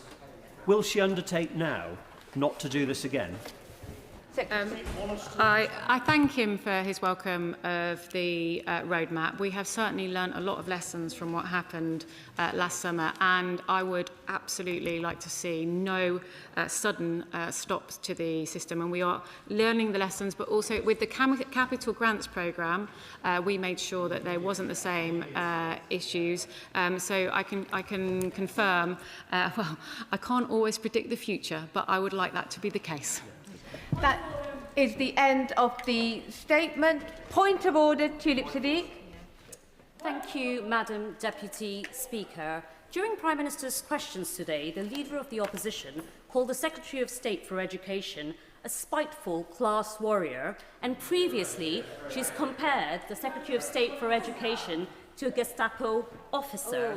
Madam Deputy Speaker, I started out working in Parliament when I was a teenager, and in 25 years of being involved in politics, I have never seen the atmosphere here in Parliament and outside to be quite so hostile and intimidatory, especially towards female elected representatives. Madam Deputy Speaker, words matter, and inflammatory language contributes to this hostility towards politicians, especially women. Could I ask your advice on whether the language that was used by the Leader of the Opposition today towards the Secretary of State for Education, who is a woman who grew up in poverty. She grew up on a council estate, raised by a single mother, on free school meals, and worked her way up to cabinet, is appropriate language to be used in the chamber. And I ask you, Madam Deputy Speaker, because not only does this language contribute to hostility, it also puts off women from coming into this very important profession. I thank the honourable member, the honourable lady, for her point of order.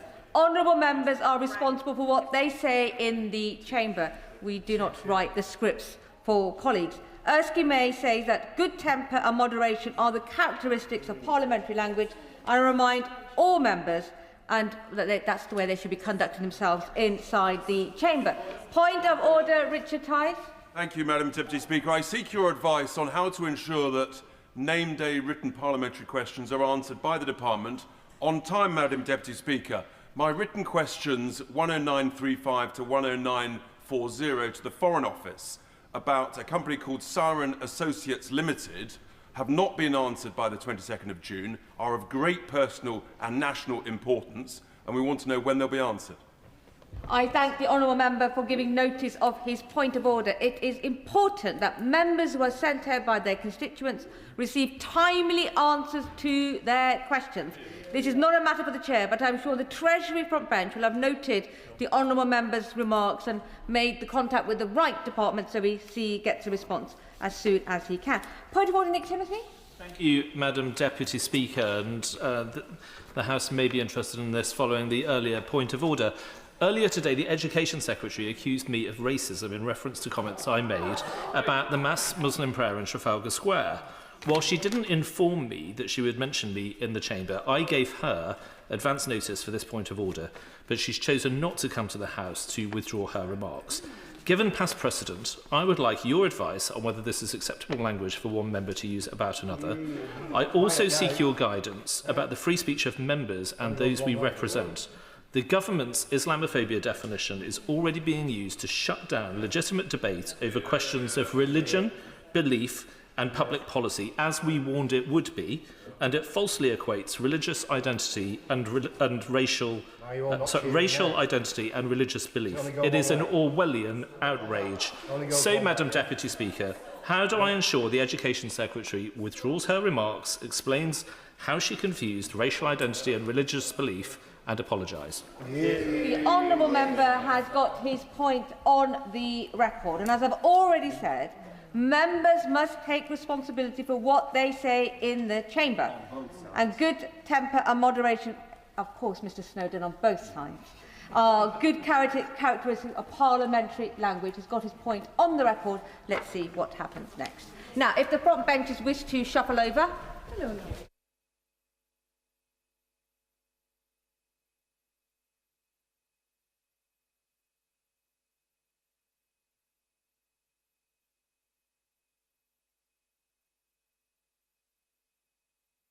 Are ready, I will continue. Order, order. I will now announce the result of today's deferred division. On the Customs, Tariff and Miscellaneous Amendments number 4, Regulations 2026, the ayes were 323, the noes were 160, so the ayes have it, the ayes have it. If everybody's comfortable with their water and their glasses, we can continue. Presentation of Bill. John Lamont. Go on, John. Second reading what day? Friday the 27th of November. Friday the 27th of November.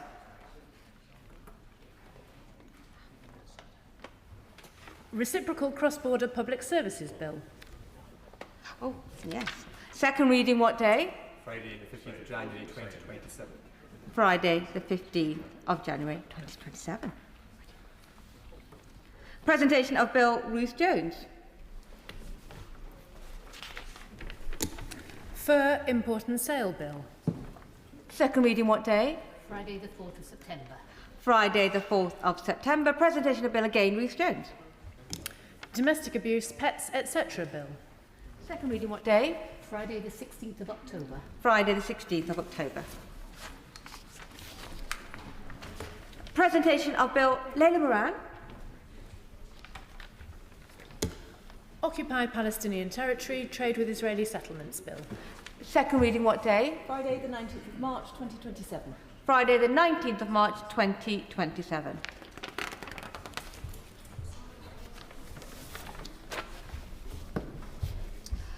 Motion number 1 on business of the House today. Minister to move.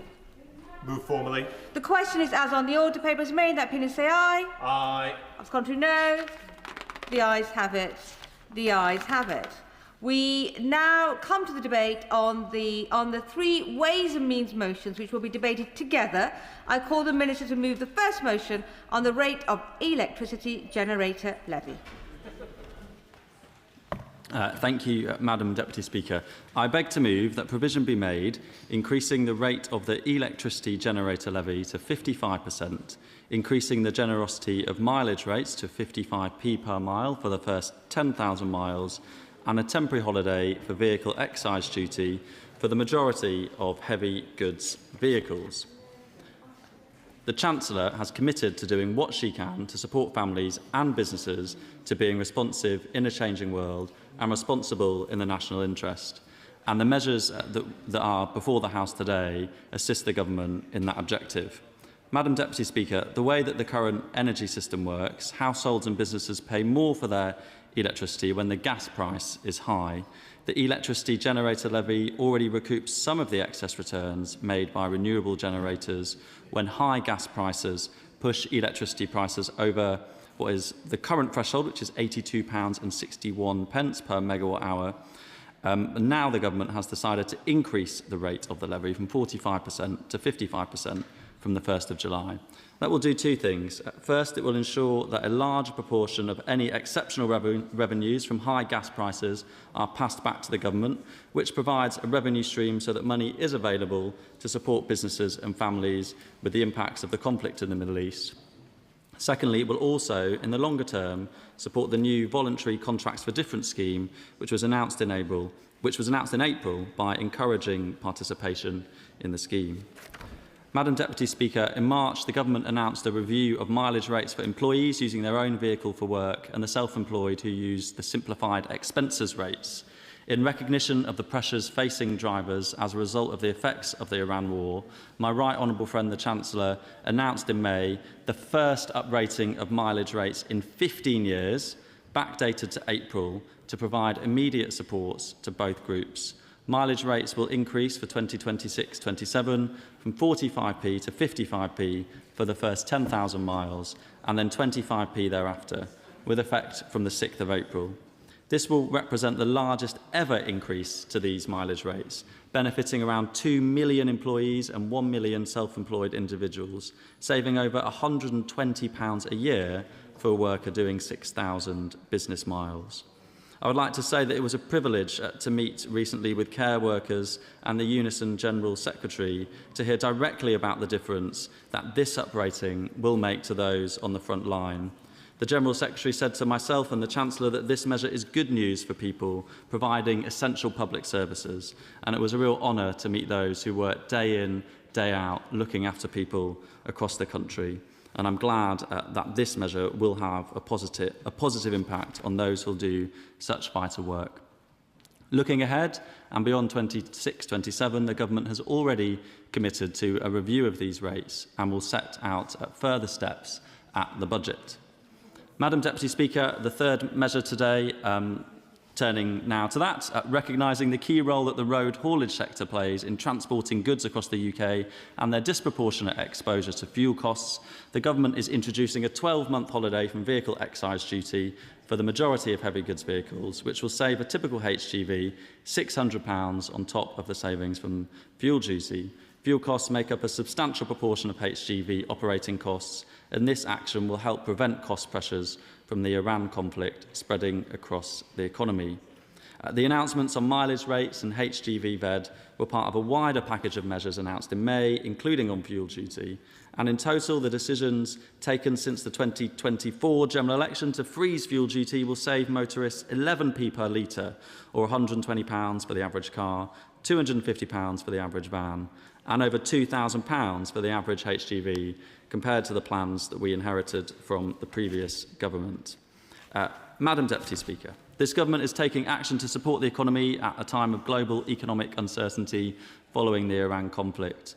Our approach of targeting support at those groups who are hardest hit by the conflict will ensure that the measures we take are effective while protecting the economy from the effects of reckless borrowing that took place under the previous government. This government's, the honourable gentleman says for COVID, but he forgot to mention for Liz Truss. This government's record also shows that despite this instability, our plan is working. UK GDP growth in the past 2 years was the second fastest in the G7. Real household disposable income per person has grown by over 2% so far this Parliament, compared with a fall of over 2% in the last Parliament. Real wages have grown faster, have increased in every single month since this government took office, with wages rising faster than inflation. The measures in this bill will continue this track record and demonstrate that this government is committed to supporting working people. The question is, as on... was that an intervention, or have we concluded? Well, there we are then. The question is as on the order paper, and I call the Shadow Minister, Richard Fuller.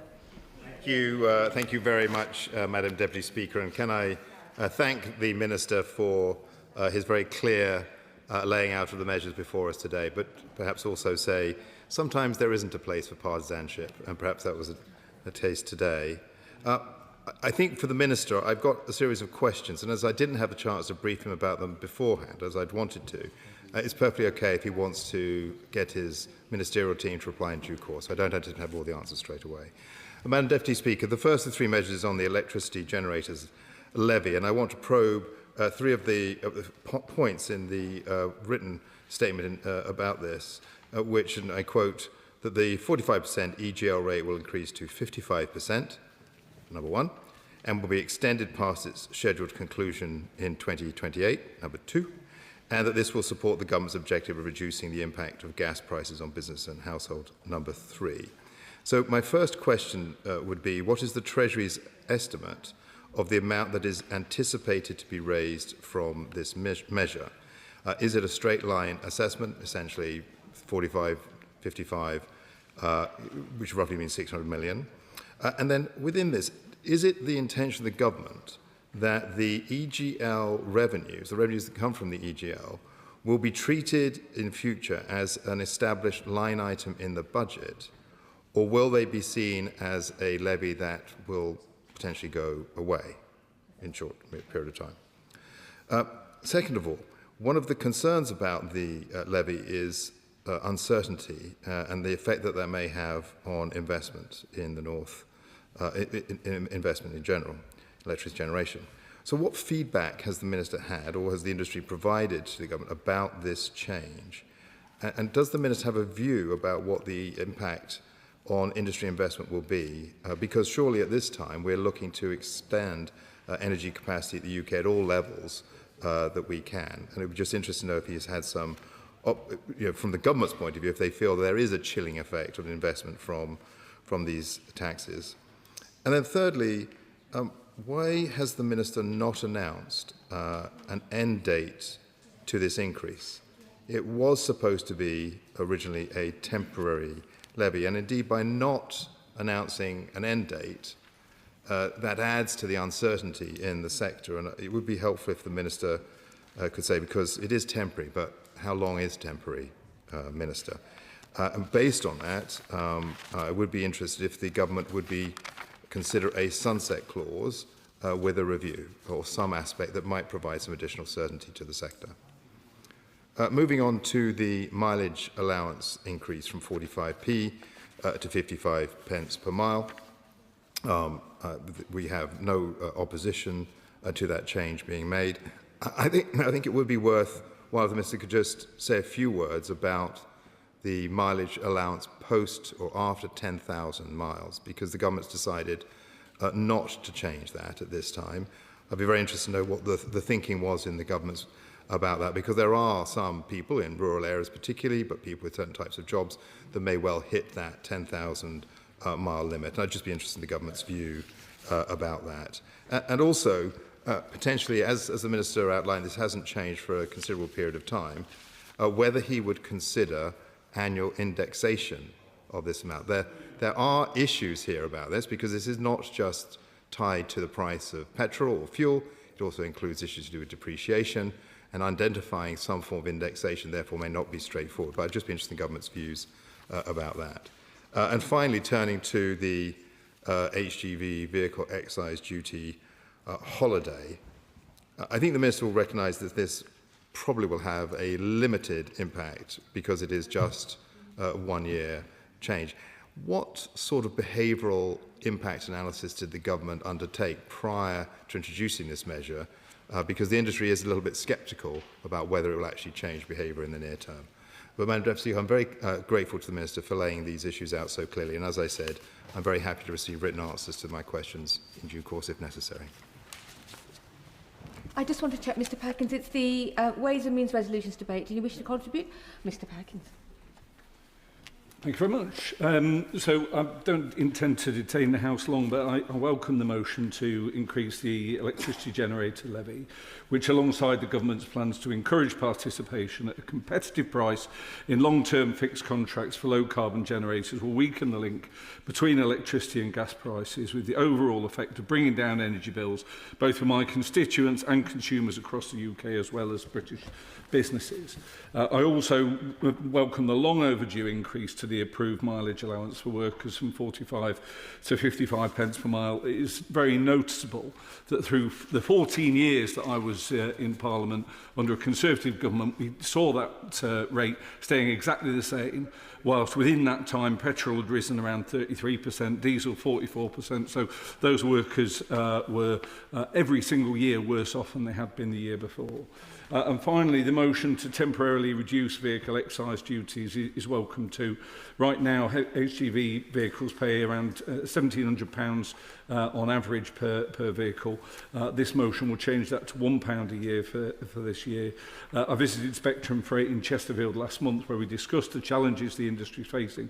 And they and other businesses within the industry will very much welcome this government's sensible approach to support the sector at this difficult time. Charlie Maynard. Thank you, Madam Deputy Speaker. So the electricity generator levy is a windfall tax on UK electricity generation from nuclear, renewable and biomass sources, and raised £0.7 billion in the last financial year. The EGL is a revenue-based tax which currently applies at a rate of 45% on exceptional generation receipts above a benchmark price of £77.94 per megawatt hour, with an allowance of £10 million per company. The energy profits levy, by contrast, applies to oil and gas production in the UK and the UK continental shelf, and raised £2.9 billion in the last financial year. We support the goals of seeking to fund an emergency revenue measures to fund cost of living support during the gas price shock. But we also note that the power wholesale prices are now around £90 per megawatt hour, compared to a spike of £135 per megawatt hour and a pre-Iran conflict price of £80 per megawatt hour.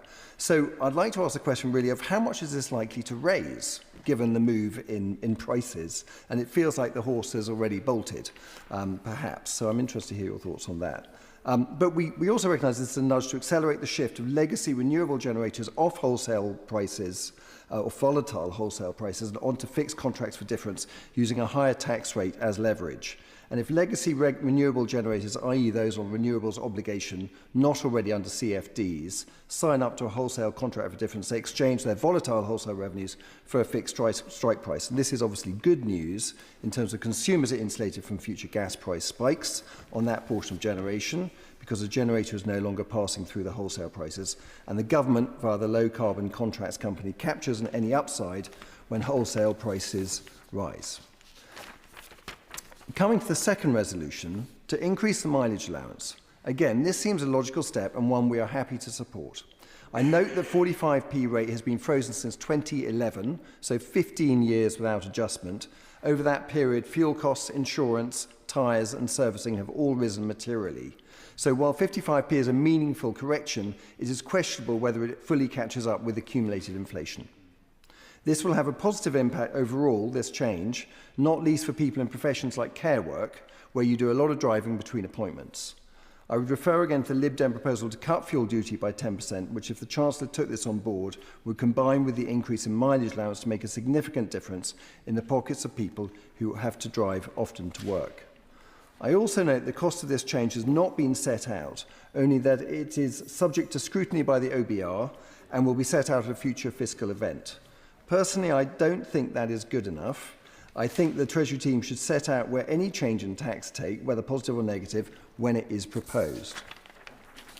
Finally, the 12-month vehicle excise duty holiday for HGVs is a sensible and welcome measure, and we will not oppose it. Our hauliers are absolutely critical, like Chris Hayter and Whitney, really are the backbones to our economy, and I understand the Minister knows them well. But we need to be honest about what this change is and what it's not. Our haulier sector is already in crisis before Iran happened. Insolvency rates in road freight have been running at record levels. Margins were being squeezed by rising insurance costs, driver shortages, and the lingering disruption of years of post-Brexit paperwork. The Iran conflict has simply poured fuel at 185 pence per litre onto a fire that was already burning. The VED holiday saves a typical operator about £600 per vehicle. We welcome every penny of that. But against a fuel cost shock that is adding £1 billion a year to the industry's cost base, it is, by the government's own figures, a quarter of the problem. Many operators will burn through that saving in a matter of weeks at the pump. So what the sector needs alongside this is a serious long-term plan on fuel duty RPI indexation, which threatens to push costs higher again next April, on driver recruitment and retention where the shortage remains acute, and on the transition to cleaner vehicles where smaller operators have been left without a credible plan to decarbonisation. We will support this measure through Parliament because the people driving these lorries deserve the relief now, not after another round of consultations. Thank you. Minister to wind up. Minister. Thank you, Madam Deputy Speaker, and thank you to all those who've spoken, including my honourable friend, the member for Chesterfield, for his warm remarks. Let me respond to the points made by the opposition spokespeople. Yes, this will appear as a line item. I would assume, though I wouldn't want to prejudge the decisions any future OBR will make in terms of how they score all of these things and present them in budgets going forward, as it is a specific tax head. In terms of a question that was asked both by Conservative and Liberal Democrat spokespeople, in terms of specifically how much this will raise, it is, of course, very difficult to know. As was highlighted by the member for Whitney, the prices are coming down. They are at the moment slightly above the threshold that's in the system, but prices, as the Shadow Energy Secretary will know as well, are very volatile at the moment. And so we will, in the usual way, at the budget, the Independent Office for Budget Responsibility will set out its estimate of how much this change will make and how much will be raised overall by the electricity generator levy. The Liberal Democrat spokesperson is right to note that it doesn't raise into the billions and billions. This is a relatively targeted policy, and we have increased the rate from 45% to 55%, but we haven't changed the threshold and the routine uprating that takes place within it. The opposition asked about whether there'll be a review going forward and whether or not this new higher rate is now the rate out into the future. That's something that the government is considering, and he is right to highlight that we haven't made a definitive announcement yet as to whether or not that rate will last a very short period of time or will go on into the future. But we will update in due course. This isn't something that we want to leave hanging, and I would expect that if not at the budget, potentially before, but that's of course something that will be reviewed by the Chancellor and by the Energy Secretary in the coming weeks. Of course, I'm happy to.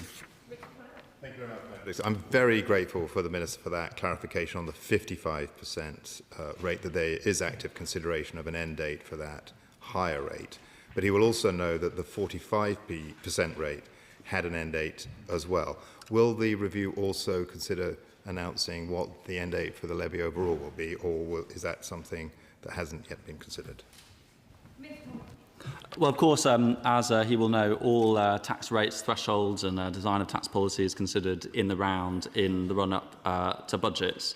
I think the key policy intention of the increase in the rate, and I think by extension the decision to continue the policy in any form, is one of the things that the government's been considering is the fact that having the rate in the system should encourage and change the incentives for the electricity generators to partake in the wholesale contracts for difference that are being developed, and the Energy Secretary will come forward with in the coming months.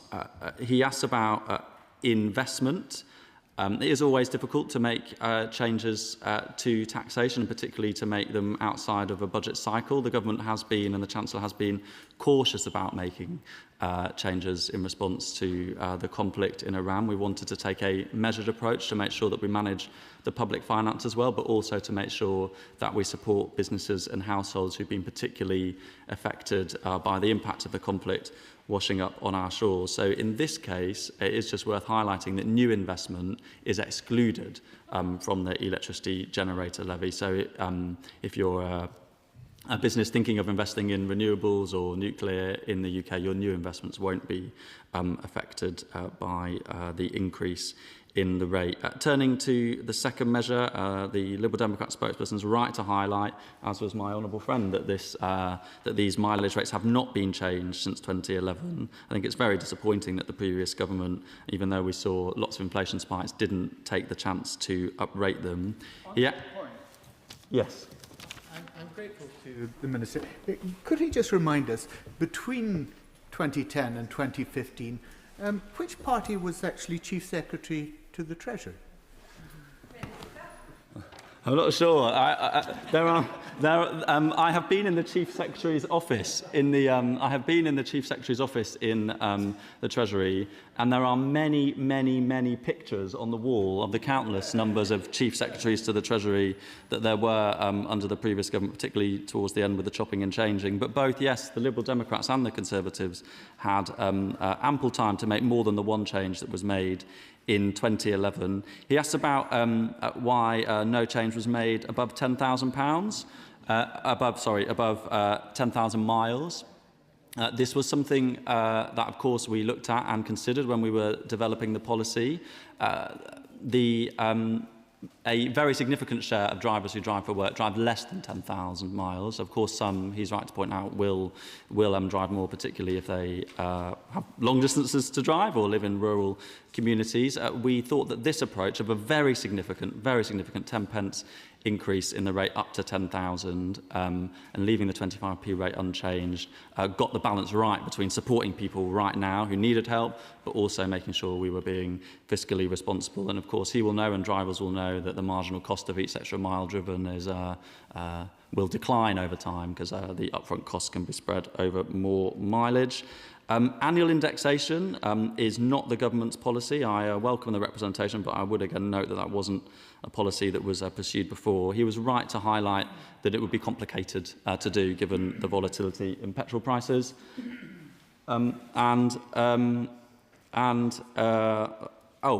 I should, of course, mention I'm from Witney, and Chris Hayter, the haulage company, is based just behind the housing estate that I grew up on, and it's a very good local business in Witney, and I'm glad to know that they'll benefit from that. But I do take the points raised about the challenges facing the haulage sector. I hope that the change that we have made, this temporary and targeted change, that business and businesses across the country will benefit from it. The question is, as on the order papers, may in that opinion say aye? Aye. Of the contrary, no. The ayes have it, the ayes have it. We now come to the second Ways and Means motion on income tax mileage amounts. Minister to move formally. Formally. The question is, as on the order papers, may in that opinion say aye? Aye. Of the contrary, no. The ayes have it, the ayes have it. We now come to the third Ways and Means motion on vehicle excise duty, temporary rates for goods vehicles. Minister to move formally. The question is, as on the order paper, as may in that opinion say aye? Aye. Of the contrary, no. The ayes have it. The ayes have it. Right. Bill ordered to be brought in upon the foregoing resolutions. Who will prepare and bring in the bill? Minister. The Chairman of Ways and Means, the Prime Minister, the Chancellor of the Exchequer, the Economic Secretary to the Treasury and City Minister, the Chief Secretary to the Treasury, the Minister for Pensions and myself.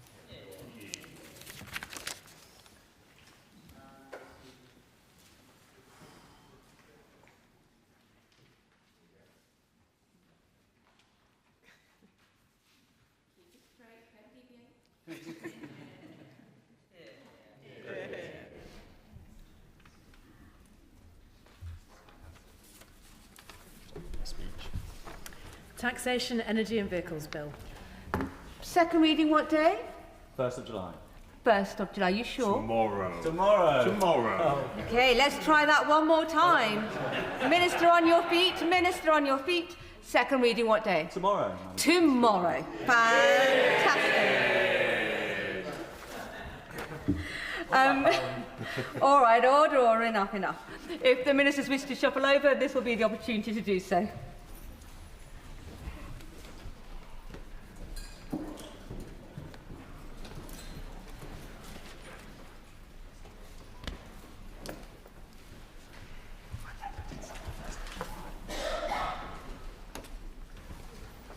I haven't called you yet, Minister. Far too eager. We now come to the 3 motions relating to climate change, which will be debated together. I call the Minister to move the motion on Draft Carbon Budget Order 2026. Minister, now it's your turn. I beg to move that the Draft Carbon Budget Order 2026, which was laid before the House on the 2nd of June, as well as the Draft Climate Change Act 2008 International Aviation and International Shipping Regulations 2026 and the Draft Climate Change Act 2008 Credit Limit Order 2026, both laid before the House on the 14th of April, be approved. Madam Speaker, this week, this year, has been like no other. At this very moment, people across our country are experiencing another reminder of the world we now live in. If anyone in this chamber still thinks climate change is a problem for tomorrow, they should step outside today. Tonight, parents will struggle to get their children to sleep through sweltering nights. Farmers will look anxiously at weather forecasts and cloudless skies. Hospitals, schools and care homes will prepare for temperatures that would have seemed extraordinary in Britain just a few decades ago. Parts of our country are facing temperatures of up to 38 degrees this week, while experts warn that 40-degree days may arrive far sooner than anyone expected. Today's debate is not taking place against the backdrop of climate change. It's taking place in the middle of it. And I cannot make this clearer to the House. This is not normal. As we speak, a Met Office red extreme heat warning is in place for parts of the UK today and tomorrow. In fact, they've just confirmed the hottest June day ever. At that very same moment, in recent months, the crisis in the Middle East has felt like a ghost from the recent past. Once again, the world has found itself staring at a major fossil fuel producing region and wondering what happens next. Once again, energy markets have been holding their breath. Once again, families, businesses and governments have been reminded just how fragile the system can be. This is, of course, the second fossil fuel shock in barely half a decade. It's only 4 years since Putin's tanks rolled into Ukraine and sent shockwaves through the global economy. 4 years since family budgets were shredded by soaring energy bills. 4 years since Britain was reminded that when your energy system depends on volatile fossil fuel markets, a crisis on the other side of the world can land on your doorstep in a matter of days. Because when faced with the challenges of this scale, there's always a temptation to focus on the immediate crisis, to become consumed by the pressures of the day and to postpone difficult decisions for another parliament. I will make way, if that's okay. Another government or another generation. But that has never been how our country has met its greatest challenges. We have always been strongest when we have looked beyond the immediate horizon, recognised the risks ahead and taken practical steps to prepare for them. This is what the carbon budget framework represents. A science-led budget to reduce emissions by around 87% between 2038 and 2042 compared to 1990 levels, including international aviation shipping, in line with the advice of the Independent Climate Change Committee and endorsed by the Environmental Audit Committee. And I want to thank the committee for its rigorous scrutiny, including the evidence session it held with me last week. Alongside it, the regulations before the House today will formally include the UK's share of international aviation shipping emissions within carbon budgets from Carbon Budget 6 onwards. Within the credit limit order will ensure that Carbon Budget 5 is met through domestic action, allowing the UK economy to capture the full benefits of the transition. Would the Minister give way? I'm all right, I'll just keep going with the government line in a bit. In determining the level of the 7th carbon budgets, we assess different pathways for Britain's future. What that analysis showed was remarkably clear.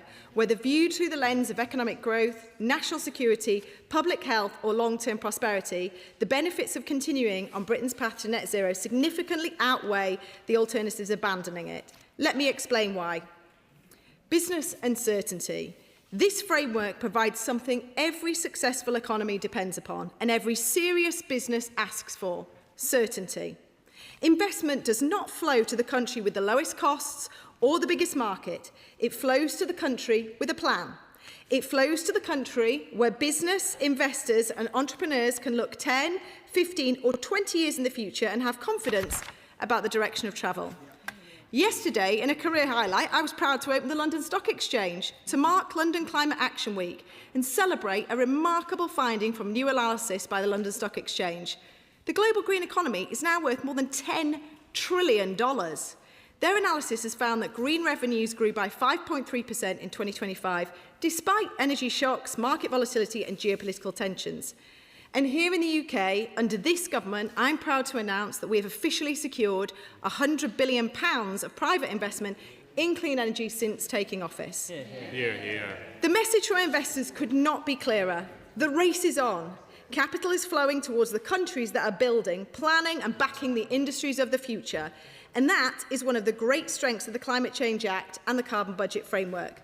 For almost 2 decades, it's provided a stable and predictable signal about where Britain is heading, giving businesses the confidence to invest, innovate and grow. It's a market solution to a generational challenge. I'll just keep going for a bit, it's okay. Providing certainty about the destination while allowing competition, innovation and enterprise to determine the journey. And the results can be seen across the country. On the day we laid this order before Parliament, new analysis showed that Britain's net zero economy now supports more than 1 million jobs and generated £105 billion for the UK economy alone. We see that opportunity in carbon capture projects in Teesside, in new nuclear at Sizewell C in Suffolk, and in companies across the country building the technologies, supply chains and industries that will power the next chapter of British economic growth. Indeed, as more than 75,000 people have descended on London this week for London Climate Action Week, taking part in over 1,300 events and helping to broker deals, partnerships and investments that will shape the global economy for years to come, they are doing so in a city that has established itself as the sustainable finance capital of the world. That is why support for this framework extends far beyond government. The British Chamber of Commerce says these plans provide greater certainty for firms. The CBI describes the green economy as a powerhouse of job creation and economic expansion. E.ON says the prize is bigger than emissions alone. Business leaders, manufacturers and investors are all making the same argument. In a world competing for capital, talent and innovation, long-term certainty is not a burden on growth, it's one of the foundations of it. Second, if the economic case for action is increasingly clear, so is the security case. Climate change has become a central concern not just for scientists and policymakers, but for our country's military leaders, intelligence chiefs and security experts. On the agenda for the Munich Security Conference, climate change sits alongside geopolitical conflict and nuclear proliferation as one of the defining risks of our age. That assessment is increasingly shared across Britain's own security establishment. Air Chief Marshal Sir Mike Wixton has said it threatens global resilience and our shared security and prosperity. Baroness Manningham Buller, the former Director General of MI5, has apologies, Baroness, has said it's clear that climate change is the greatest threat we face. Lieutenant General Nugi said that, quote, climate change is not an abstract environmental issue, it's now a core national security risk. These are not campaigners nor commentators. They have served their country and are the people who have spent their careers identifying risks before they become crises and preparing our country for threats before they arrive. Climate change is often discussed as an environmental challenge, yet increasingly it's showing up elsewhere in conversations about food security, energy security, national resilience, and the basic responsibility of government to protect its citizen from foreseeable risks. The framework in front of the House today is not just about reducing emissions, it is part of the long-term work of making Britain safer, stronger and less vulnerable in a more uncertain world.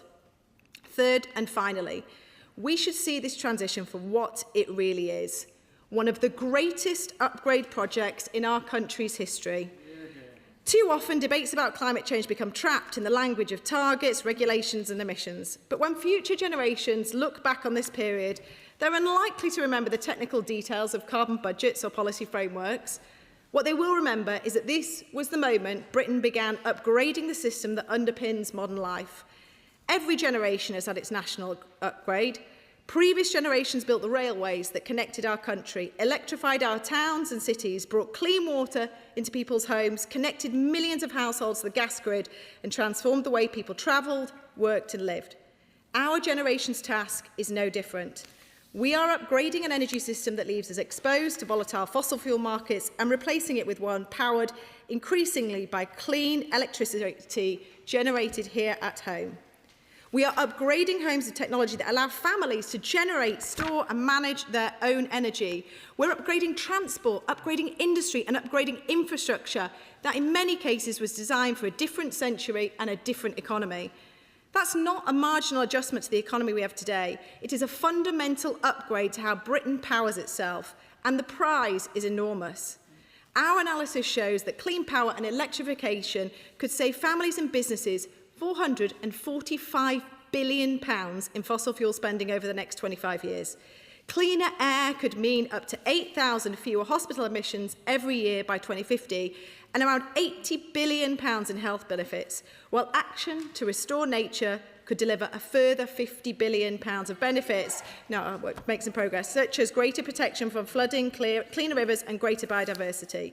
But this is not simply about what we avoid, it is about what we build. Across the world, more than $2 trillion is now invested in clean energy every year, roughly twice the amount invested in fossil fuels. This is where global capital is flowing, where industries are being built and where future economic advantage will be increasingly won.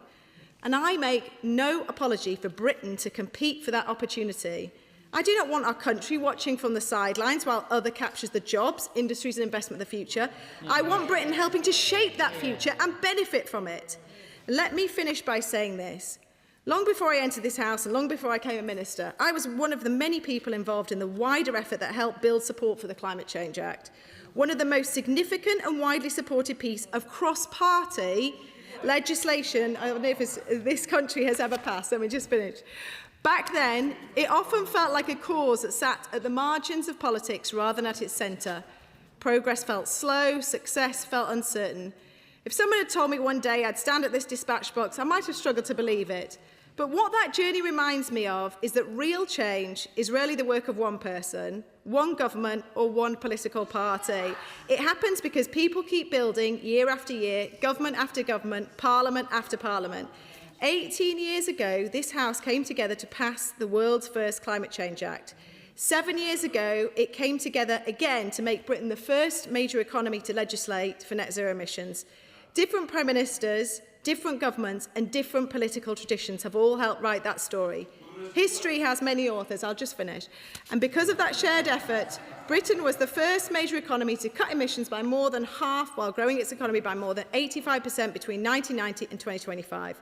We've helped inspire around 60 countries to adopt similar legislation, and we've shown it's possible to combine climate action with economic growth, energy security and national prosperity.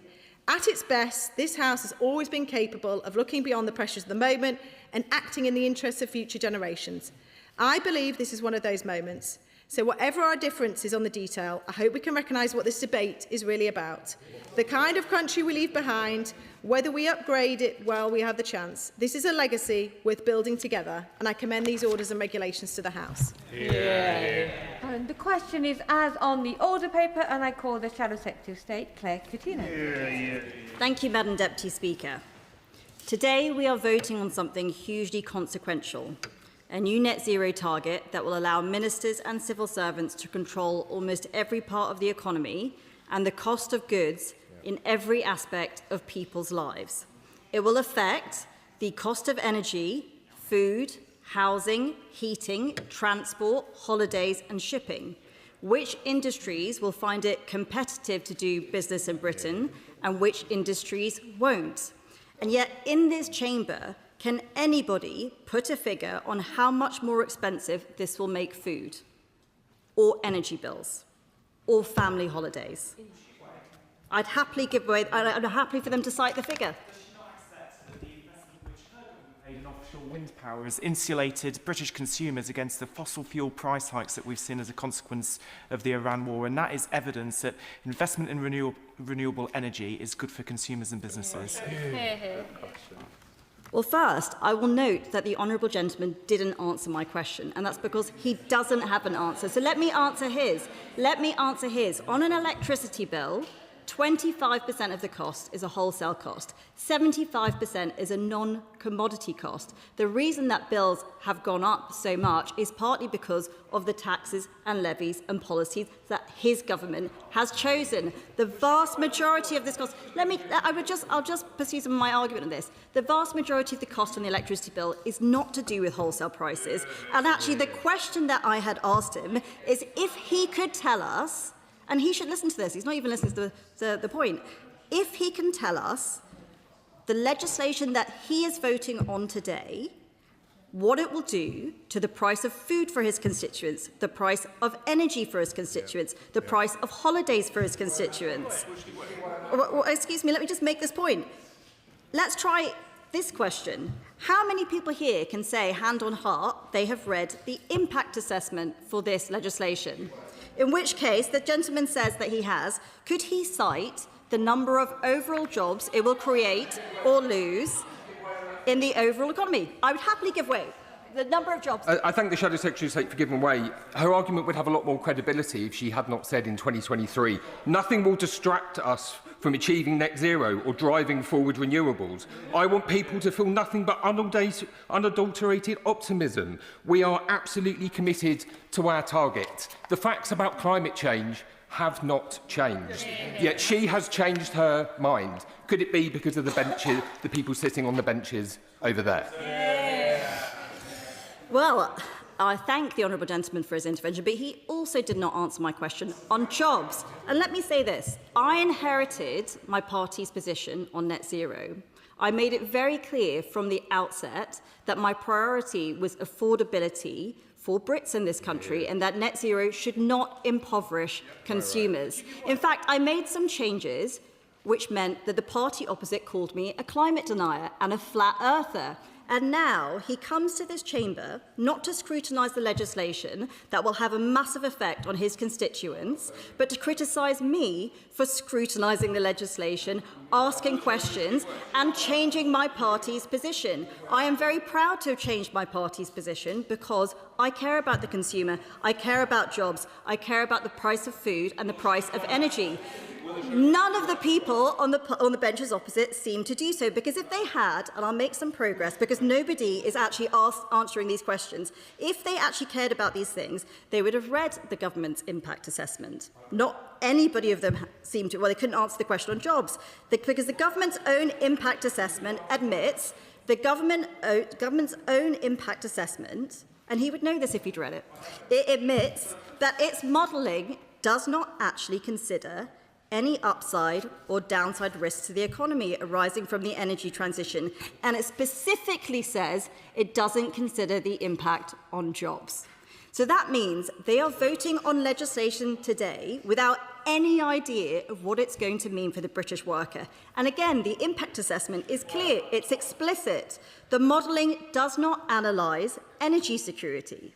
So they do not know what this will mean for the energy security of our nation.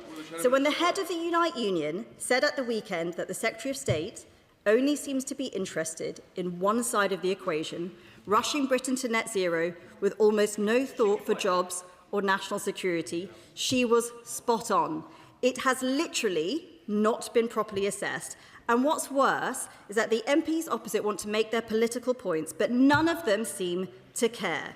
And considering how much people are struggling and how much growth is flatlining, are members on the benches opposite really happy to wave through these legal targets without the foggiest idea of what it will do to the economy, what it will do to the cost of living, or what it will do to energy security?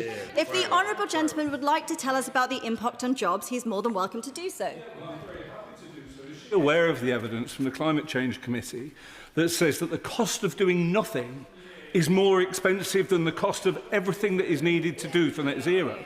So when she sits there and attempts to stand in the way of this, what she is actually doing is attempting to pile up the costs on British business, on British consumers, and on the sustainability of our country. She should be the one that understands the impact of her policies, rather than attempting to row back on one of the very few things that the previous government should have been proud of. I will come to the evidence of the Climate Change Committee in a second. But what I will note again, once again, a member of the party opposite cannot cite an overall figure on jobs. You would think that the Labour Party would be able to cite a figure on jobs. Look, I've tried a number of you, and nobody has an answer. So let me put this to them. OK, I'll tell you what. Is it going to be about jobs? Please, go ahead. It will be about jobs. I thank her for giving way. The CBI, not the government, but the CBI, have found that the net zero economy is worth £100 billion of investment in this country every year, and worth 1.1 million jobs. Yep. 1.1 million. Oh dear. So the honourable gentleman hasn't read that report either, because what they include in those jobs is waste, recycling and nuclear power. Does he think that they didn't have those jobs before the net zero target? They also include soil restoration and land management. They specifically say, I'm sorry, they don't seem to like this, but I've actually read these reports. They don't seem to realise that report includes a huge range of things that has nothing to do with the net zero target. So once again, let me press on.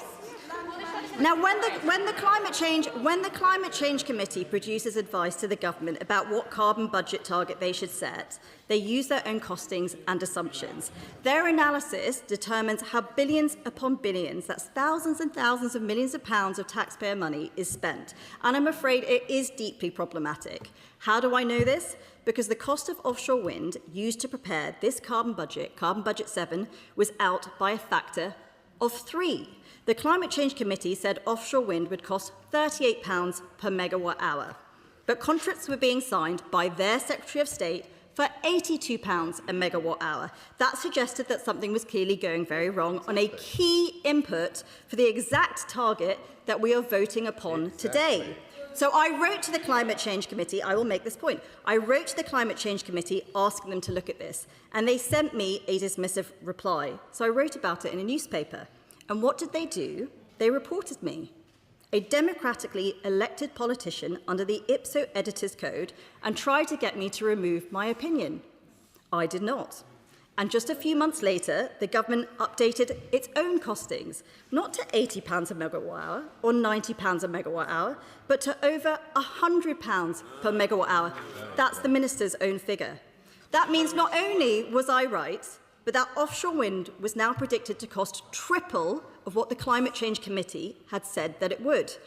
Now, I don't know which is worse, that we are making huge decisions on the basis of such poor analysis, or that nobody on that side of the House thinks this warrants any scrutiny, or that an unelected advisory body is using taxpayers' funds to try and silence elected representatives rather than focusing on getting their costings right. Everybody in this House should think that that is shameful. And if they were wrong by a factor of 3 on offshore wind, something we have better evidence for than pretty much anything else in the market, how can we trust any of the rest of the analysis? So let's look at some of their claims. They claim that a low-carbon electricity supply is cheaper per unit than high-carbon electricity. But if your numbers are out by a factor of 3, then maybe it would. They say that most businesses will not be affected by net zero, particularly in the services sector. How do they justify that? Let me tell the House, if net zero blocks the advance of AI in this country, that will have a catastrophic impact on our services sector. Here's another one. A reduction in meat and dairy will mean a healthier diet. Who are they to tell us what to eat and give nutritional advice? Claim after claim, sweeping statement after sweeping statement, with nobody holding them accountable. And yet this advice, this target, will affect almost every part of normal life. And for those who argue we need strict climate targets to provide certainty for jobs, that's what the Minister just said, that is nonsense. The country doing the best at creating clean tech jobs is China, which is now the world's largest polluter. And for those that say this is about our moral duty to fix climate change, I will remind them that every time a British factory shuts here, where we have some of the cleanest electricity in the world, and we import those same goods back from coal-powered China, we are not helping climate change, we are increasing global emissions. And before they get on their high horse, I will remind them, we are the only party to call for the measurement of the offshoring of emissions. They don't want to know because they don't care. And here's the problem. They don't want to properly measure if we're just trading emissions here for emissions abroad, because they don't really care whether this target is actually good for the worker or good for jobs or good for the cost of living or good for the environment. That's why none of them cared to actually read the impact assessment. I've taken so many interventions and none of them could give a figure. They didn't read it. They didn't read it before coming. I'll happily give way. Of the impact assessment says the transition away from fossil fuels will lead to a net increase in job creation. I believe that she said a moment ago. I believe that she said a moment ago it doesn't mention at all the impact on jobs. I invite her to correct the record.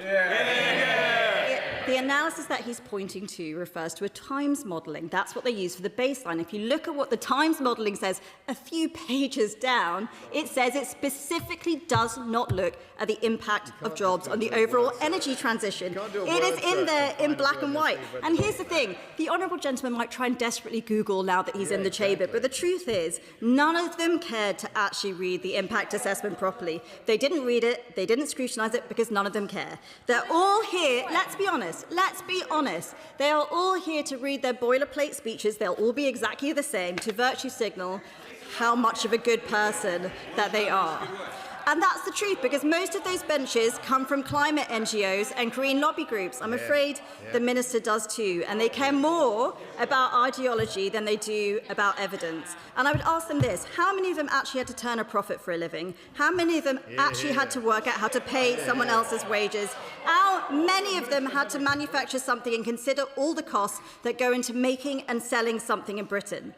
And the thing is, we could be doing this so differently. We are 1% of global emissions, 99% are happening elsewhere. And those countries, they are not persuaded by Britain driving itself into poverty, whilst the Secretary of State preaches at them from his pulpit. In fact, they are asking themselves why they should follow the path that Britain is taking when we are such an obvious example of what not to do. A country which is making its energy scarce and expensive, which is deindustrialising and impoverishing its own citizens. So what is the solution from here?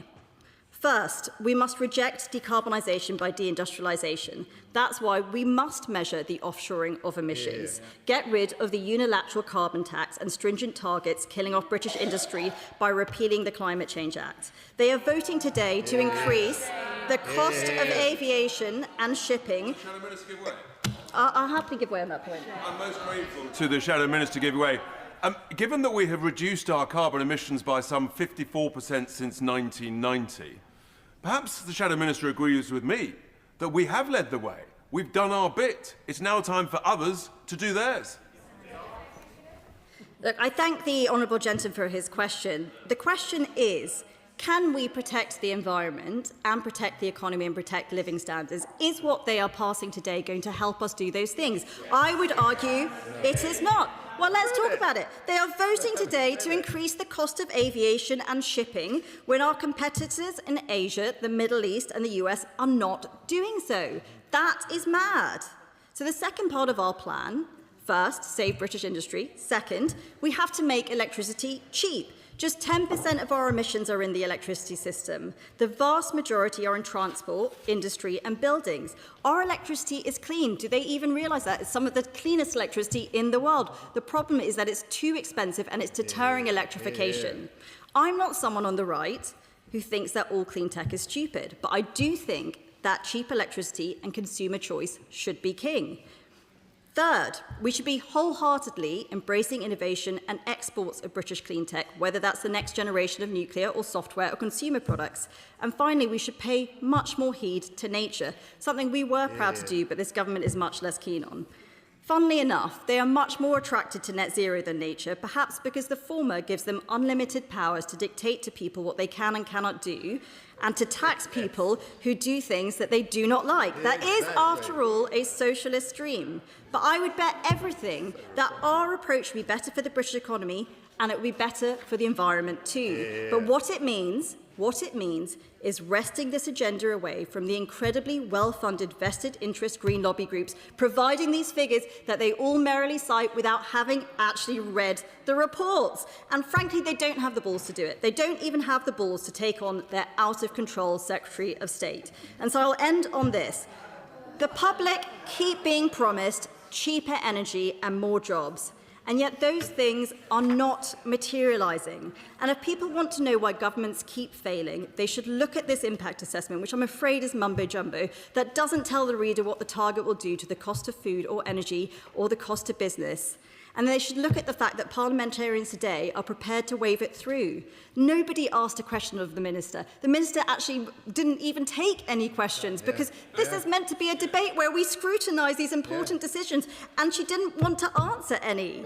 And who in the public voted for this? Who in the public voted for more expensive food or energy bills or boilers? Who voted to increase our imports of goods from China? What this legislation does, let's be very clear, is it takes control away from ministers and it gives it to civil servants and unaccountable bodies and activists who will tell ministers that they cannot prioritise the cost of living or the economy, even if they were elected to do so.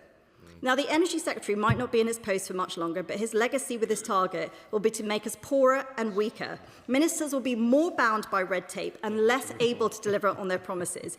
But it doesn't have to be this way. This is the moment to take back control for their constituents, to say that ministers should not be bound by legislation waved through with no scrutiny, with ministers who won't take any questions, but they should be bound by the democratic promises they've made to the electorate. That's how we fix this. That's how we put our constituents back in the driving seat, and that's why they should vote to reject this legislation today. As colleagues will understand, this is a 3-hour debate and there are a remarkable number of colleagues wishing to contribute, so backbenchers will eventually be on a speaking limit of 5 minutes shortly. But first, I call the Select Committee Chair, Toby Perkins. Very much, Madam Deputy Speaker, and I very much welcome the carbon budget order, which sets the level of the 7th carbon budget on the way to our long-term and previously cross-party aim to balance the UK's carbon emissions by 2050. I have to say that the speech we've just heard was quite remarkable because at the most fundamental level, it fails to understand what we are doing today. This was never supposed to be. The Carbon Budget 6, passed by the previous government in 2020, only got its delivery plan in 2025. We are debating here today where we are aiming for 2038 to 2042. It's not prescriptive at this moment in terms of the way that we're going to get there. And that's why, at the most fundamental level, the Shadow Secretary of State did not understand what she was debating. And that's why she failed to get some of the issues that she thought that should be able to be answered. So I think that, I'm afraid, at the most fundamental level, she was on the wrong path there. I thank him for giving way. He's making a really important point. I've been contacted by many constituents who have engaged with the People's Emergency Briefing campaign, and one of the key asks for that is greater public awareness of the effects of climate change. Does he agree with me that the government should do more to make sure that people are aware of the effects of climate change? And perhaps we could start with the Shadow Minister. Well, no, I think it's a very good place to start because actually the Shadow Secretary of State was talking about the suggestion that a climate change committee had attempted to silence her. They hadn't attempted to silence her. What they attempted to do was, on a point of fact, inform her the basis on which her letter to them was wrong. So this wasn't about a matter of opinion. They were simply explaining to her about where the LOCE cost of electricity comes from. But I think my honourable friend makes a very good point. Now, the Shadow Secretary of State was talking about the transparency of this, and that's very interesting because actually the fact that we are having a debate on Carbon Budget 7 is completely different to what happened under Carbon Budget 4, 5 and 6. The Carbon Budget 6 under the previous government was approved in 17 minutes in a delegated legislation session in a committee room far away from public scrutiny. And these are crucial matters. I do agree with the Shadow Secretary of State that will have wide-ranging impacts on all of us, and they should be debated on the floor of the House. So I absolutely welcome the fact this government, unlike the previous one, has brought this and reserved time for us to debate it. I have to say, in debating this order, it is so disappointing that the political consensus that previously existed has evaporated. And it lasted from the seminal introduction of the Climate Change Act in 2008 under a Labour government, was strengthened and updated in 2019 by the Conservative government. And in the introduction of the Climate Change Act and in the pathway to net zero, Britain was world-leading in our ambition, and the approach was so admired that far from what the Shadow Secretary of State said, it was actually copied by many other legislatures. So how tragic that the opposition should choose to jettison one of their greatest achievements in their 14 years of government in the face of the threat from the climate deniers in reform. Because, Madam Deputy Speaker, the approach pursued by successive governments is working. Since 1990, the UK's greenhouse gas emissions have been cut by 54%. At the same time, the UK economy has grown. I will give way to the honourable gentleman. Way. Could you just answer a very simple question, as it is in the Labour Party manifesto, and the Secretary of State bangs on about it week after week?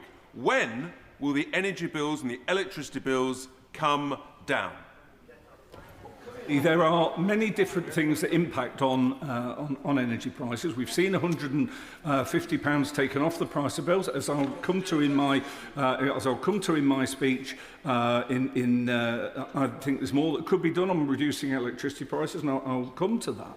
But the reality is, he is an advocate of a greater reliance on gas and oil. If anything is explained to us that we have no control over energy prices while we're reliant on gas and oil, then everything that's happened, he puts his head in his hands, but everything that's happened since 2022, well, let me say to the honourable gentleman that the cost of the amount that government spent in 2022 covering the cost of the increase in energy prices because of the Ukraine war starting costs more than everything we will do on net zero between now and 2050. So that is the reality. £44 billion was spent propping up people's gas and electricity bills and fuel bills at the time of that crisis, and that's why we need to get away from that dependence. Now, as I was saying, Madam Deputy Speaker, over the time since 1990, the UK economy has grown, partly powered by the green economy, which last year was found to be growing 3 times the rate of the rest of the economy, providing jobs and growth across the country. And the most recent CCC assessment found the UK remains amongst the leading group of countries, demonstrating sustained emissions reductions. The transition is also the pro-business choice. This year's CBI and ECIU report on the net zero economy found that green businesses and their supply chains generated £105 billion in GVA for the UK economy, as well as supporting over 20,000 small businesses and 1 million jobs. I will give way. Absolutely excellent speech with which I very much agree, and whilst I absolutely want to see us tackling climate change as fast as possible and particularly accelerating the bringing online of that cheap clean energy which will help both households and businesses, does he understand the pressures on the automotive industry, and will he join with me in asking the Minister to look very carefully at some rescheduling of current targets so we don't get a knee-jerk reaction, but we have a long-term plan which industry can sign up to, and it gives it the certainty that it really needs in that particular sphere, whilst we really battle on with the other things that we're doing to bring down the emissions. Well, I mean, it's a very important point, and we'll come to the issue of zero emissions vehicle mandate shortly. And I do also, where I do agree with the Shadow Secretary of State, is we do need to be very careful that we're not just offshoring emissions, and so we'll come to, in my contribution, some of the stuff we need to do around energy intensive industries also. But I think it is important that we give business the certainty that it requires. Now, during the EAC's inquiry into Carbon Budget 7, we heard time and again from business and investors that what is needed is a long-term plan and policy certainty. And the forthcoming delivery plan and the CB7 are exactly the sort of long-term planning that businesses need to have confidence about the UK's direction of travel in order to invest and innovate. As a world leader on clean energy, our approach puts Britain on the front foot in a globally competitive and quickly changing world.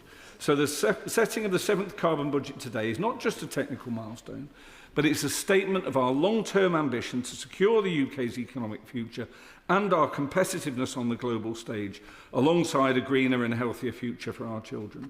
And the AC analysis confirms that the pathway to CB7 is both credible and achievable, and it is clear that whilst accepting the overall figure, government will not adopt all of the approaches suggested by the CCC, and it is within that delivery plan that government adopts that will dictate the success or otherwise of CB7. So that's why the Shadow Secretary of State was unable to get the answers to all of the questions she was posing, because this provides an overall framework that will head. This is not the government's delivery plan. It's within the delivery plan that you might expect to get some of the answers to the questions that the Shadow Secretary of State posed, which she would have known if she understood what the carbon budget order process was all about.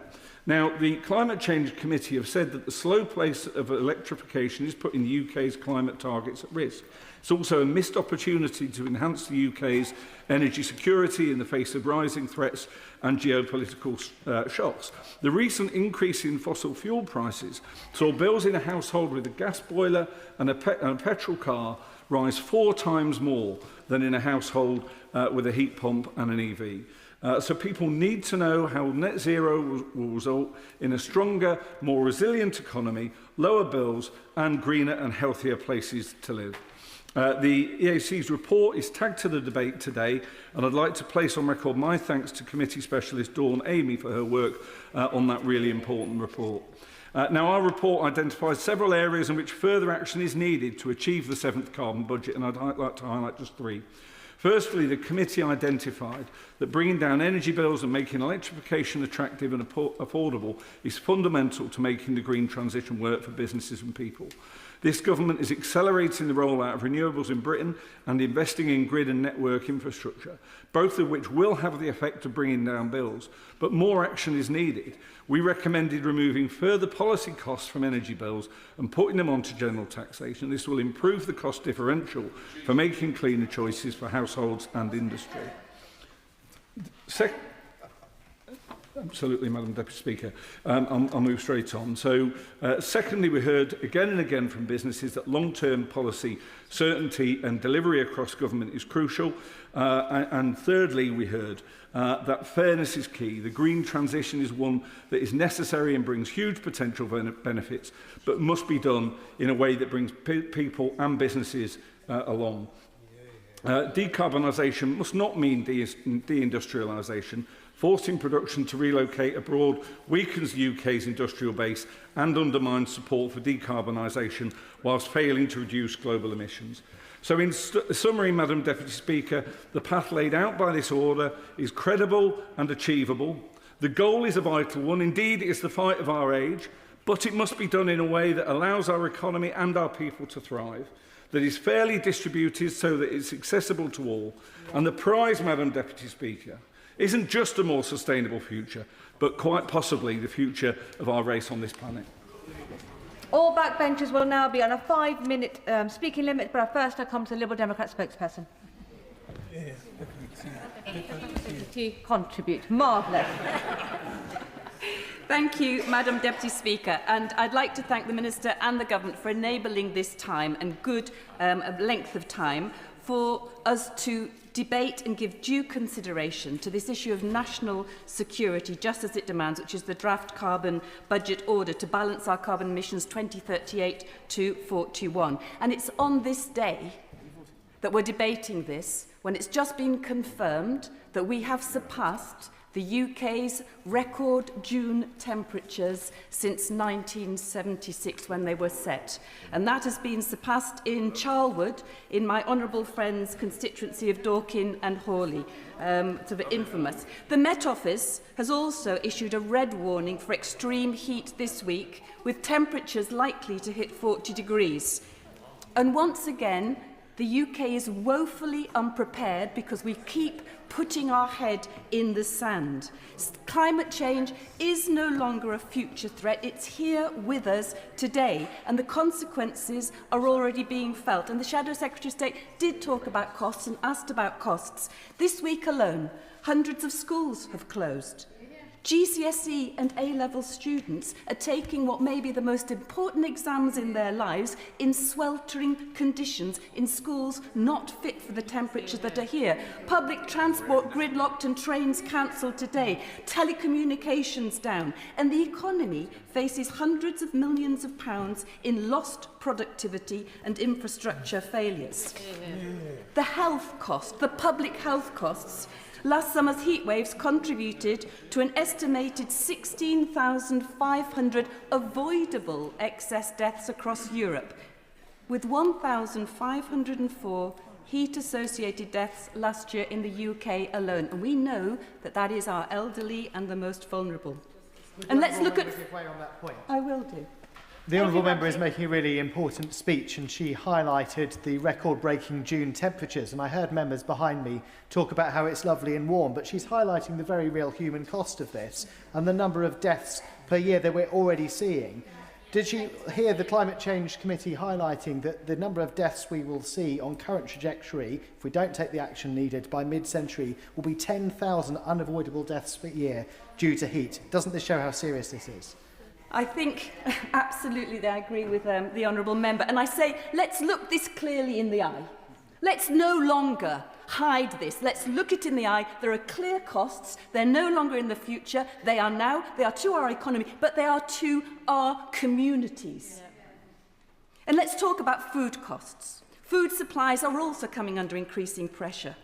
3 of the UK's worst harvests on record have occurred within the last 5 years, hitting our farmers and driving up costs for families at every shop. Floods and wildfires are making homes uninsurable and putting lives and livelihoods at risk.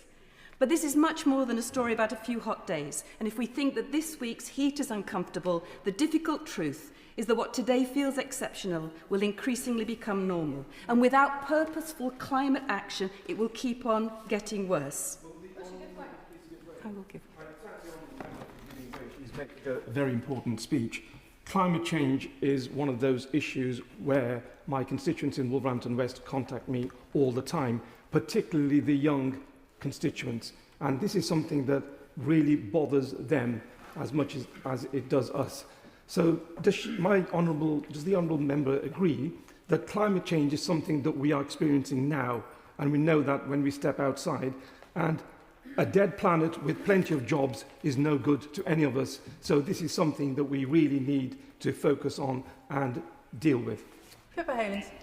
I thank the Honourable Member for his intervention, and like him, I meet regularly with young people across my constituency.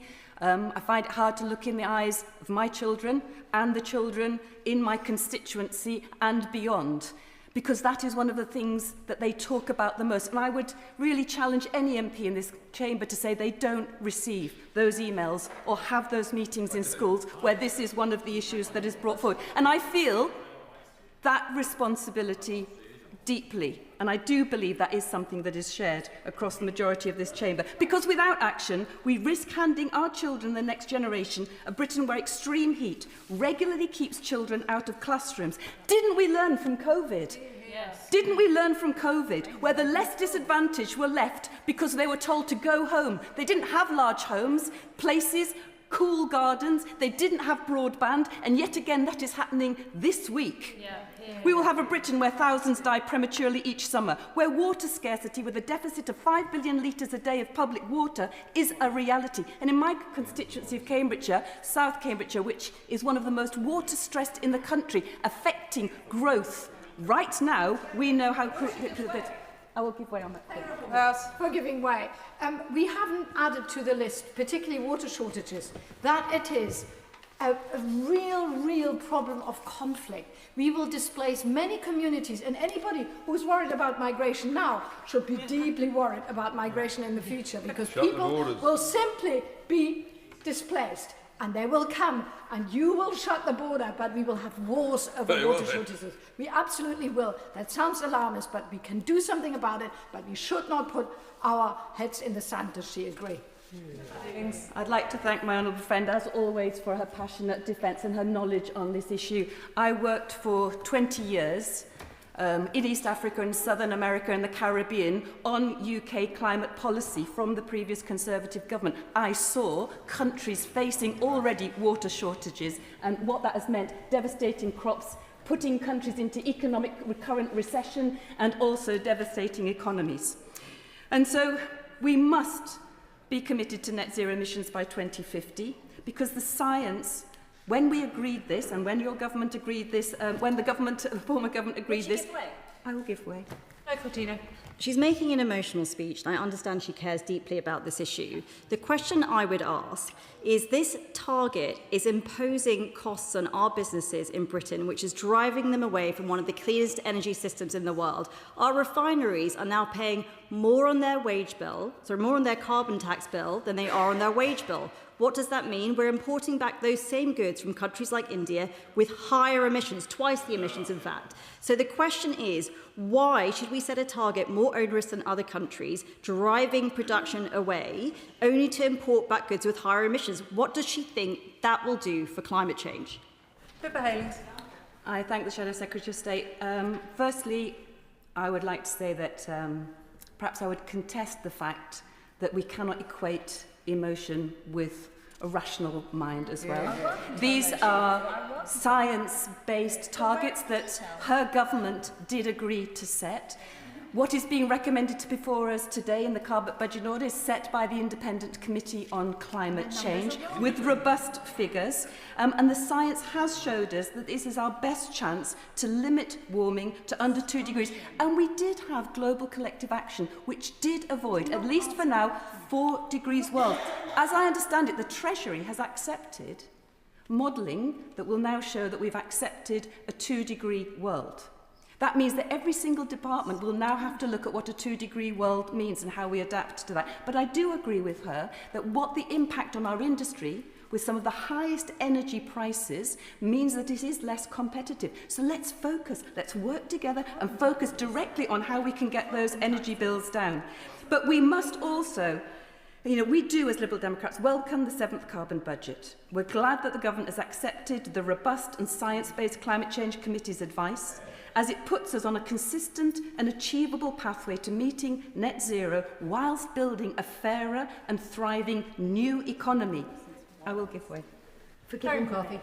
Does she agree with me that we are never going to persuade other countries to take action to reduce their carbon emissions unless we show global leadership? Yeah. And would she join me in congratulating the Prime Minister, who went to COP29 in Baku, announced an ambitious NDC of reducing emissions by 81% by 2035. That was real climate leadership. And I have to say, having been at that COP, there was such disappointment amongst other countries, the fact that the previous government had stepped away from showing that kind of leadership.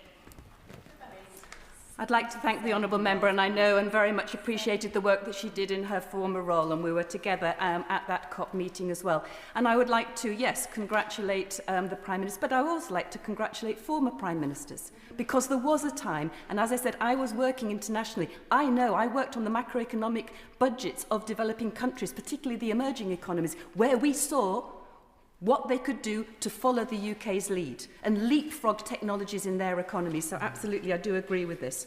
And that's why it is disappointing to hear from the Conservative front bench today that they're want to delay science-led targets, oppose environmental action, which would leave the world in a more insecure and uncertain place and leave businesses without the certainty they need.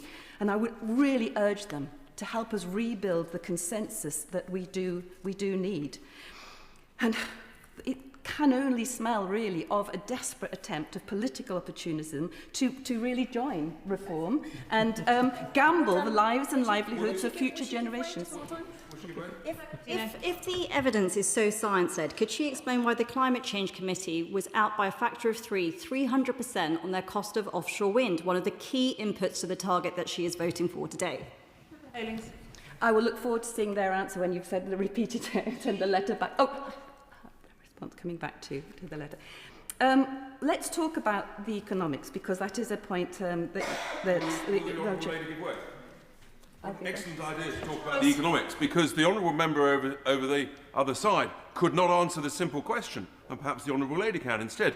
When will the bills come down?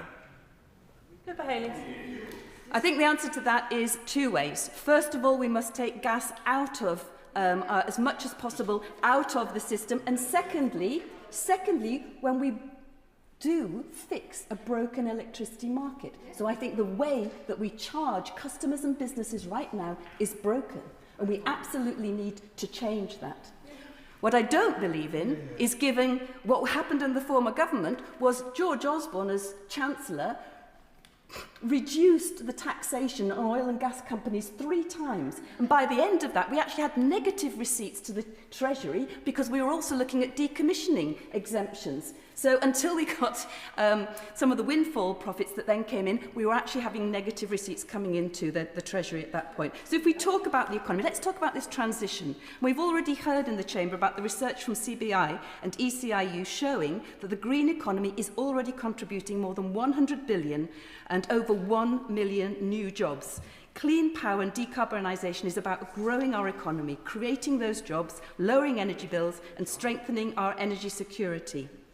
But while we welcome the carbon budget, setting targets is the easy part. Delivering them is what counts, and that is why we look forward to the government's delivery plan to really see about the steps that will be taken, because we do worry that we could risk them falling short.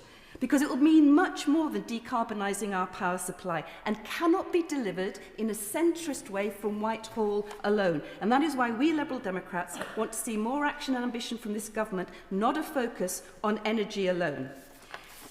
Because we will see that this will be lived in people's lives, not just for environmental reasons, but for economic reasons. That through emissions reductions will be experienced through changes in how homes are heated, how people travel, how energy is used, and it will require local authorities, communities, farmers and businesses to be partners in delivering change. It will mean doubling our efforts to restore nature, one of our most powerful tools for tackling climate change, by more generously supporting our farmers to accelerate tree planting and peatland restoration. But please, not treating nature protections as a blocker to economic growth. And I do ask the Minister and the government to get rid of this lazy, reckless rhetoric dividing climate and nature rather than seeing them as indivisible necessities. It will also mean increasing powers and funding for local authorities and communities to implement credible local climate and nature delivery plans. I will give way. She knows well about the issues of coastal erosion on the North Norfolk coast and the existential threat to communities such as Trimmingham and Haysborough. There is hard work being done by our local authorities, our Lib Dem Council, through schemes like Coastwise, and much more to do in the future. But does she agree with me that everything being done to protect these communities will be undermined by worsening climate emergency, which has sped up erosion and would cause it to worsen further? I absolutely feel deeply what is being talked about by my honourable friend, and he is a well-known champion for rural and coastal communities who are facing such an unsure, insecure future, not knowing whether their homes will still be standing, not knowing whether they will be insurable. So that is definitely something that we need to look at. Most importantly for this carbon budget, as we've heard across the chamber, electrification across key sectors is the key to rapidly reducing emissions and helping households to cut bills. Today, the Climate Change Committee has warned that progress in electrification has slowed, with heat pump installations up just 7% this year compared to 56% the year before. And what's more, the share of electricity and industrial energy use fell last year. So we must see greater acceleration of electrification. I will. Yeah, I thank my honourable friend for giving way. I was dismayed when visiting a new development recently that the developer was not putting in heat pumps because they said the cost of electricity meant that people would rather have got gas boilers. Yet, if we removed, does my honourable friend agree that if we removed the renewable obligation levy from electricity, so we were fairly pricing electricity, rather than the situation we have at the moment where it's unfairly disadvantaged, that we would incentivise far more heat pump installations? I'd like to thank my honourable friend, and she often brings this up in the chamber and also in the select committee, because we have to fix that. We have to fix this broken system whereby households and businesses do not feel the benefits of cheaper energy, renewable energy, solar and wind. So we absolutely have to fix that system. Finally, Liberal Democrats believe that building public confidence in the transition to net zero requires people to see the benefits in their own community. And that means empowering those best placed to deliver change on the ground, local authorities, community organisations and local leaders. They understand the needs of their areas. They can bring people with them, and they're uniquely placed to turn national ambition into practical action, whether through community energy projects, and we need to see that regulatory change so that they can sell energy locally, also through better public transport, warmer homes, nature restoration or street-by-street electrification. Yet too often local climate action remains fragmented, underpowered, dependent on short-term funding. Critically, local authorities still have no statutory responsibility for delivering net zero for climate and nature duty, voted down every single time on every single devolution bill that has come through. So will the Minister look at placing local authorities at the centre of delivery of the 7th carbon budget by legislating for a clear climate and nature statutory duty for local authorities, ensure they have the funding and powers to unlock these opportunities? We know they can. Many of us have been local councillors. We know that this can be done together and with local people. Madam Deputy Speaker, climate change will not wait. Neither should we. The time is now. Thank you. Within an immediate 5-minute time limit, Olivia Blake. Thank you, Madam Deputy Speaker, and I should declare an interest as Chair of the Climate Nature Crises Caucus, and I refer members to my register of interests.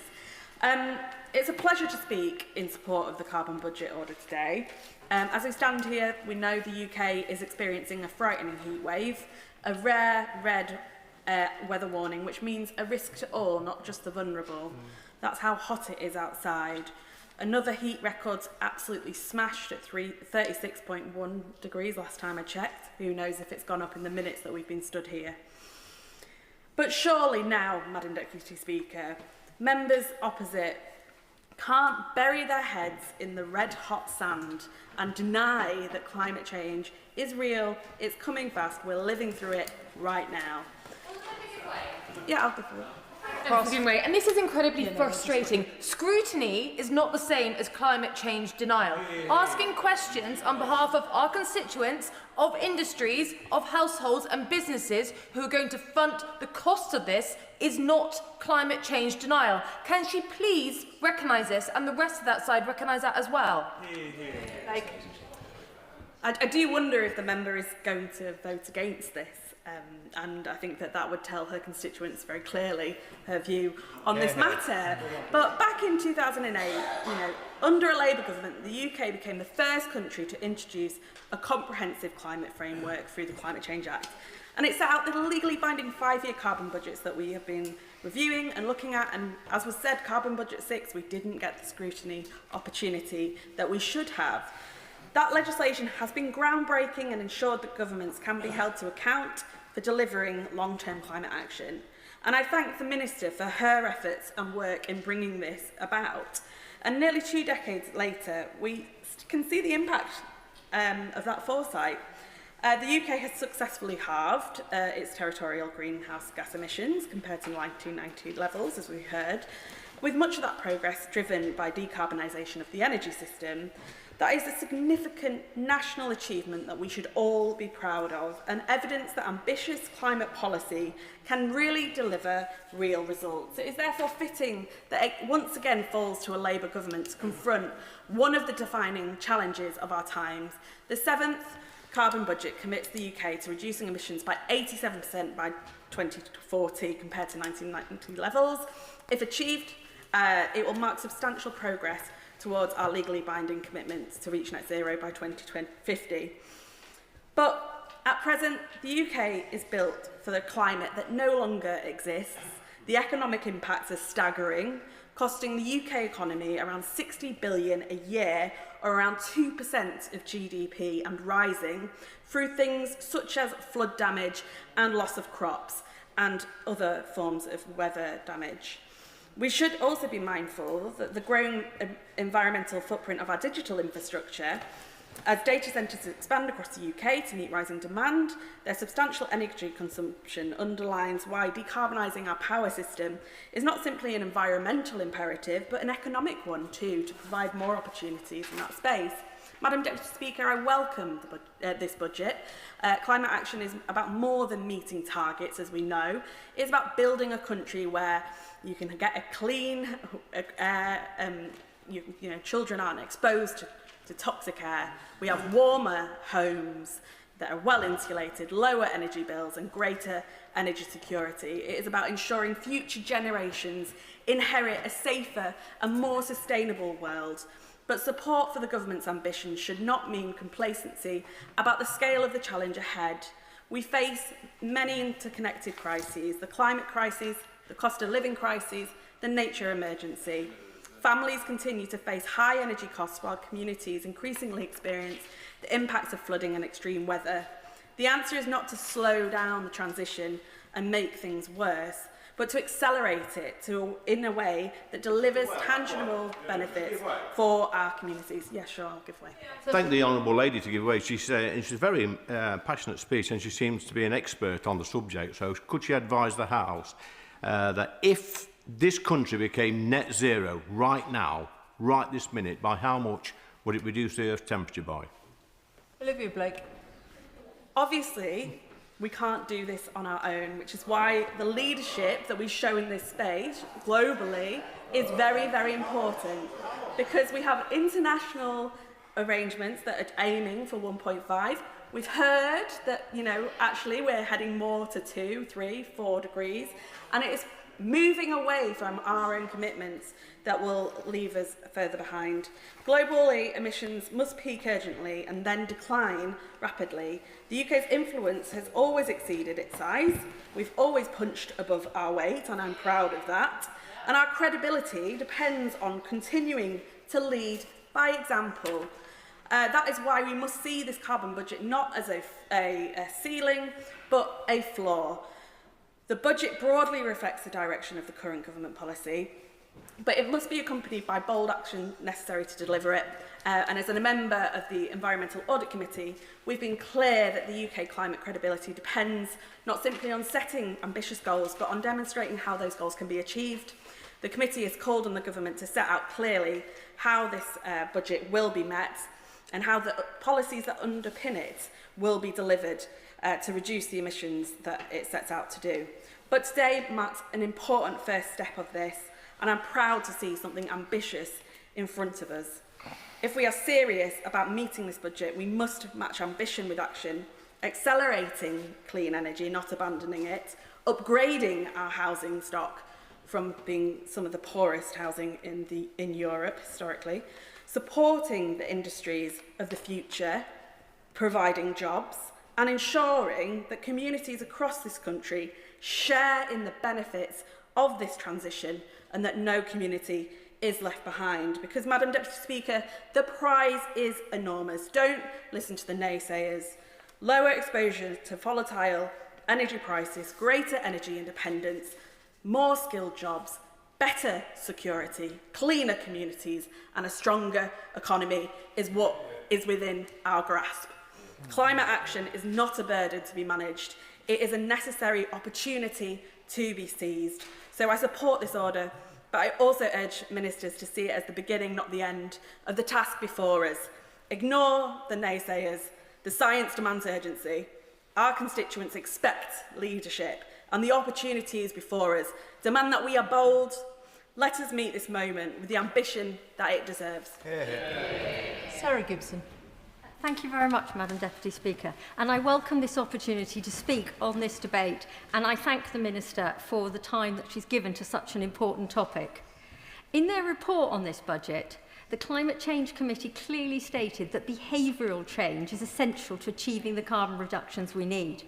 However, the 7th Carbon Budget prioritises emerging technologies and greenhouse gas removals, a strategy that courts failure if these technologies do not deliver.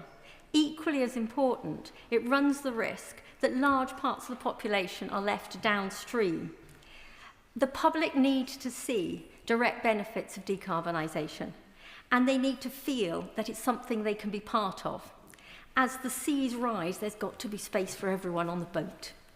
And I'd really like to bring the House's attention to a very particular area mentioned by colleagues already, which is the decarbonisation of our homes. In 2022, emissions from residential buildings accounted to 1/5 of the greenhouse emissions in the UK. Yet the Climate Change Committee's admitted that retrofitting existing dwellings is not going to be one of the easiest bits to shift.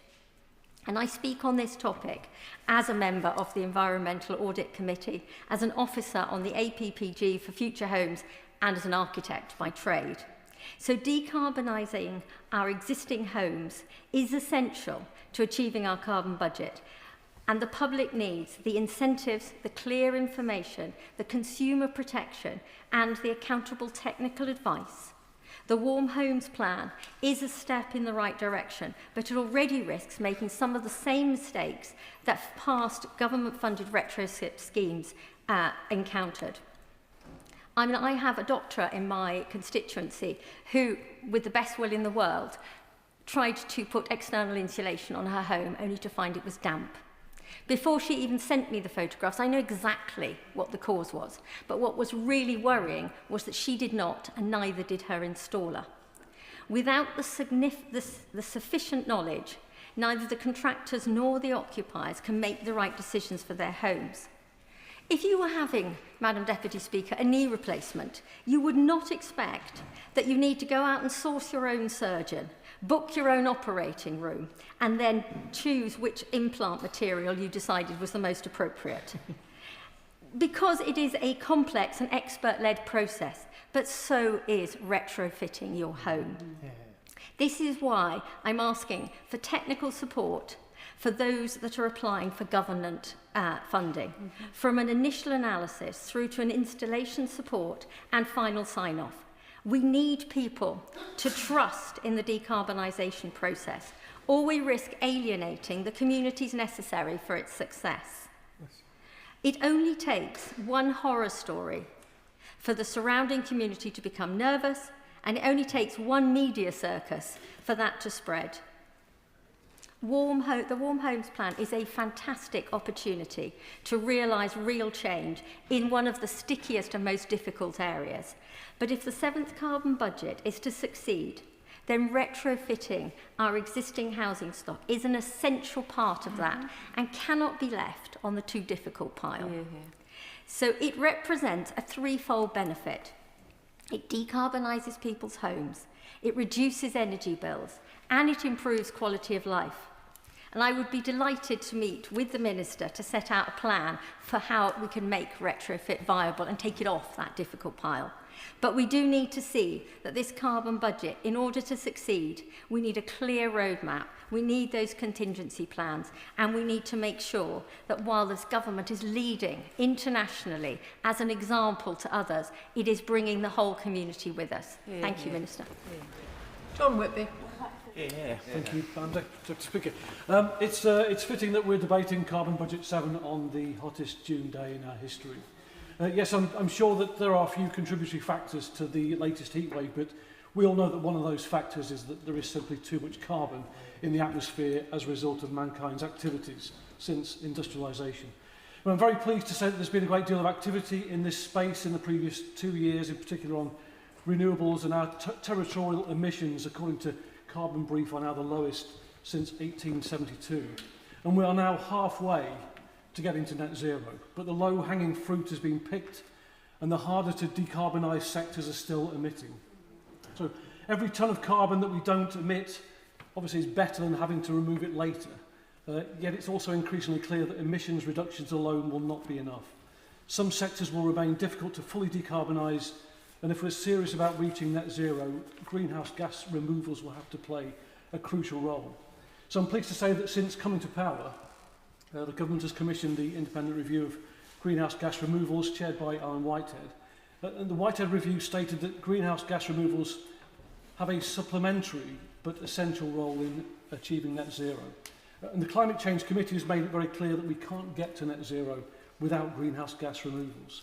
So it would be helpful for the Minister to firstly say when the government will respond to the Whitehead review, but also to understand the government's position on two key recommendations from the report. Firstly, changing the SAF mandate to become a net zero aviation mandate and using greenhouse gas removals to ensure that all flights taking off from the UK by 2045 will be climate neutral. With the government not focusing on demand management and clearly looking at airport expansion and not assuming the same level of behavioural change the Climate Change Committee is expecting, there should be an even more weight thrown behind removals and specifically direct air capture. And to enable more greenhouse gas removals, the report recommends that the government accelerate planned policies to enable non-pipeline transport, as well as stating that the government should also accelerate decisions on the future carbon capture, utilisation and storage clusters. And Madam Deputy Speaker, we have one of those right on the edge of my constituency. The Hope Valley is home to Peak Cluster, the world's largest cement decarbonisation project. If we're to build the 1.5 million homes that we need and all the roads, bridges and workplaces to support them, we'll need cement. But cement remains one of the most difficult industries to decarbonise because much of the carbon dioxide is produced through the chemical process of making cement itself. And for that reason, carbon capture is not an optional extra, it's essential. By capturing carbon emissions, the cement and lime production and transporting them for permanent storage, the project has the potential to decarbonise around 40% of UK cement and lime, whilst protecting thousands of jobs currently in the sector and adding new skilled green jobs. It will prevent 3 million tonnes of carbon from entering the atmosphere per year. And to put that in context, it's about a quarter of all the emissions from the counties of Derbyshire and Staffordshire. It's exactly the kind of project that shows how climate action and economic growth can go hand in hand. So I welcome the government's support so far, and the National Wealth Fund's investment announced last year. That support has been important, but if we are to unlock the full potential of projects like Peak Cluster, industry needs certainty, investors need confidence, and businesses need to know that there is a clear route to market for carbon capture projects beyond existing Track 1 and Track 2 programmes. The carbon budget process makes the government of the day think longer term, because addressing climate change can't be done quickly. But we need to stick to the path for our food security, our national security, our public health and our economy. And I encourage the government to match their ambition with the urgency that this moment demands. Yeah. Lewis Cocking. Thank you, Madam Deputy Speaker. Before entering this place, I worked in the energy efficiency industry. I know the potential that we have when we back our homegrown manufacturers across the United Kingdom, and I know how vital energy is to their success. But the government's policies on net zero are holding them back. As my right honourable friend, the member from North West Essex, said at Prime Minister's questions, the current Energy Secretary is putting up bills and killing jobs.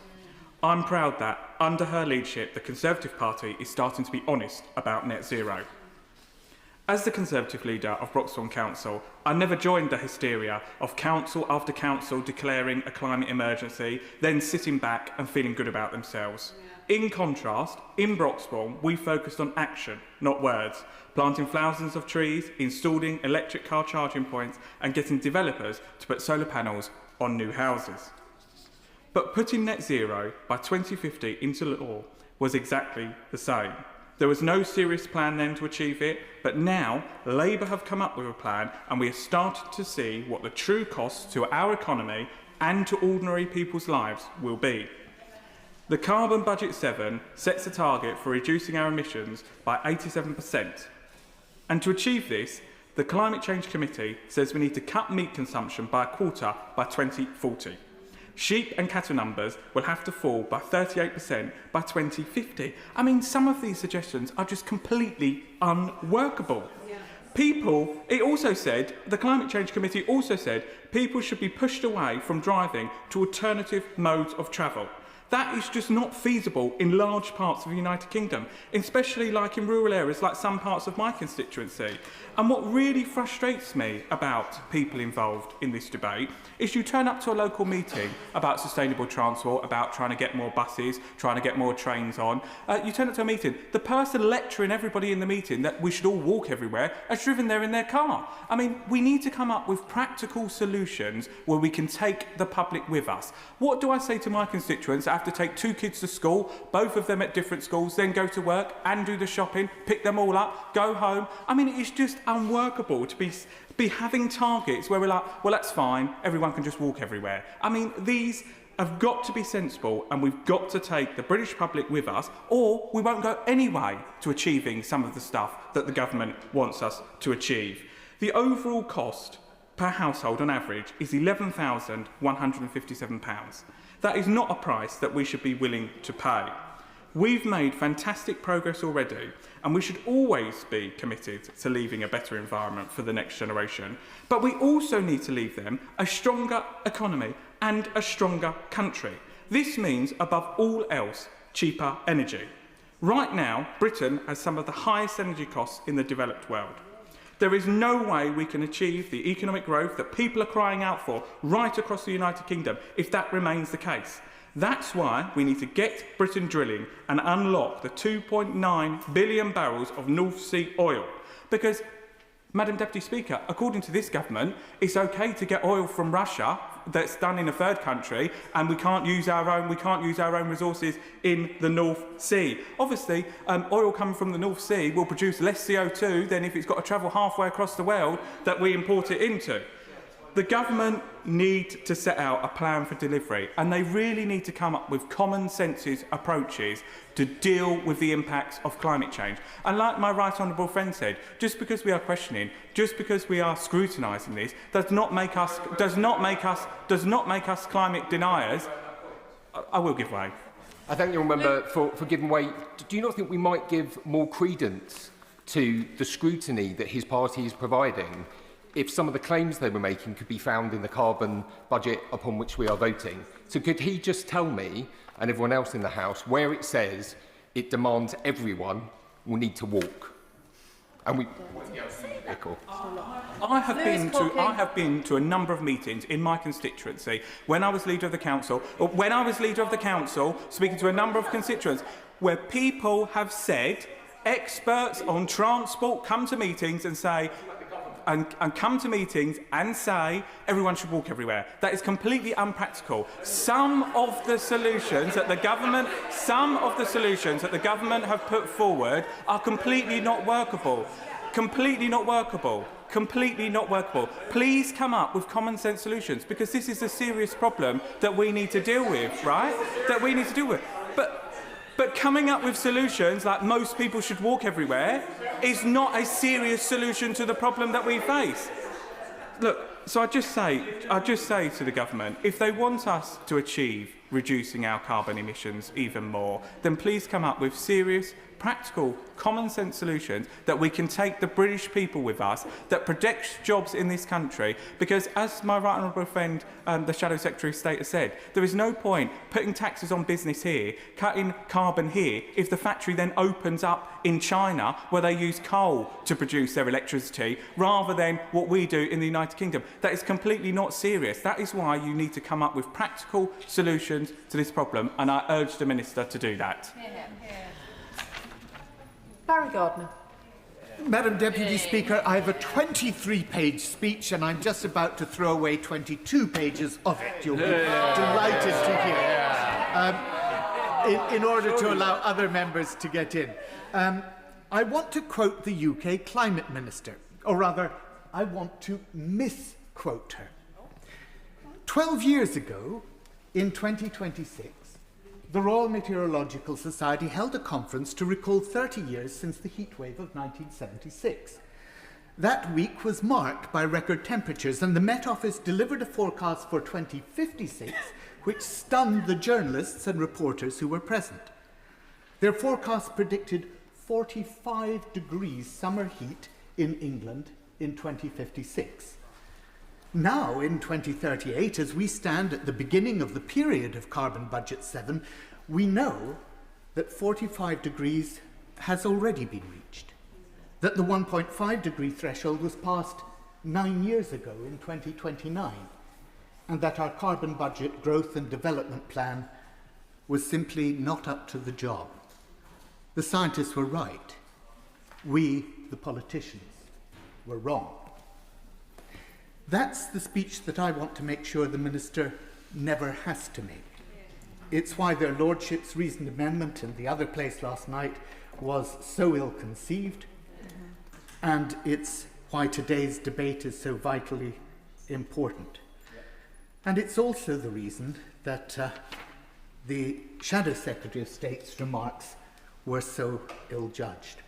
And so I just want to answer some of the questions that she posed.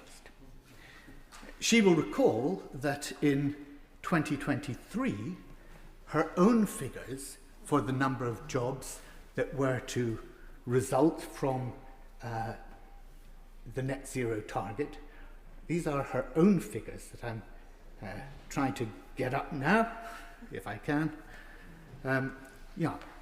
She said that it would be between 135,000 and 725,000.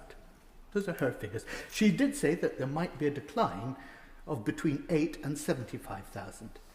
But today, the Committee on Climate Change's progress report, the net zero economy, the number of green jobs reached is 650,000. Now, those are the figures that they have come out with today. Now, she also asked about how silly it was, she said, to talk about soil structure and waste. So perhaps she doesn't quite understand that actually soils are emitters of carbon. Perhaps she doesn't understand that waste are emitters of carbon, and that if you want to achieve net zero, if you want to get to a clean, green energy infrastructure, you have to think holistically. Thank you, Madam Deputy Speaker. Richard Todd. Budget order. I think we should rename it, Madam Deputy Speaker, the job-destroying, industry-killing order, because that is essentially what net zero is doing. And for the honourable members who don't appreciate the economics of this, let's just go on a little history lesson, shall we? Back to between 1980 and 2000, when, yes, we used, in that 20-year period, our energy consumption increased by some 20%. And real GDP per capita, per person, increased every year by 3.2% per annum. If I then just take everyone forward to the last 20 years, our energy consumption has declined by about 15%. And guess what's happened, Madam Deputy Speaker, to our GDP per person? Yes, it's collapsed to just 0.5% per annum. There is a direct link between the quantity of energy that you consume. I'm delighted to give way to the Honourable Lady. Will the Honourable Member not recognise that A, correlation is not causation, and B, there was a financial crisis caused by outrageous speculation and lack of control of the financial markets, and that is at the core of the problems that we face today. Richard Tice. What? The reality is... And Brexit. What a tragedy that the truth clearly hurts for the Green Party, who, by the way, don't believe in carbon capture, to the previous honourable gentleman. The simple fact is there is a direct relationship between the higher energy use per capita and the higher GDP per capita, the richer a nation there is. But that is the fundamental point that everybody in this place seems to forget. As we have reduced our carbon emissions since 1990 by 54%. People seem to forget that carbon emissions around the world are increasing. Other nations are not admiring our net zero leadership. They are laughing. They are laughing at our utter stupidity as they steal our jobs and our money. They're laughing at us. I give way to the honourable gentleman. Well, I think they might be laughing at him, but I don't think they're laughing at all of us. But does he realise he's talking about our climate leadership as though that's something that we should be ashamed of, when actually the reality is that in China in 2024 they installed more solar panels than the entire world had done in 2023. So they are not sat there ignoring the opportunity to transition. They're leading the way. And what labour are they using? Slave labour is what they're using. That's the reality. They're laughing as they sell us the Chinese cheap solar panels to cover our food-productive, brilliant farmland in Lincolnshire and elsewhere. It's insane, Madam Deputy Speaker. I'm delighted to give way to the honourable gentleman. He makes a passionate and very intelligent speech. Is he also aware that we are importing wind turbines, windmills, if you like, that are stuffed with asbestos from China? Oh, there we are. Well, apparently the honourable members opposite, they want more asbestos when we know that is dangerous. Yes, in the wind turbines, Madam Deputy Speaker. The reality is that industries... I will give way shortly, I'm doing well. Industries... the reality is, Madam Deputy Speaker, that industries across our country are being slaughtered, jobs are being destroyed, from pottery businesses to aluminium businesses, to chemical businesses, to steel businesses, to oil refineries. Why? Because of our high energy costs. And we have seen the sort of jobs being brilliant, highly skilled, highly qualified jobs in Aberdeen being slaughtered because this government will not allow more exploration of the North Sea. This is the reaction, this is the consequence of net stupid zero. I give way to the honourable lady. I thank the honourable gentleman for giving way, and I wonder whether he agrees with his Reform leader of North East Lincolnshire Council, who has said that he fully supports the renewables sector, and given that he until recently was working for the honourable gentleman, why is there such disparity between what reforms say here and what reforms say in their local patches?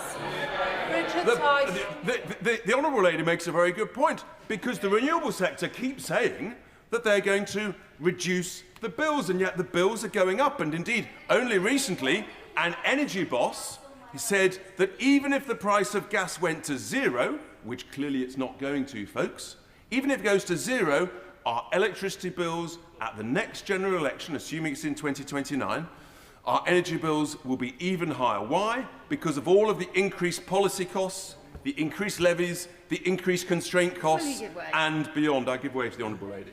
Does he not recognise the reality that the main factor that has driven up energy costs in the last few years is Putin's illegal invasion of Ukraine, and that policy costs are a small proportion of energy prices, and that gas determines the electricity price, which is How the desperately sad that the honourable lady doesn't appreciate that the wholesale price of electricity, which some claim is driven by gas, is about a third. So it is not the majority. A third is less than 50%. The simple reality is there is a direct causal link between the growth of renewable generating capacity in the last 20 years and the growth of our electricity prices to the highest in the Western world. And that is the reason, Madam Deputy Speaker, why everybody is feeling so much poorer.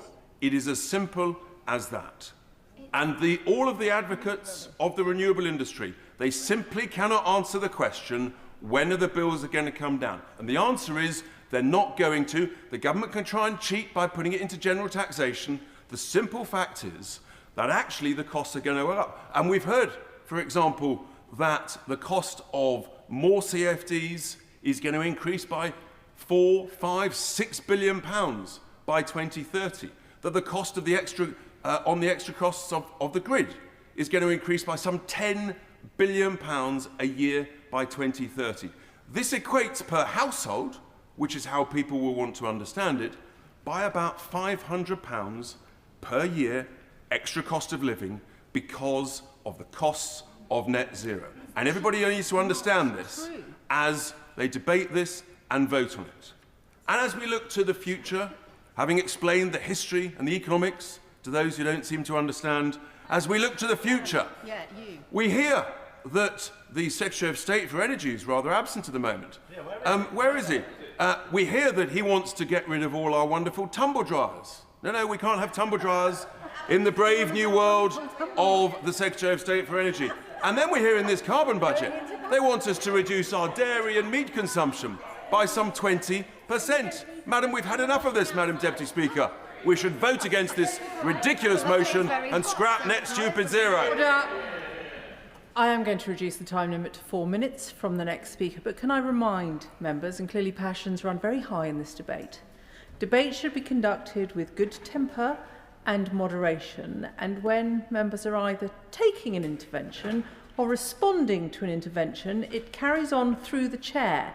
Twirling around and facing the person behind you or wherever they may be in the chamber means you will not be picked up by the microphones, and it is extremely discourteous.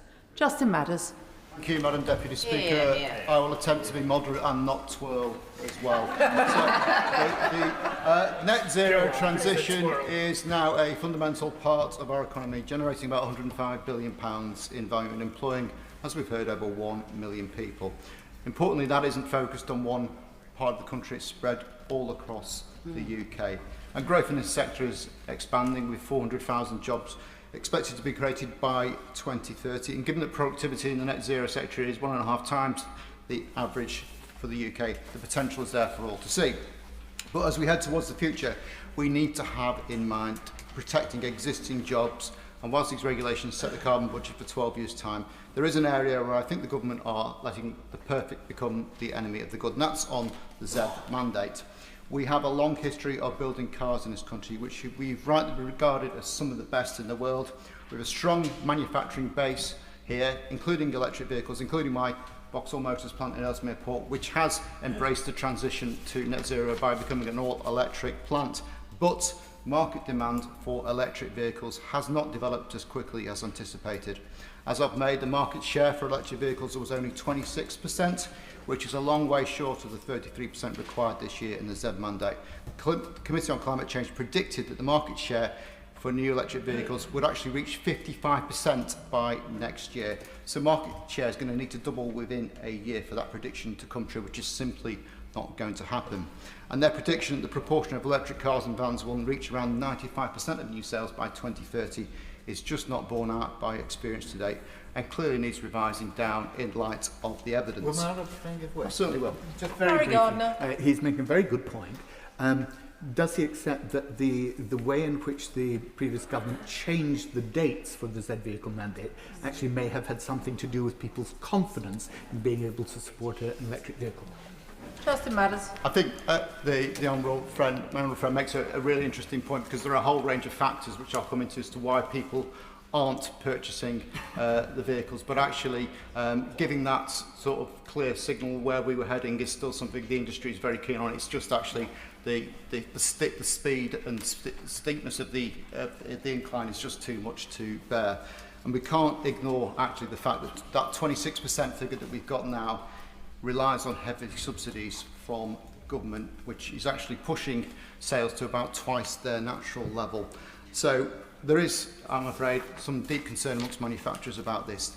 And to fill the gap between demand and what domestic manufacturers are producing, they're already having to buy credits in the order of hundreds of millions of pounds a year, which again is clearly not sustainable. Meanwhile, importing manufacturers, including from China, are able to exceed ZEV thresholds here and sell their unused credits onto domestic manufacturers. This means not only are foreign manufacturers of EVs from China taking ever-increasing shares of the market, they're also profiting from exceeding the ZEV thresholds. To be clear, of course, this is not an argument about having no ZEV mandate. It's important that we tackle the climate crisis and we put an end to internal combustion engines. But what bigger fillip could there be to the climate sceptics than UK factories closing down because of a rigid approach to net zero, an approach that at the moment sees millions of pounds go to overseas competitors whose manufacturing is often actually far more carbon intensive than ours. So the Z mandate must be adapted to take account of the real-world market conditions, and the escalator must be changed to reflect them. It's clear that for many consumers, even with the generous discounts, the costs of a new EV are out of reach, and we need to be aware of limitations caused by cost, range anxiety and charging infrastructure. And I agree with one from we can do more in that area. But as a number of members have already said today, we need to take people with us, and we're clearly not bringing them to where we need to hit that target. So I welcome the comments by the Chancellor yesterday that the review of the mandate is going to be brought forward to this year, but that needs to start now, and we need to get the right answers within a few months. And finally, Madam Deputy Speaker, on the subject of well-meaning policies that could actually be counterproductive, I'm going to raise a red flag now about the proposed introduction of the deposit return scheme scheduled for later next year. Most households already, of course, recycle their materials through curbside collections. The participation rates in curbside recycling are high, it works, and of course it provides a revenue stream to councils. So the public will undoubtedly ask, if we're changing this, what is the problem that we are trying to fix? The practical reality of this for many people will be a minor inconvenience, which many people will be happy to participate in. But for parents, carers, disabled people, elderly residents and those without easy access to large supermarkets, it could actually be a significant nuisance. For people with complex lives, they'll simply not do it at all. So once again, there is a well-meaning policy here which we actually risk alienating people and damaging our road to net zero, which I think, on this side of the House at least, we all want to get to. John Milne. Thank you, Madam Deputy Speaker. The effectiveness of any carbon budget relies on two things: accuracy and attainability. If the numbers are wrong, the budget is meaningless. And if the plans are unrealistic, then the budget is undeliverable. If the public lose confidence in either of those things, they lose confidence in the wider environmental project itself. And that's why I want to focus less on any individual target and more on the credibility of the framework. When goals are repeatedly missed or look unachievable, there's always a temptation for governments to adjust the assumptions, alter the methodology, or redefine success. That satisfies nobody. It frustrates environmentalists who want genuine emissions reductions and emboldens sceptics who think the claims that the targets were never realistic in the first place. And it leaves the public wondering whether we are solving problems or simply moving numbers around on spreadsheets. What we need is a reset. A reset to ensure that we are having honest conversations about emissions, environmental challenges and climate policy based on sound data. And that's why I question the overconfidence in the budget in carbon capture storage. The budget makes clear that CCS plays a significant role in the pathway towards meeting future emissions targets. And I recognise that it does have an important role to play in genuinely hard to decarbonise industries, such as chemicals, cement and the heavy industrial processes. The Liberal Democrats have always been willing to support emerging technologies in such cases. But we should be honest about what is being assumed. Much of the proposed CCS rollout is tied to large gas-powered infrastructure projects. That means we are effectively locking ourselves into gas infrastructure for decades to come. The problem is that the North Sea can't possibly supply our gas needs no matter how much we drill, no matter what we do. So the more we rely on gas-backed CCS assumptions within the budget, the more we're locking ourselves into imported, fracked LNG, mostly from the US. That contributes to global warming, whether it happens in Texas or Teesside. Yet carbon budgets, UK carbon budgets, are of course primarily territorial in nature. And that is precisely the sort of accounting contortion that can undermine public confidence. People aren't interested in whether the emissions have disappeared from a spreadsheet. They want to know if they've disappeared from the atmosphere. The same problem exists in aviation.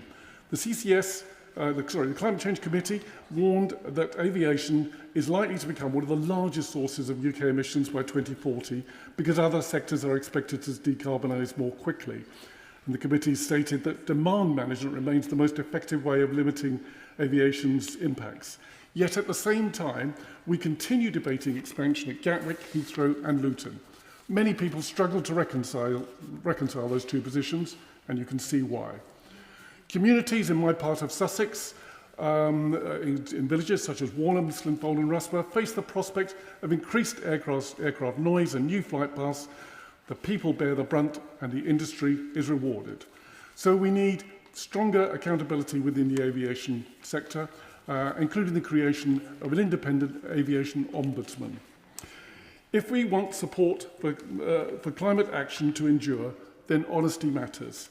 Honesty about imported emissions, honesty about LNG, honesty about airport expansion, and honesty about the role and limitations of carbon capture storage.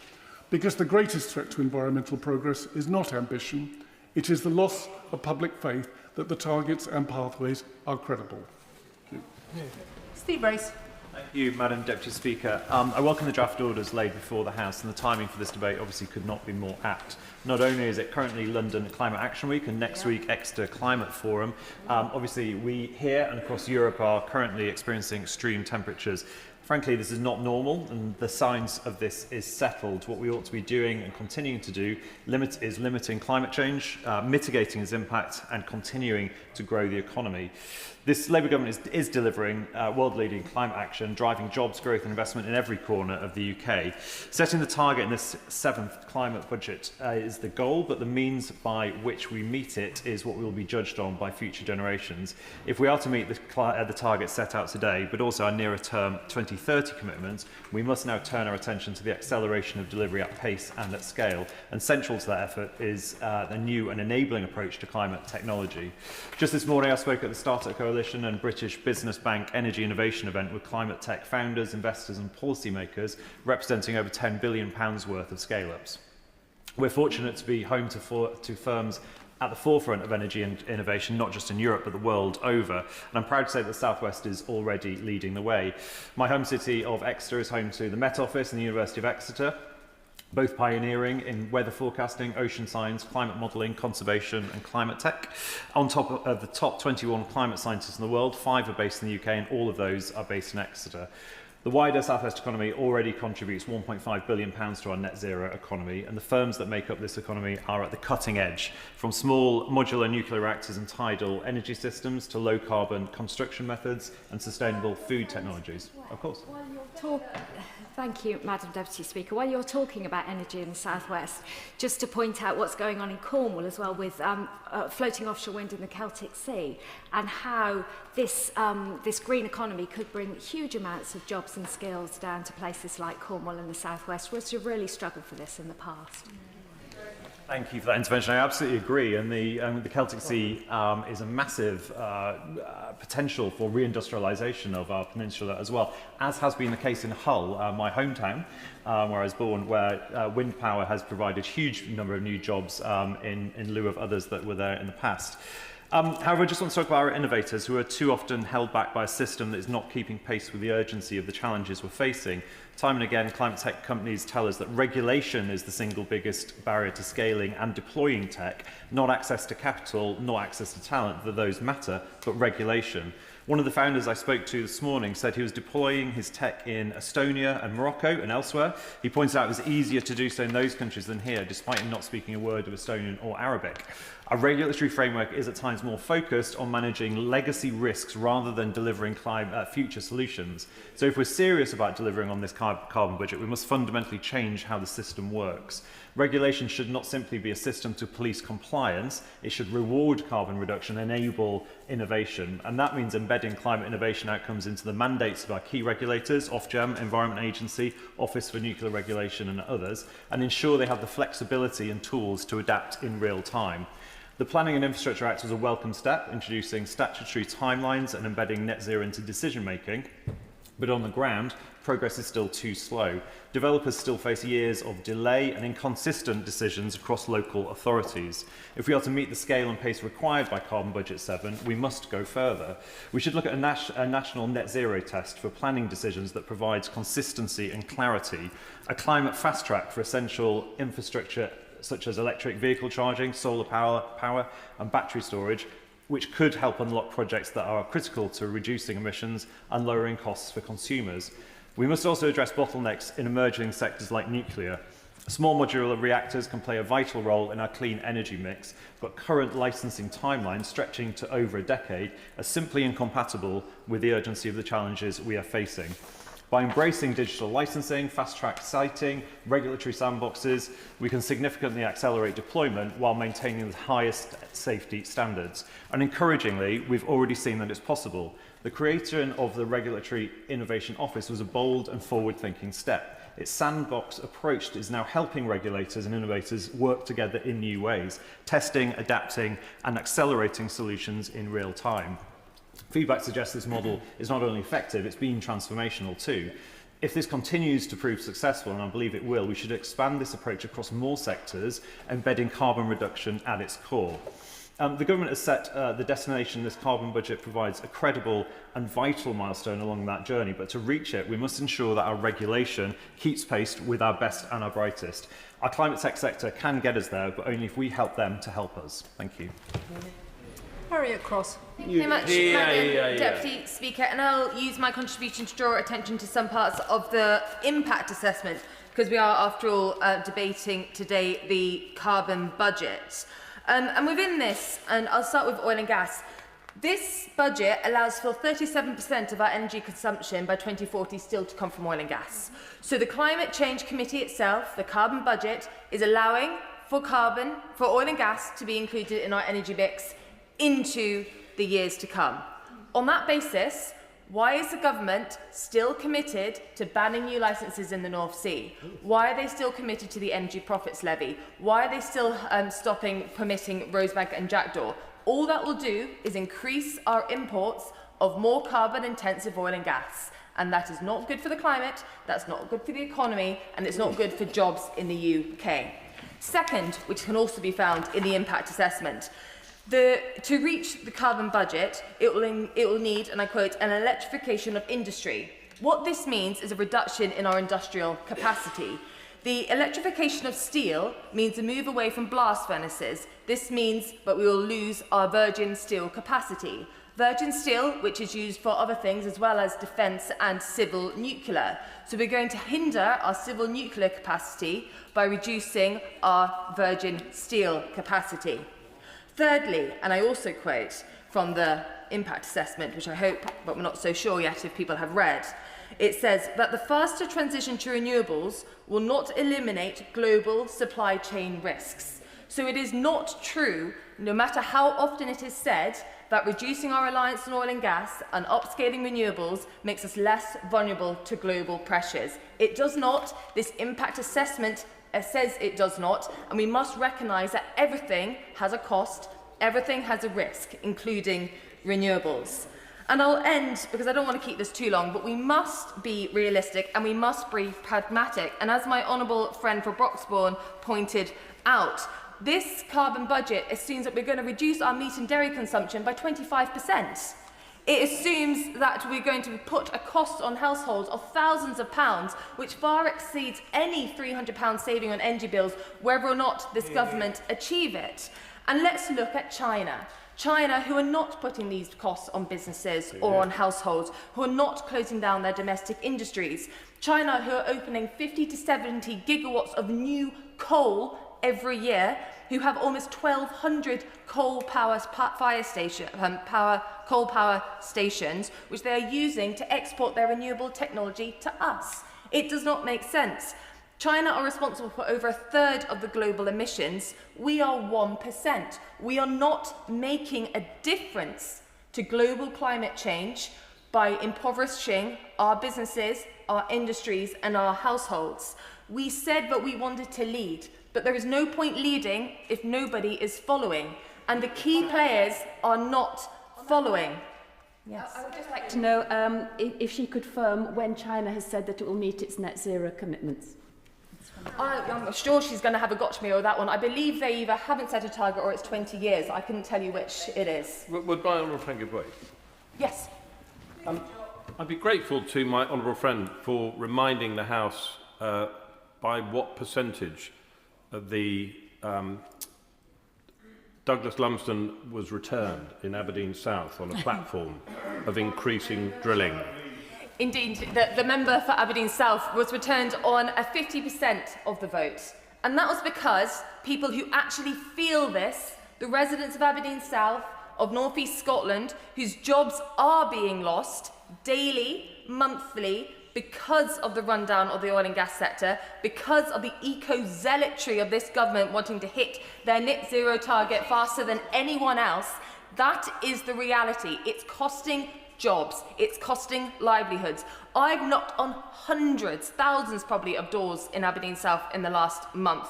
I have met so many people of young age, in their 30s, in their early 40s, with young children who are redundant, who have lost their jobs because of this government's anti-North Sea oil and gas policies. And I don't call them anti-oil and gas policies because they'll happily take it from abroad. They'll happily import LNG. They'll happily take Russian-derived oil and gas products. They just don't want oil and gas products from the UK. And until we get over this obsession with running down our own industries, until we get over the obsession of meeting a target which no one else is aiming for, the UK will suffer. Our industries will suffer, our skilled workers will suffer, and the economy into the future will suffer. No other country will follow us if we do that. No other country is looking at the UK as the example. They're looking at the UK for an opportunity where they can export more of their refined goods to and more of their manufacturing to, because they know we're running down our industries here. But they will not copy our lead on reducing emissions because they can see the impact it's having on our economy and on our energy bills. And we are missing so many opportunities. Who is going to invest in AI here? Who's going to invest in data centres here when we have 4 times the electricity costs of the US? They just won't. There is no incentive to. Driving down our agriculture in order to hit a net zero target is madness. We need food. I hope that's not controversial. But all we're going to do is import more. And all it's going to do by driving down the amount of agriculture we have here is free up more land for the government to put solar panels on, which might help them with their target, but it's not going to help with our food production nor our rural communities. So I'll happily vote against this today. I've happily read the impact assessment, and I do not believe that this is best for my constituents, best for the country, or best for the economy. Chris Hinchcliffe. Deputy Speaker, and I also declare an interest as the Vice Chair of the Climate and Nature Crisis Caucus. It is time to put it plainly. If we fail to prevent man-made climate change getting worse, we face an existential threat to the British way of life. As our weather becomes more extreme, we face the threat of repeated crop failures and the heat-related deaths of thousands of livestock. And with our country built for a climate that no longer exists, the impact of storms and heat waves on our roads, hospitals, schools and pylons will finish off the efforts of the previous Tory administration to wreck most of our national infrastructure. Iconic wildlife species like the curlew and the salmon may disappear from these islands, and the British seasons themselves will lose their traditional rhythm. Even our veteran English oaks will begin to vanish from our landscapes, and it is bitterly ironic, Madam Deputy Speaker, that the Conservative Party, which takes our oak tree as their symbol, has in recent years abandoned their commitment to the protection of the environment in a way that puts this icon of our national identity at risk. They've given up conserving anything. So, Madam Deputy Speaker, I fully support the government's determination to keep our country on track for net zero and playing our part in tackling the climate emergency. Failing to act would put 1,000 years of history and the prosperity of every generation to come at risk. But, Madam Deputy Speaker, delivering the 7th carbon budget will only be possible if we also face head-on the problems in our society that so often stand in our way. As the government's impact assessment shows, there are huge potential benefits to becoming a more environmentally sustainable society, new export industries, better insulated homes that are more affordable to keep at a comfortable temperature, and healthier lives with less pollution in our air. But we will never realise these opportunities if we do not work towards meeting our carbon budgets in a way that also addresses the deep inequalities across the UK. With millions in our country already struggling for a decent standard of living, tackling climate change will be impossible if it becomes a threat to their jobs and livelihoods, their ability to pay rent, heat their home and put food on the table. So the fight against climate change must also be a fight for full employment, a fight for decent wages, affordable homes and an end to fuel poverty. The government's impact assessment for this carbon budget is clear that there is a risk to delivery if efforts to deploy new technologies outpace the capacity of industry and households to respond. If it takes upfront spending to invest in net zero technologies like solar panels and heat pumps in order to play our part and to benefit from long-term savings, the government must ensure that everyone is able to do so regardless of income. Similarly, Madam Deputy Speaker, for ministers to secure public backing for the measures needed to deliver Carbon Budget 7, we must also have a geographically fair approach that puts genuine decision-making power in the hands of local communities up and down the country. Once again, the impact assessment is very clear that there is the potential for adverse ecological and landscape impacts from the delivery of net zero infrastructure. Rural communities like those I represent can't just be told to lump it. And this, Madam Deputy Speaker, is where I think the impact assessment is inadequate. It is not enough to say that there will be net benefits overall, so it is okay that places like Stocking Pelham in North East Hertfordshire are getting inundated with speculative proposals for renewable energy schemes, unless we address the clear disconnect between the development of new infrastructure, how it is done, who it benefits, and who experiences the harms. Public backlash will continue to delay and frustrate the essential progress we urgently need. So I would like to ask the Minister today not only to make more of the obvious win-win opportunities like rooftop solar on commercial buildings and over car parks, but also to invest more resources in local area energy planning so that rural communities are empowered to decide where, what technologies and what scale they host in their local landscape. Caroline Foden.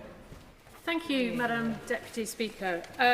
So it's 40 degrees outside in some parts of the UK. We are obviously not ready for what is coming. There could not be a better day to discuss climate change and carbon targets. And the 7th carbon budget should be welcomed. It's good that the government have accepted the Climate Change Committee's advice, but it falls far short of what is needed. We are making good progress on renewable energy, and I, for one, believe that that is to be celebrated. But I'm not going to focus on energy because many other people in the chamber have. I would like to focus on some key sectors where we have seen pitiful progress, but which are absolutely central to meeting our emissions targets and making the transformational change needed to meet more ambitious, longer-term targets. And this is not just about net zero. It's about making people's lives better through lower bills, warmer homes, stronger, more sustainable communities, about improving the quality of our lives as we struggle with these soaring temperatures and devastating floods, and doing so through more than just investing in renewables. So first, I would like to talk about farming. I welcome the reopening of this Sustainable Farming Initiative, which we heard about earlier today. But yet again, it's a first come, first served subsidy, which will work against the smaller, poorer farmers, who are the ones that need it most. It will be the bigger operations that can dive in first and get that money. We need long-term sustainable incentives for long-term sustainable agricultural planning. We also need a land use framework so we can prioritise the most productive land for producing food and other less productive land for renewable energy. We should not be using our most productive agricultural land for solar power, but we need both, and we have to have a land use framework to make that work. And yes, we do also need to look at soils and peat and carbon emissions from both of those. If we don't have healthy soils, we can't produce food. So I would go back to what the Shadow Minister said and say that perhaps she needs to think about the role of soil. No, I won't, because I don't have much time. We also need massive progress on tree planting, and I commend my local district council for planning to plant 1 tree for every resident in the South Hams, and they're making cracking progress. Secondly, I'd like to talk quickly about transport. If we don't have a major shift towards public transport, we are not going to get people out of their cars. And that means buses in the South West. And I really look forward to the member for Makerfield, who has promised that he's going to revolutionise buses all over the country in the way that he did in Manchester. And I really look forward to seeing how he's going to do that in Devon, where we don't even have buses in many communities, let alone affordable buses. We need to look at EV charging, especially for people who have to park on the road. I think that is a real challenge. We're certainly not seeing it where I live. And also, I'd just like to talk about active travel. Devon County Council have told me it will take 5 years to get a cycle path, even once it's been agreed by all the landowners. It's absolutely ludicrous. If we want to get people on bikes and walking to cut emissions and to improve health, we have to cut the red tape and make this easier to achieve. And lastly, on heat pumps. The Climate Change Committee target for heat pumps for 2035 is £1.5 million a year, yet we're only installing 1/3 of that. The cost of Heathrow expansion could pay for 4 million heat pumps to be installed across the country. I'd just like to say that I think expanding airports while we're trying to cut emissions makes absolutely no logical sense to me at all. The economic benefit is not proven, the social impact is going to be catastrophic, and the climate change, the emissions impact is going to be unbelievable. So I think we should take that budget and put it into into helping households with heat pumps, which... Fleur Anderson. Thank you, Madam Deputy Speaker. I'd like to declare an interest as Chair of the All-Party Parliamentary Group on the Environment, and I'd like to thank all my constituents who write to me so regularly about environment issues, and a big shout-out to South Thames College and their Net Zero Training Hub, which has been built in response to so much demand for green jobs in our local area and is really helping to boost the net zero economy in South West London. I welcome the Government's commitment to the 7th carbon budget in this London Climate Action Week, on a day which is the hottest June day ever on record. And this week's heatwave a stark reminder of what is at stake here. Climate change is no longer a distant threat we're talking about in the future. It's here now. It's affecting lives, livelihoods and public services across our country, and especially in London. The question is whether we respond with the urgency this moment demands and the long-term thinking that this carbon budget demonstrates. We are seeing those consequences of extreme heat in transport, in halting rail services, in pressurising our energy system, forcing school closures, over 1,000, I'm afraid I won't, sorry, over 1,000 today alone, and it creates unsafe working conditions, especially for those in physical roles, like my son on a construction site today. Food production is at risk, productivity falls, services stretch, and working people pay the price too often. The human toll has not been talked about in this debate so far, Madam Deputy Speaker, but is very sobering. Last summer, the hottest on record was linked to more than 1,500 heat-related deaths in England alone. Without decisive action, these consequences will only intensify. And the Carbon 7 budget does what it needs to do most and what business needs most, which is clarity. With a stable, long-term direction, investment follows, supporting jobs, strengthening supply chains and driving innovation, as we are seeing already. We are already seeing this in the UK's growing net zero economy, but it also delivers wider co-benefits, warmer homes, lower bills, cleaner air and better public health. This is about improving lives, such as the air quality in Putney. And it's welcome news that in London, deaths linked to toxic air have reduced by 40% in 5 years as a result of the policies brought in by the Mayor, those clean buses and ULEZ. Public support does remain strong, but confidence in delivery is weaker. Too often, people cannot see that clear path to net zero, and that's why the Carbon Budget 7 really matters. It doesn't just set the destination, but gives confidence in the journey. In more affordable heat pumps, we need more car clubs, we need more trees and more council insulation projects. But while I support the government's approach, I want to raise a serious concern about the expansion of Heathrow Airport, which is projected to add 9 million tonnes of emissions each year. How can this square with what we're working to do to reduce emissions across every sector? I'd like to draw attention to the Heathrow expansion national policy statement, the HENPS. It's not very snappy, but it's very important. The consultation was launched last week, and to anyone listening, especially to my constituents in Putney, I hope you will get involved in that. And I ask the Minister, how does this align with our commitments under the Carbon Budget 7? How can we ensure that aviation... I certainly will. Just on that, can I, through her, ask the Minister to look at the actual statement itself, which seems not to align with the policies we're advocating today, but also some of the factual evidence that's been produced as part of the impact studies as well, that the government has also published, but doesn't seem to be reflected in the statement accurately. I thank my honourable friend for that. We are looking at the science here. The carbon budget's related to the science, and the statement about Heathrow expansion has got to be related to the science and the evidence as well.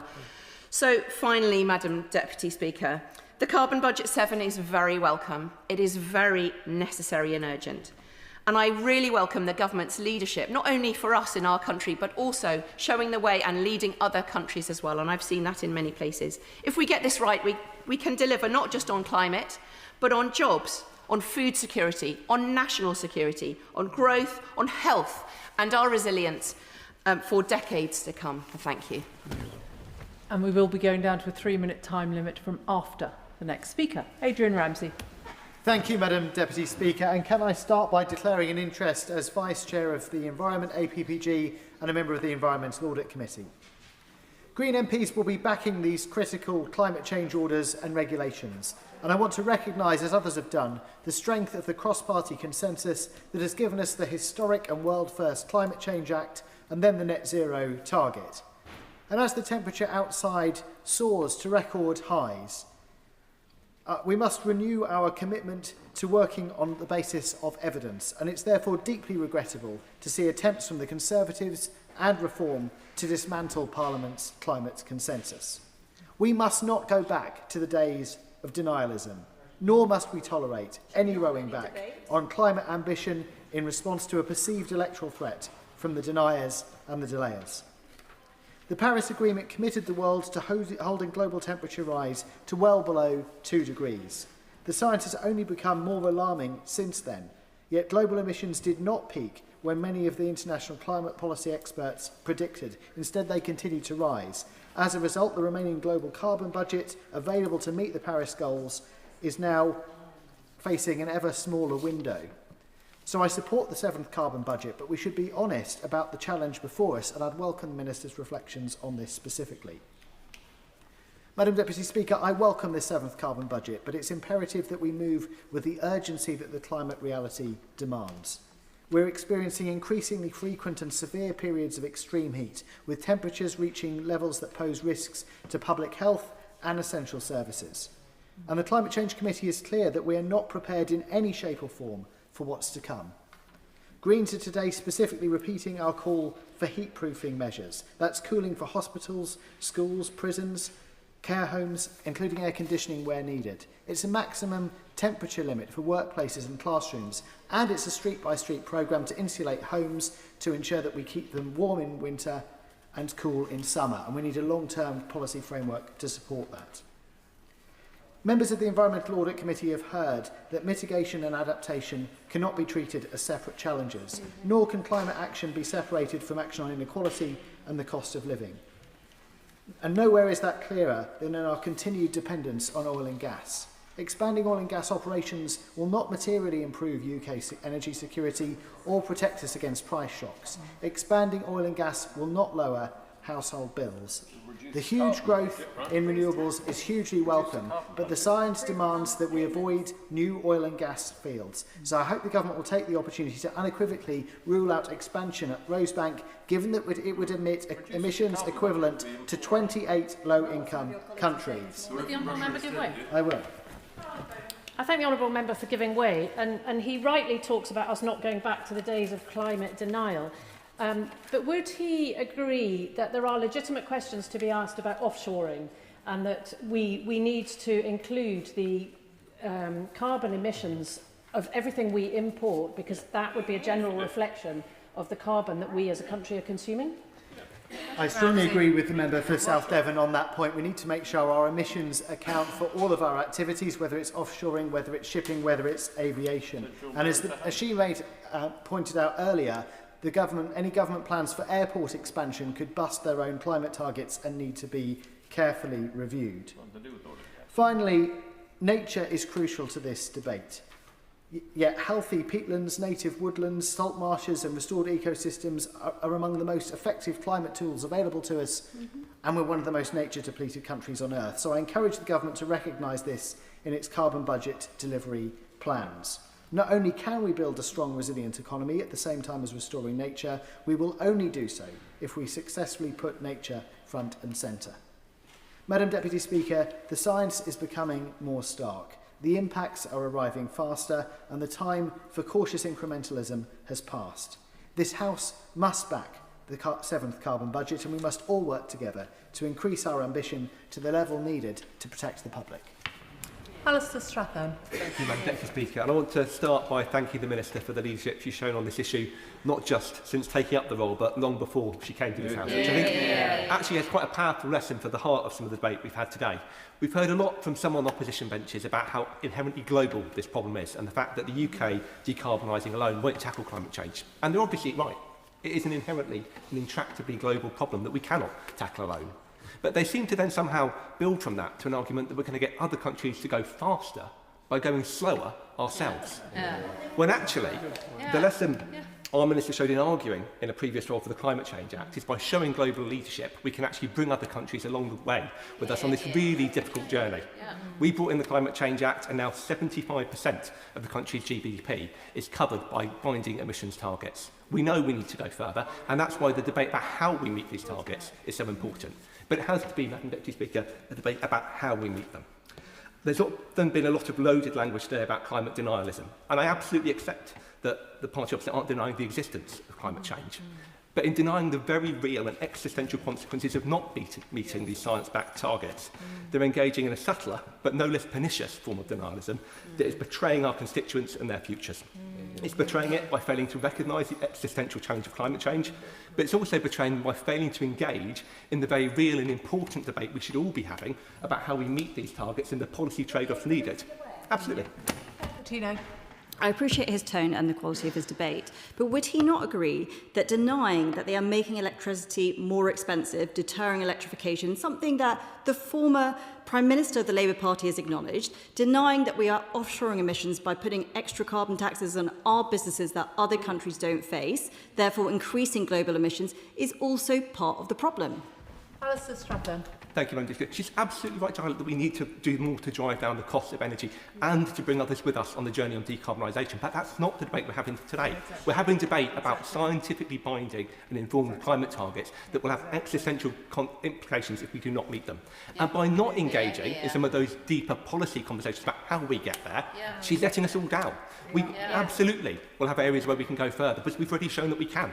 Whether it's renewing some of the renewable energy auctions to get better value out of the outcomes for consumers, whether it's revolving the way we're delinking gas from electricity markets to deliver better outcomes for consumers and the environment along the way, or whether it's reforming some of the planning costs that have been holding back new nuclear and clean energy that we desperately need to get cracking with. We've already made some progress. There will absolutely be areas that we need to go further, and many honourable members have made some good contributions to highlight some of them. Whether it's thinking about how we can do more to take policy costs off electricity to speed up that electrification journey, whether it's about how we can deregulate better some of the innovative start-up technologies that will make some of the outcomes possible in ways we might not even be able to imagine today, or whether it's thinking really carefully about how we manage the industrial costs and implications of the journey to net zero to ensure that we're doing everything we can to protect the fantastic industrial heartlands that our country's relied on for far too long and we should be preserving long into the future. Those are big, important questions, but that's not the discussion and the argument that's so often been thrown back from the other side of the chamber today.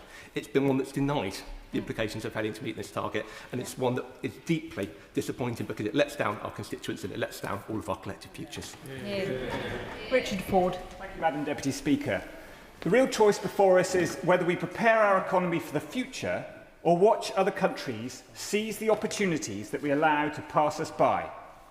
The UK has every reason to be proud of its record on international climate leadership and diplomacy. The 2008 Climate Change Act has become a model for climate governance around the world. 76 countries have followed the UK's lead in developing climate governance frameworks, and we've stood at the forefront of international cooperation on this issue, positioning Britain as a key player in securing the 2015 Paris Agreement and COP26 in Glasgow. We have shown that reducing emissions and building prosperity can be complementary. This is not just an environmental question, it is an economic one. Recent years have shown that the cost of our dependence on fossil fuels are serious. The Energy and Climate Intelligence Unit suggests that the energy crisis following Russia's full-scale invasion of Ukraine cost the UK more than £180 billion, including a price rise of food inflation by 19%. Whereas the economic opportunities are significant. Britain's green economy now supports around 1.1 million jobs and generates more than £100 billion. It's one of the fastest growing parts of our economy, creating productive, well-paid jobs across manufacturing, engineering and technology.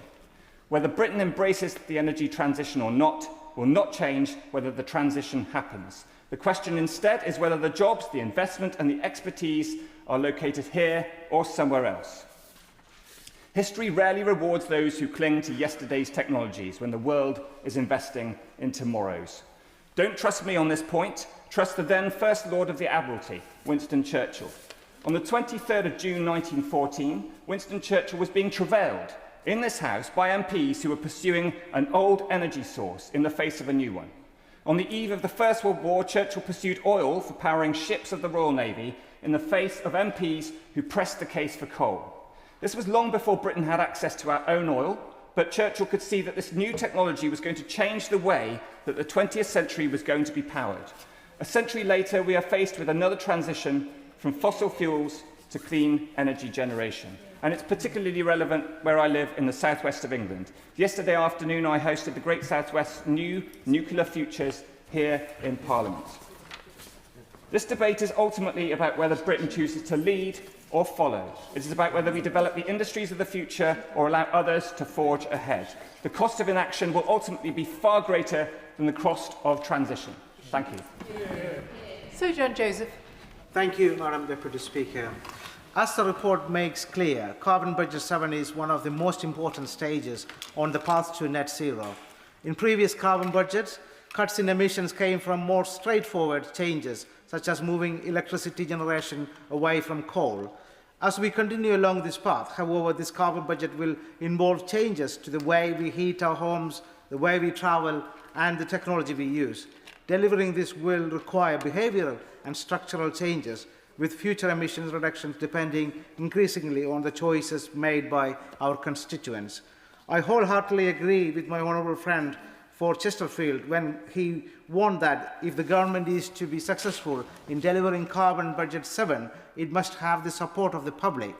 The policies to achieve net zero must therefore be fair and must avoid placing disproportionate burdens on those households with the fewest options. The committee was also clear that the continued pathway to net zero requires greater policy certainty and coordination, with more joined-up government action. I would take this further and expand on a point I made when the Climate Minister gave evidence to our committee last week. As this Labour government continues with this mission of shifting power away from Westminster and into the regions, we should ensure that mayors and local authorities have the support they need to help contribute to reducing greenhouse gas emissions. This is... I'm happy to give away. Thank you, Madam Deputy Speaker. My honourable friend is making an excellent point. I think he's absolutely right to point out the benefits of devolution and encouraging local authorities to do more. There are actually many, not just at mayoral level, but at small local authorities, which have a very strong track record. I'd like to recommend my own local council, Reading Borough, but there are many others which have introduced swathes of solar and many other measures. Sir John Joseph. Thank you for that intervention. I was coming to talk about my own local council where we are facing problems. This is all the more important given the fracturing of the long-standing cross-party consensus. We now see voices, particularly from Reform, who would simply abandon net zero altogether. Walking away from this challenge would not protect our constituents. It would leave them more exposed to higher energy bills, to energy insecurity, and to the growing impacts of climate change itself. Where there is opposition at a national, regional or local level, it is important that the government is proactive in setting out the explicit case for the net zero agenda as well as the tangible benefits of particular policies. Drawing on an example from my own local authority, last year the government made £25 million of funding available through the Electricity Vehicle Payment Channels grant. This funding was for local authorities to install cross-pavement channels to support residents without access to off-street parking so that they can charge their vehicle at home and benefit from cheaper domestic tariffs. I had concerns about how this grant was being used in Kent, so I wrote to Kent County Council. In response, the Reform-led administration said that Council had decided not to submit an application for the grant. As a result of the £667,000 of funding that could have been available for the Kent people, it received only £50,000. This represents a shortfall of well over £500,000 funding that could have been used to help my constituents. This is deeply concerning, disappointing, at a time when the Labour government is putting forward practical support to help households with the transition to net zero. Happy to give way. I'm very grateful to him for giving way, and what he just revealed is absolutely shocking. Doesn't it show us that Reform, even at local authority level, will put their ideology in the way of helping businesses and individuals bring their bills down? Sir John Joseph. I absolutely agree that there are hundreds and hundreds of constituents who would like to drive an electric car, has no access to their home charging, would have benefited that funding. So it is, yes, we're talking about it's a taxpayers' money, but by not becoming an electricity or energy secure country, we are only helping countries like Russia. Given the urgency of meeting our national emission targets, it is essential that no opportunity for progress is left unused. I therefore ask my honourable friend on the front bench whether her department will work closely with the Ministry of Housing, Communities and Local Government, as well as other relevant departments, to take a more proactive and coordinated approach. This should include identifying barriers that prevent local authorities from applying for funding, improving communication around available schemes, and providing practical support where needed.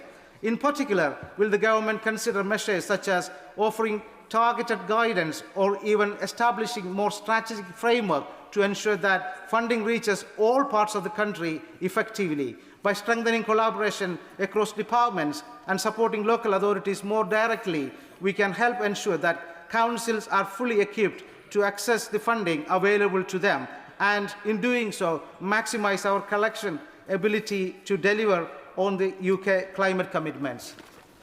Thank you, Madam Deputy Speaker. Last year was the worst on record for outdoor fires in Dorset. A part of my constituency burned for weeks on end, with many fires continuing before others have been brought under control. And I'm really concerned that if we don't prepare better, we'll be unable to manage the changes ahead. The government's resilience framework, published last year, mentions climate change less than 6 times. Perhaps this explains why the Climate Change Committee has repeatedly warned that the UK preparedness is inadequate. So can I ask the Minister to look again at this resilience framework? Madam Deputy Speaker, homegrown energy is a key way of adaptation and mitigation, and earlier this month I called for offshore wind projects to be accelerated in Dorset. But we are told that these projects are a decade away, a decade in which average temperatures are expected to have increased by another ¼ degree, and in which well-paid green jobs and associated economic growth in Dorset will be lost to our community. So I must ask her to look again at how we share this green energy jobs around the country. But, Madam Deputy Speaker, my biggest concern is this. Tomorrow is the final day of the planning appeal for another incinerator in Dorset. At a time when the government has committed to a circular economy and expanded recycling, it is totally contradictory to continue to approve these plants. Government policy published in December 24 stated that only plants with a clearly defined waste management need should go ahead. Yet documents released this week on the Camford incinerator suggest only 20% of the burned waste will come from the 2 council areas in Dorset. Furthermore, the carbon capture facility pledged at the time of the development will not be built, just a commitment for regular updates on potential future feasibility. We are due to meet our net zero target in just 25 years, yet this incinerator will be burning waste for 40 years. 40 years in which we'll be reducing waste and when we will need to be bringing waste further afield to feed the monster. How can we claim to be serious about achieving net zero while enabling business models that depend on long-term combustion of waste? When I visited Bearwood Primary School last week, children urged me to do more to protect marine life. When I attended the national emergency briefing in Wareham last month, I was touched by the concern of residents about what they were seeing, sometimes for the first time. When I write back to the children next week, I want to tell them this House listened. And when I speak at the national emergency briefing in Wimborne next week, I want to tell them that we recognise the scale of the challenge and the opportunity before us. I must ask, please pause decisions on new incinerator development so that we can achieve this carbon target and ensure the national emergency briefing reaches a wider audience with a prime-time screening on public broadcasters. Martin Rhodes. Thank you, Madam Deputy Speaker. I very much welcome the opportunity for this House to debate the 7th carbon budget. But important as this debate is, it cannot be the only place in which this discussion is held. I welcome the government's recognition of this when in its clean energy mission it states that it will only succeed if we take people with us. This means not just having this debate, welcome as it is, but making sure that we reach out to communities. If we do not, then the space will be too quickly filled with misinformation and false narratives that undermine public trust in the need for carbon reduction and a better environment. We must continue to make this case so that support is broad, durable and rooted in the everyday experiences of communities across the country. To do this, we must combine arguments with policies that improve the lived realities of communities across the UK. This means we must ensure that the costs of decarbonising our economy do not fall disproportionately on less advantaged communities. We must work with and in communities and industry to ensure that the benefits for UK jobs and incomes are delivered. This mission is based on scientific evidence, and it needs a technical and practical set of solutions. But we will not succeed if we limit this debate to the scientific and the technical. We need to recognise it is being rooted in the values of social justice. The interconnected causes of environmental, social and economic justice are the challenge of our time. It is clear that bringing people with us may be becoming more difficult. Much of the progress made has been that which was easier to do. Therefore, what is left to do is perhaps more difficult. So the task ahead is more difficult in itself, and also the consensus on progress has fractured, sadly. But this is not a time to retreat. It may be a time to reflect on how we build, and I look forward to the government's publication of the delivery plan in relation to this carbon budget. But it cannot be a time to retreat. The challenge is no less urgent. In fact, it is more pressing. Scrutiny alone is important, but not enough. Making that case cannot be by words alone. It must be by actions that deliver for working people and for all our communities. Talking of a just transition does not in itself deliver a just transition. If we act, continuing to put our words into deeds, the clean energy revolution will not simply be a policy programme, but become a lasting national achievement. Cat Eccles. Madam Deputy Speaker, in 2026 the question is no longer if we act on the climate crisis, but how fast.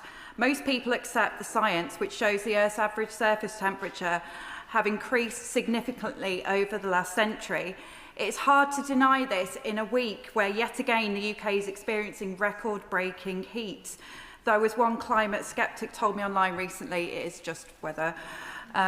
Yes, there have been hot periods in recent history, but these are becoming more frequent and more prolonged, with global temperatures set to rise by 1.5 to 2 degrees Celsius by 2050. And while this may sound like a really small number, at these increases, farmers' crops will fail more regularly, threatening food security, people's health is impacted, and sea temperatures further increase, melting ice sheets, releasing massive amounts of carbon and methane into the permafrost, further increasing temperatures. The net zero brand, however, has become toxic, failing to clearly communicate what must be done and why. Measures to deal with climate and the environment are not nice to haves. It is essential to protect the country's ecosystem, agriculture and infrastructure.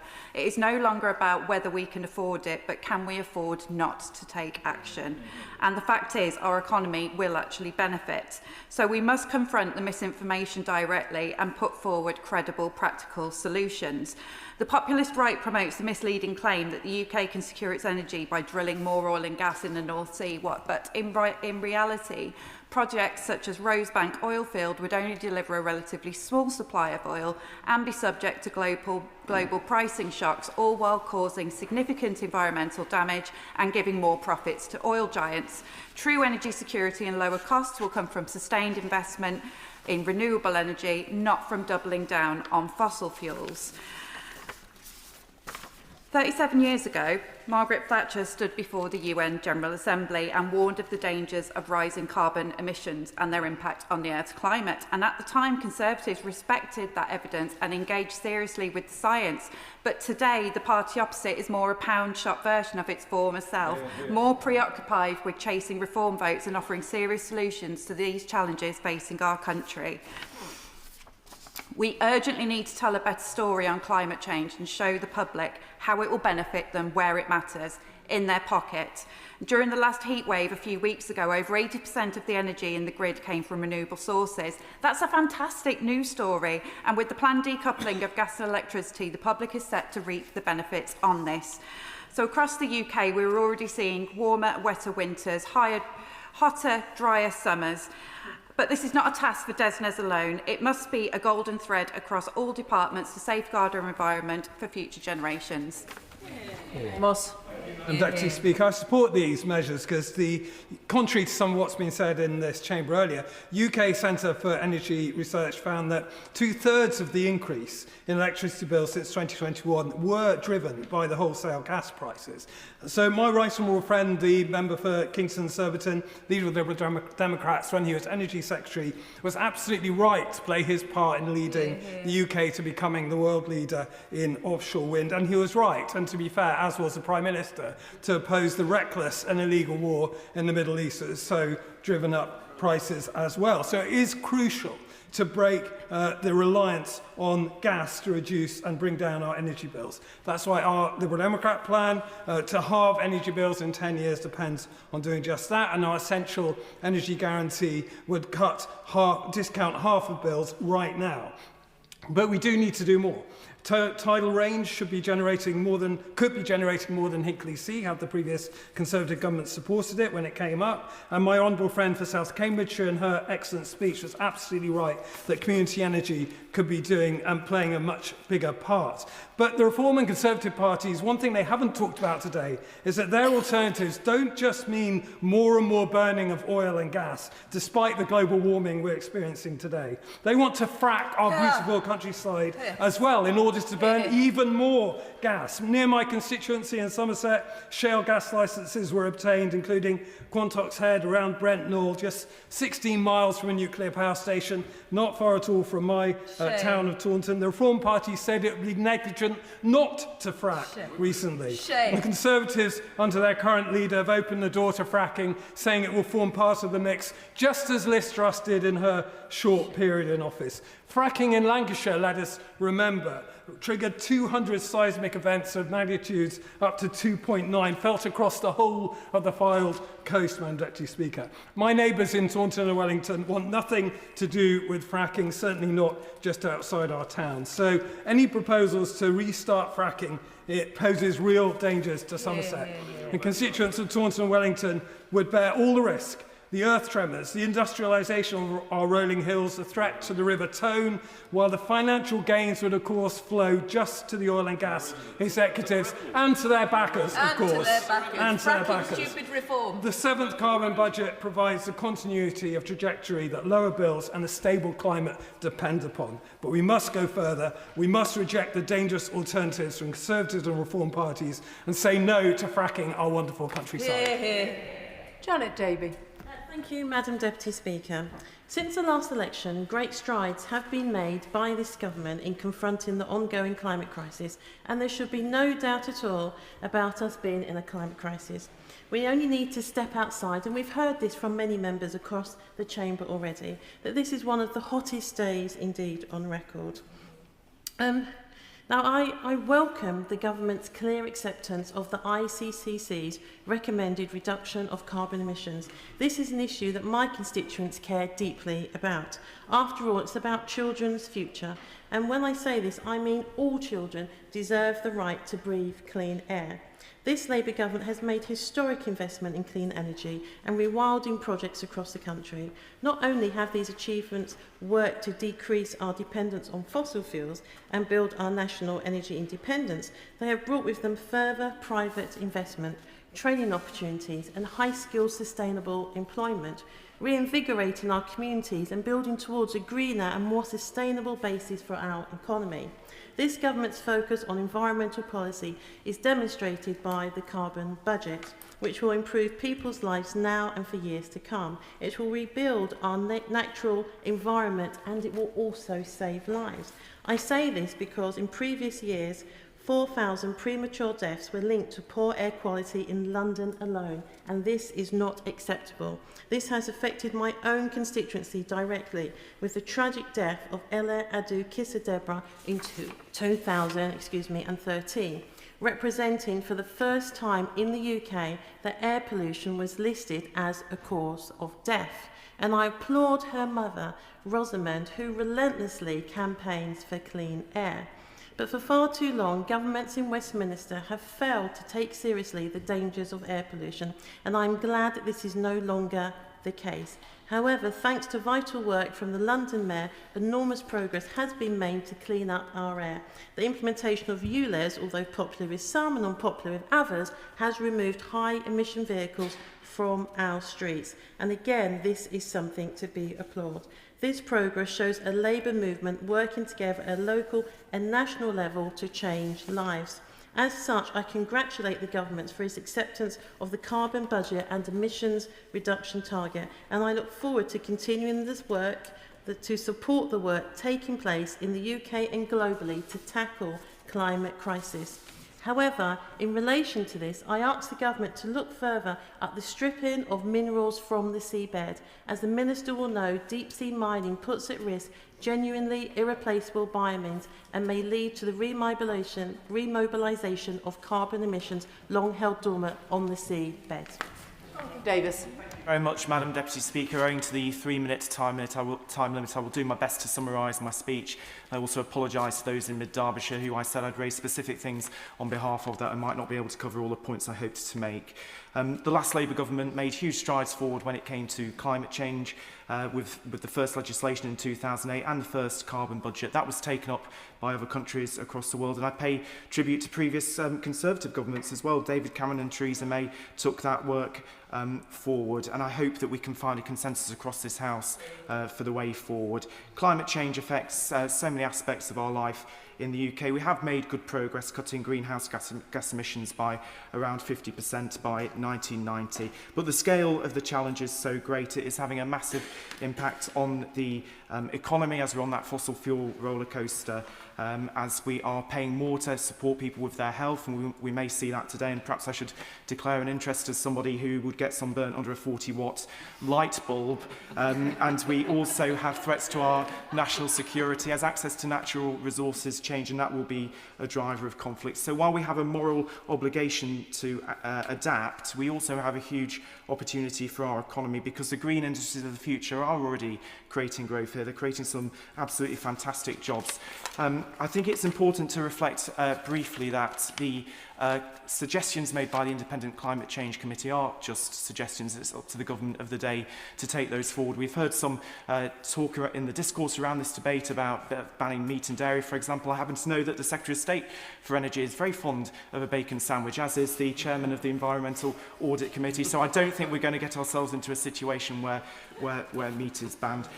In terms of some of the opportunities that we have, the government's progression of the SMRs is absolutely fantastic news. With Rolls-Royce, we will be able to power getting on 1 million homes, so I understand, and that's also very good for jobs in this sector.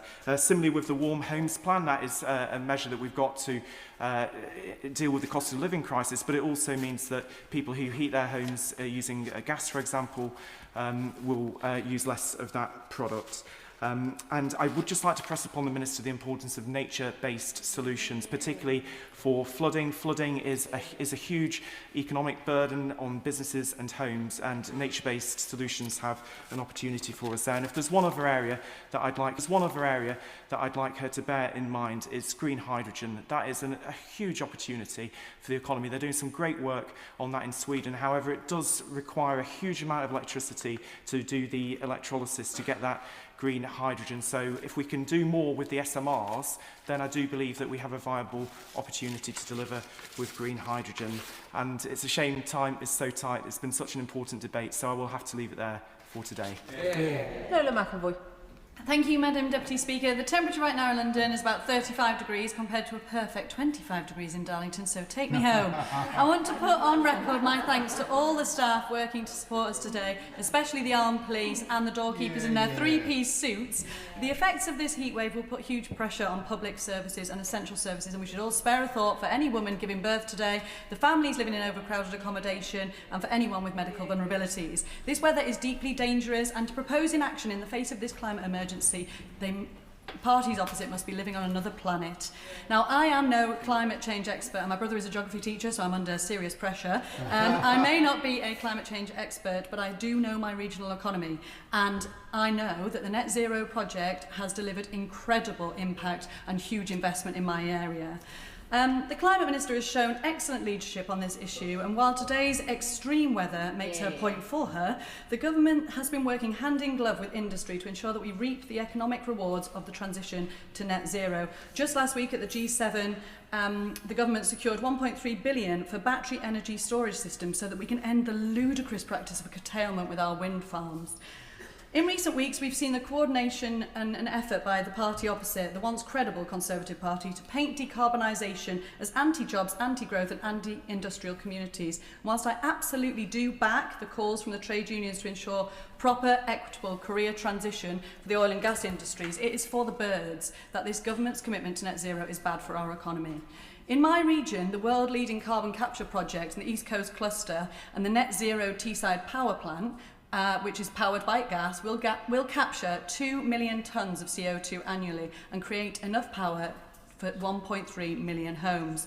This technology will be globally significant, boosting our ability to support other countries looking for solutions to their transition, which we can sell. This technology is backed by a £22 billion investment alongside the green hydrogen in Teesside and many other innovations. Our region is powering ahead. We have huge innovation throughout the Northern Endurance Partnership, and the Low Carbon Materials, which is a local startup, was shortlisted for the Earthshot Prize. Net zero jobs are 40% more productive than the national average, with wages 15% higher than the UK norm. In other words, these aren't just more jobs, they're better jobs. These are the words from the CBI, not just from a Labour government. Whether it's electric trains being built at Hitachi or the Dogger Bank, soon to be the largest wind farm in the world, our region is not only home to the best people in England, it's home to the most net zero businesses per head in the country. So I say to the Minister, all clean power to your elbow. Industry are investing and innovating. The public support action and wants subsidies, 2/3 wanting action on climate change just recently.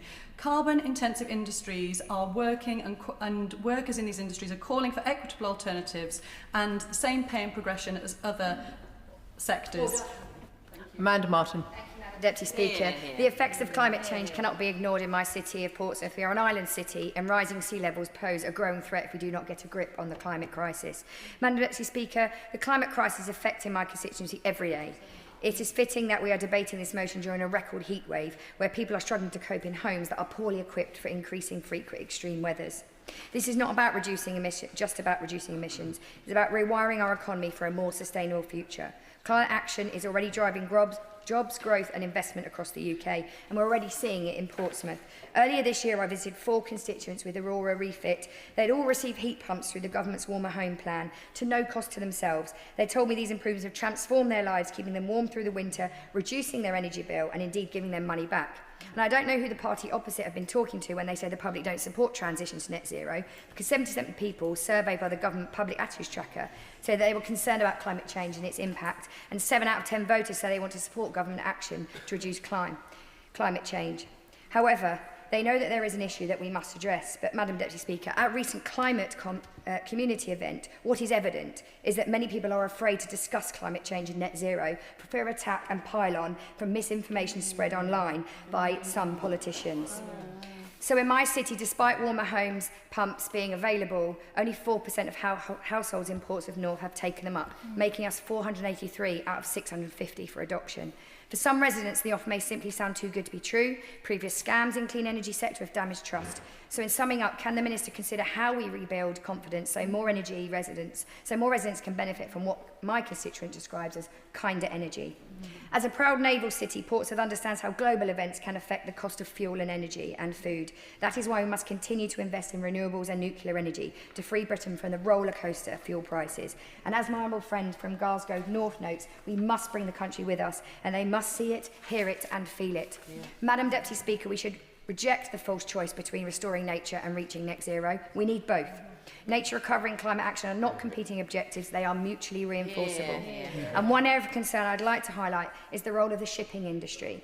Portsmouth International Port shore power infrastructure, supported by government funding, allows ships to connect to the electricity grid while berthed rather than running diesel, making the area cleaner around for the city, meaning the income received from the municipal port is not costing local people's health. However, this port now faces serious challenges. The cost of electricity makes using this infrastructure more expensive than marine diesel, threatening to undermine the investment.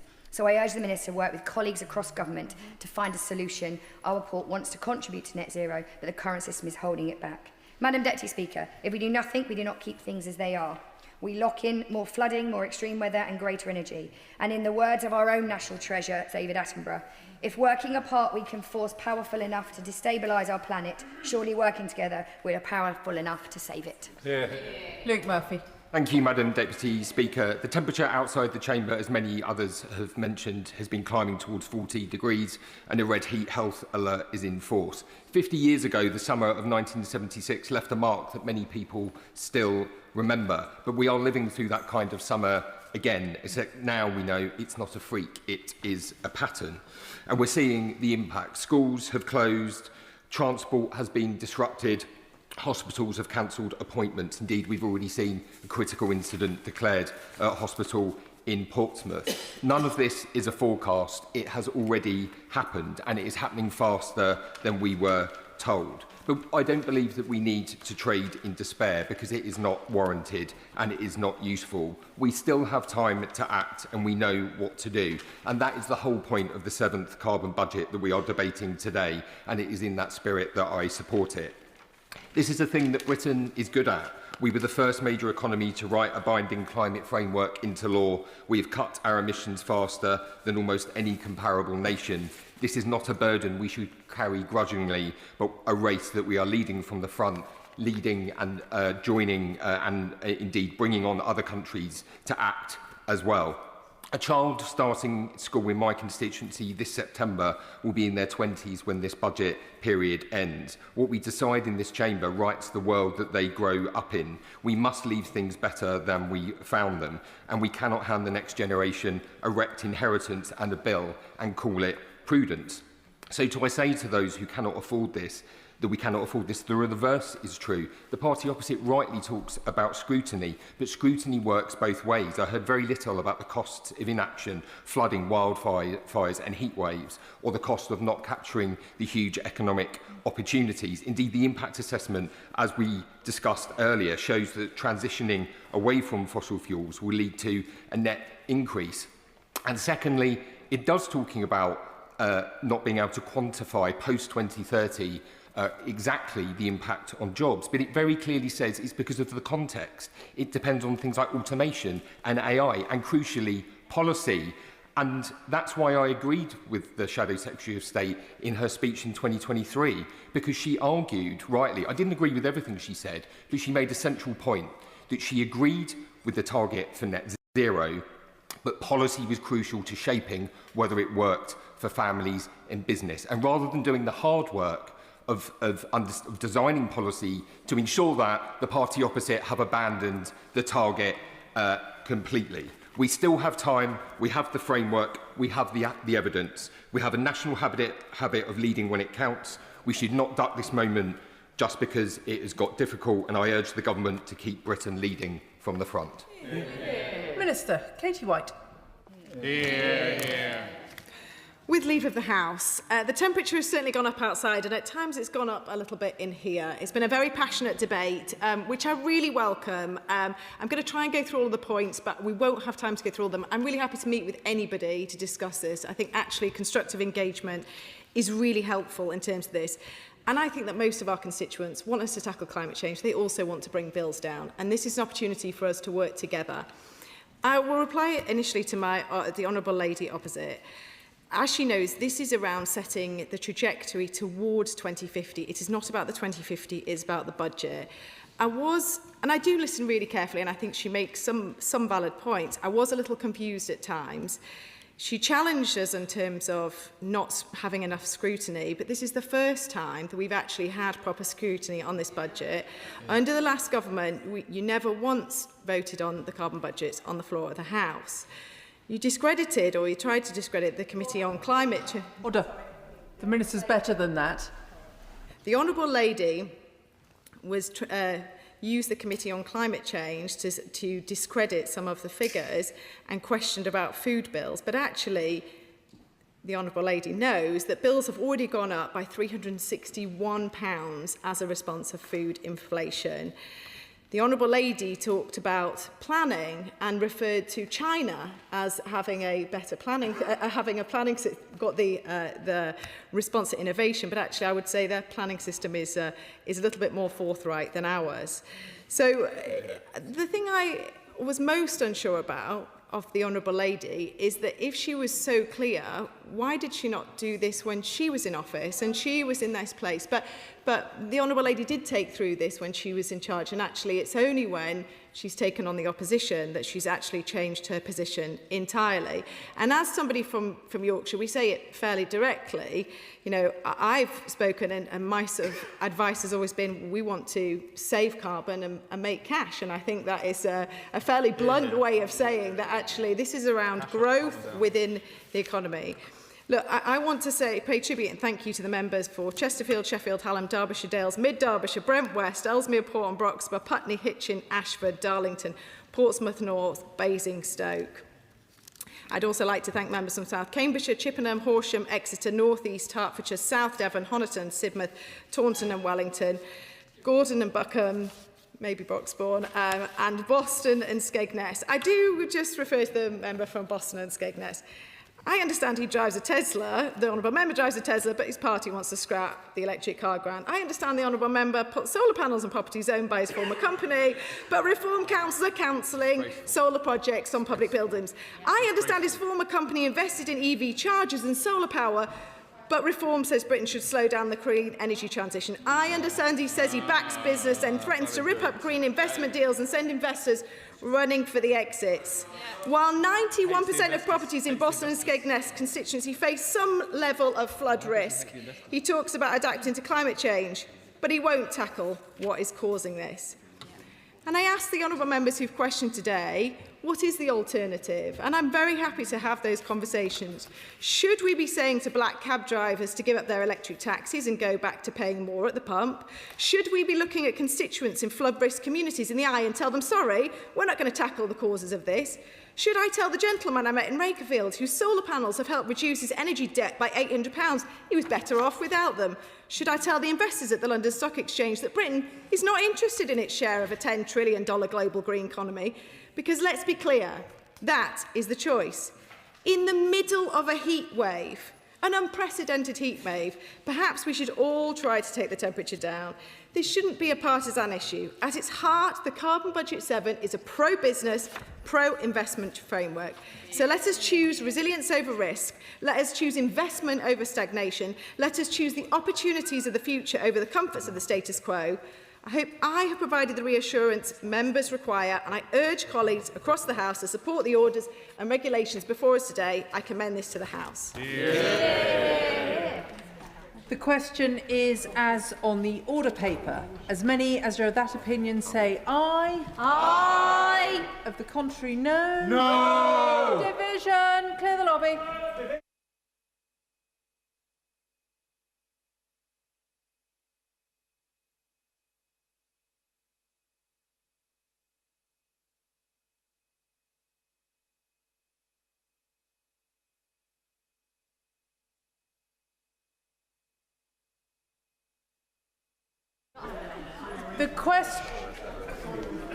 The question is as on the order paper. As many as are of that opinion say aye. Of the contrary, no. No. The tellers for the ayes are Mark Ferguson and Deirdre Costigan. The tellers for the noes, David Simmons and Paul Holmes. Right, thank you very much.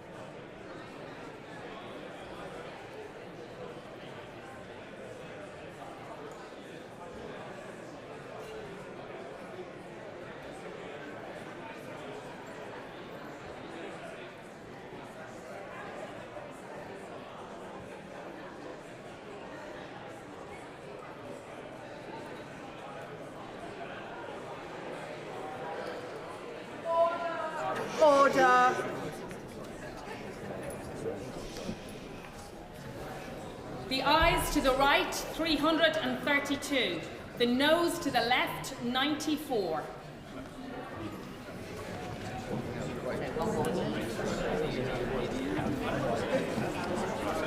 The ayes to the right with 332, the noes to the left 94. So the ayes have it, the ayes have it. Unlock.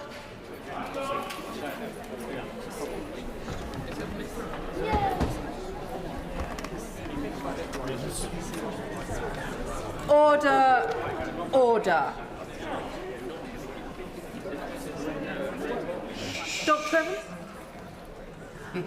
Under the terms of the order of today, I must now put the questions necessary to bring proceedings to a conclusion. We now come to the motion on the Draft Climate Change Act 2008, International Aviation and International Shipping Regulations 2026. Minister to move formally. Formally. The question is as on the order paper. As many as of that opinion say aye. Aye. Of the contrary, no. No. Division. Clear the lobby.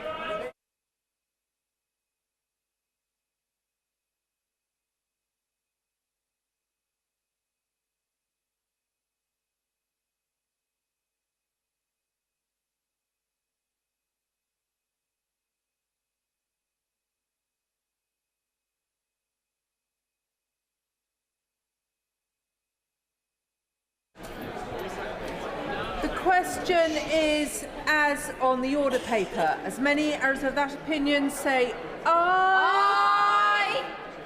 Richard. Of the contrary, no. No. The tellers for the ayes are Claire Hughes and Deirdre Costigan. The tellers for the noes, Paul Holmes and David Simmons.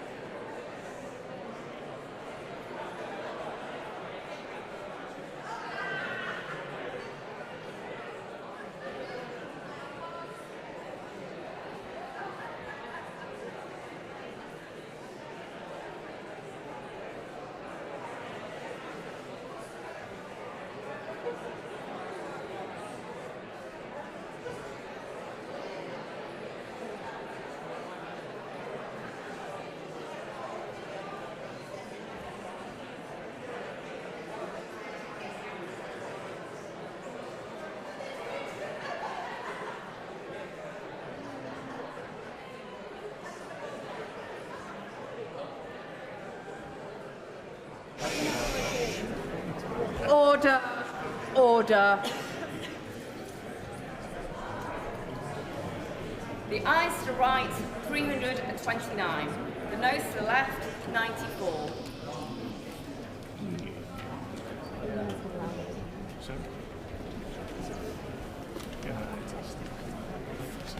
The ayes to the right were 329, the noes to the left 94, so the ayes have it, the ayes have it. Unlock.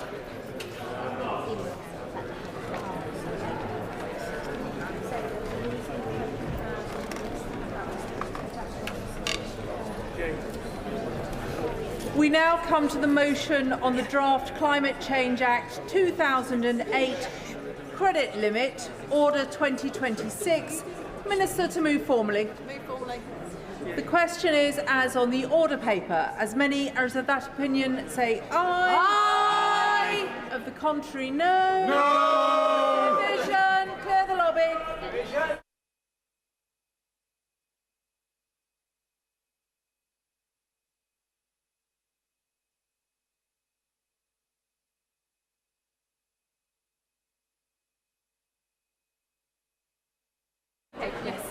The question is, as on the order paper, as many as are of that opinion say aye. Aye. Of the contrary, no. No. The tellers for the ayes are Claire Hughes and Deirdre Costigan. The tellers for the noes, David Simmons and Paul Holmes.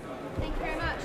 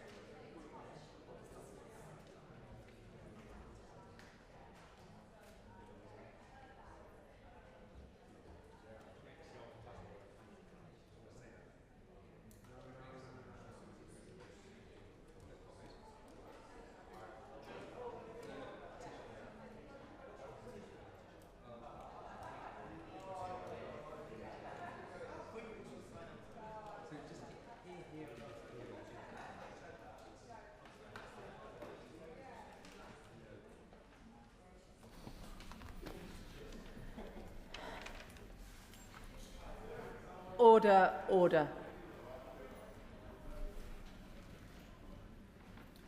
The ayes to the right, 330. The noes to the left, 93.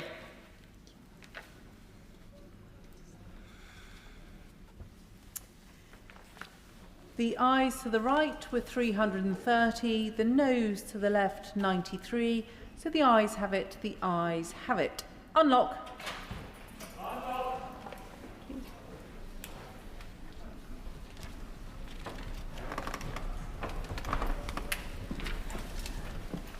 Motion number 4 on climate change levy. Minister to move. I beg to move. The question is as on the order paper. As many as are of that opinion say aye. Aye. Of the contrary, no.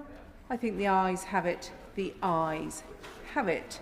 Motion number 5 on employment tribunals. Minister to move. I beg to move. The question is as on the order paper. As many as are of that opinion say aye. Aye. Of the contrary, no. No. Is deferred until Wednesday next. Motion number 6 on employment tribunals. Minister to move. I beg to move. The question is as on the order paper. As many as are of that opinion say aye. Aye. Of the contrary, no. No. The division is deferred until Wednesday next. Petition. Andrew Griffith. Thank you, Madam Deputy Speaker. I present today a petition from residents in my constituency of Arundel and South Downs in West Sussex. Hundreds of signatures have been gathered from local residents who see at first hand what feels like a constant attack on our countryside and country pursuits by this government. For example, just in the past couple of weeks alone, the removal of plans for fast broadband fibre to thousands of rural homes. The petitioners therefore request that the House of Commons urge the government to bring forward measures to actively support rural areas, farming, traditional country sports, including trail hunting and shooting, and the equestrian sector. And the petitioners remain.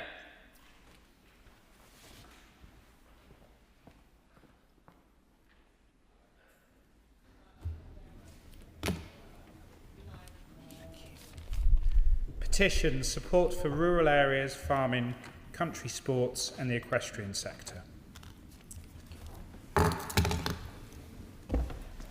Petition. Adam Jogi. Thank you very much, Madam Speaker. On this hot day, the petition of residents of the constituency of Newcastle and Lyme declare that the land to the south-east of junction 16 of the M6 should not be released from its greenbelt status for development, as this would have a significantly detrimental impact on the residents of Audley. Further declares that the proposed employment site represents a loss of 6% of the parish's green belt, which would devastate the rural character of this wonderful area and its conservation area. Further declares that the proposed development would likely favour commuters over local people, increasing pressure on the A500 M6 roundabout and disrupting nearby rural lanes used by local people. Further declares that the development is expected to cause poor air quality, noise, litter, 24-hour illumination and loss of habitat, whilst at the same time severely impacting the views across the Cheshire Plains and North Staffordshire. And further declares, as the local planning authority tasked with producing the local plan, Newcastle and Lyme Borough Council has a responsibility, Madam Deputy Speaker, to listen to the overwhelming concerns of our people and ensure that the long-term protection of the green belt by removing site allocation AB2. I should also like to draw to the House's attention the declaration of interest from the new council leader at Newcastle Lyme Borough Council at the Cabinet meeting yesterday. The petitioners therefore request that the House of Commons urges the government to encourage Newcastle Lyme Borough Council to remove site allocation AB2 from its local plan and not to permit the release of greenbelt land for this development. And the petitioners remain, etc.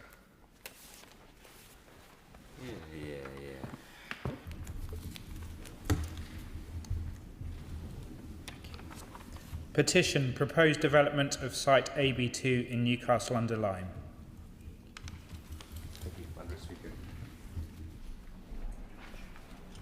I beg to move that this House do now adjourn. The question is that this House do now adjourn. Tom Morrison. Thank Thank you, Madam Deputy Speaker.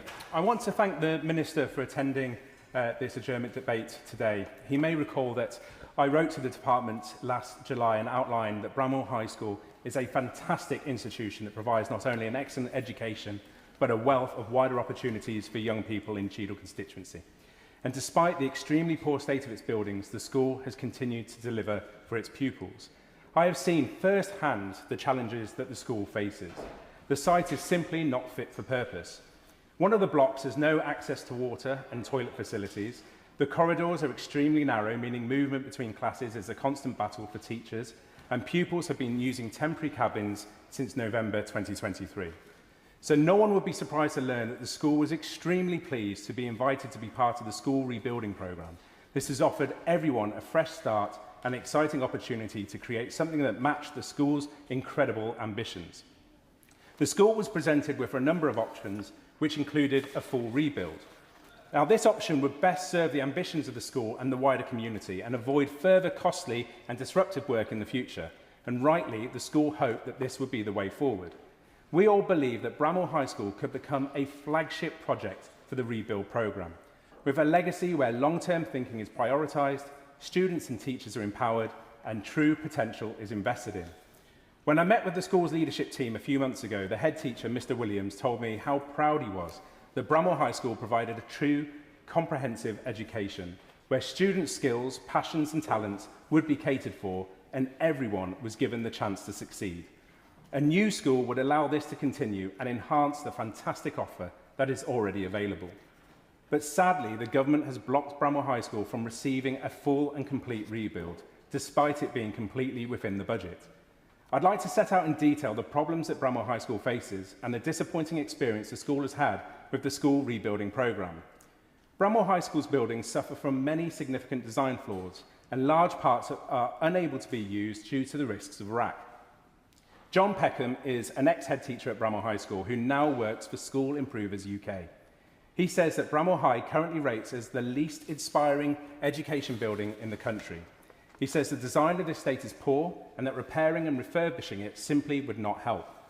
John wrote to me and said generations of children have been deprived of the opportunities and inspiration that can be promoted through good school design, and that the day-to-day lives of teachers was also much more difficult because of this. The block with RAC is over 60 years old and was last significantly invested in by Cheshire County Council in 1974. The other block is ageing rapidly. Built in the early 2000s, it will soon need serious investment and, as I mentioned previously, has no running water, kitchen or toilet facilities. Money has been spent on rewiring, new heating, asbestos removal and disability access, but none have addressed the fundamental issues that the school faces. Madam Deputy Speaker, rebuild is more than 30 years overdue. We shouldn't be at this point. The teachers should not be at this point. The pupils in the building should not be at this point. The school eagerly completed the school-specific brief and associated work under the assumption it would get a complete rebuild due to the state for the whole school site. The appointed contractor agreed that a complete rebuild would meet the criteria of the school-specific brief and also meet the school's vision, all within the budget that was set. The contractor also emphasised reservations about a partial rebuild. But sadly, the government has pushed for a partial rebuild despite the evidence, specialist advice and budget showing that a full rebuild was the most sensible option. The leadership team and governors at Bramhall High School are dismayed and disappointed, and so am I. The partial rebuild does not meet the requirements of Bramhall High School's specific brief. It fails to meet the school's vision and will not meet the school's requirements or needs in the long term. And throughout this process, Bramhall High School was consistently told that funding would not be the main driver of the project. They were told that the project would be based on the needs of the school, its teachers and its students. But clearly, this is not the case, and funding is indeed the main driver behind the government's decision. So I ask the Minister, if effective use of the public purse is a driver behind the programme, why refrain from a full build when it will make the estate more sustainable, it will help the school evolve to meet future challenges, create an estate that can last for decades and save costs going forward? A partial rebuild will cost the public purse more in the long term. It will end up being a sticking plaster, covering up cracks that really need to be filled in. The government has a real opportunity to showcase how targeted, sensible capital investment can save money in the long term. whilst achieving incredible results for our young people. The government needs to take this opportunity. But instead, it has chosen minimal savings and a bigger cost down the line. It's short-sighted and will not achieve the goals of the rebuild programme. Another issue with the partial rebuild is that it will leave one block standing and this block without running water. Despite investment going into the school site, we will end up with one new fresh block fit for the modern world next to a block which is falling apart and unable to function. It will leave parents wondering why only half the school can be given the best chance. When parents see the plans, they will be disappointed. Madam Deputy Speaker, it's not just the buildings that are the issue. We now know that the government will not be providing essential equipment such as new technology, desks and chairs, despite the allocated budget allowing for this. Bramwell High School will now have to make up the shortfall of £650,000 to do this, and this does not include costs such as CCTV and other infrastructure. All members across this House know that schools are operating on extremely tight margins with no surplus. Years and years of underinvestment from the last government has led to this. We all know that. But like so many other schools, Mr. Williams told me that he has to think carefully about replacing staff if they leave, whilst also making cuts to department budgets to make sure they still function. How are they then supposed to pay over £500,000 for desks, chairs and teaching equipment? The school has no choice but to appeal to the community for help. We find ourselves in a position that despite promises of a new school and the opportunities it would bring, Bramwell High School is now having to go cap in hand to businesses and residents to source money so pupils can have a seat. It's ludicrous. The root cause of the problem is a lack of long-term thinking, planning and investment. The previous government oversaw a 48% decline in capital spending for education. The National Audit Office reported that as of October 2024, there is a £13.8 billion maintenance backlog in English schools. It's a real dire picture. The government is showing a lack of ambition. We should be celebrating the plans that saw a full rebuild of this magnificent school, that met the brief and importantly came within budget. But instead we find ourselves demoralised and trying to solve problems that did not exist until the government made the wrong decision. It really leaves a bitter taste. The school and I are saddened and deeply disappointed with the government's position. Bramwell High School had hoped that being part of this new approach to rebuilding schools would set the school up for the next 60 years at least. The head teacher told me it's about the message that it sends to teachers, those who must deal with a declining block and adjust their lessons accordingly, looking out the window at a better block, unsure of why only half the school deserved better. When I spoke to him before writing the speech, he said that he would like to ask the Minister, are you really, truly trying to rebuild our schools? Madam Deputy Speaker, we need a government that plans for the future, for 20, 30 and even 40 years down the line. As the Chancellor stated last June, it's about showing children that their education matters and their future matters. Changes in policy and legislation also need to be accounted for. The government's proposed SEND reforms are asking mainstream schools to do more, but if they are not given the investment to create more space and resources, it simply can't happen. For example, Bramwell High School is having to fund a SEND room for students. It will cost around £75,000, but they want to do it to meet the educational needs of their students now and in the future. This is a challenge they willingly accept. At the beginning of the speech, I talked about how proud the teachers were of the curriculum they offer. They want to provide classes and experiences for children of all passions and all skills. This includes technology, design, drama and music, the subjects that create a fully rounded education. Any new build needs to have this at its very core. And on top of this, any new school design must keep pace with new policies and legislation. Phone-free schools means there now must be phone storage on site. It feels like the Department for Education is not in lockstep with the school. It feels like this rebuild is now being done to the team at Bramwell High School and not with them. And this is a real shame and a real missed opportunity. The potential benefits are never ending. There is no shortage of research to confirm that investing in children's schooling and education makes for a better future for all.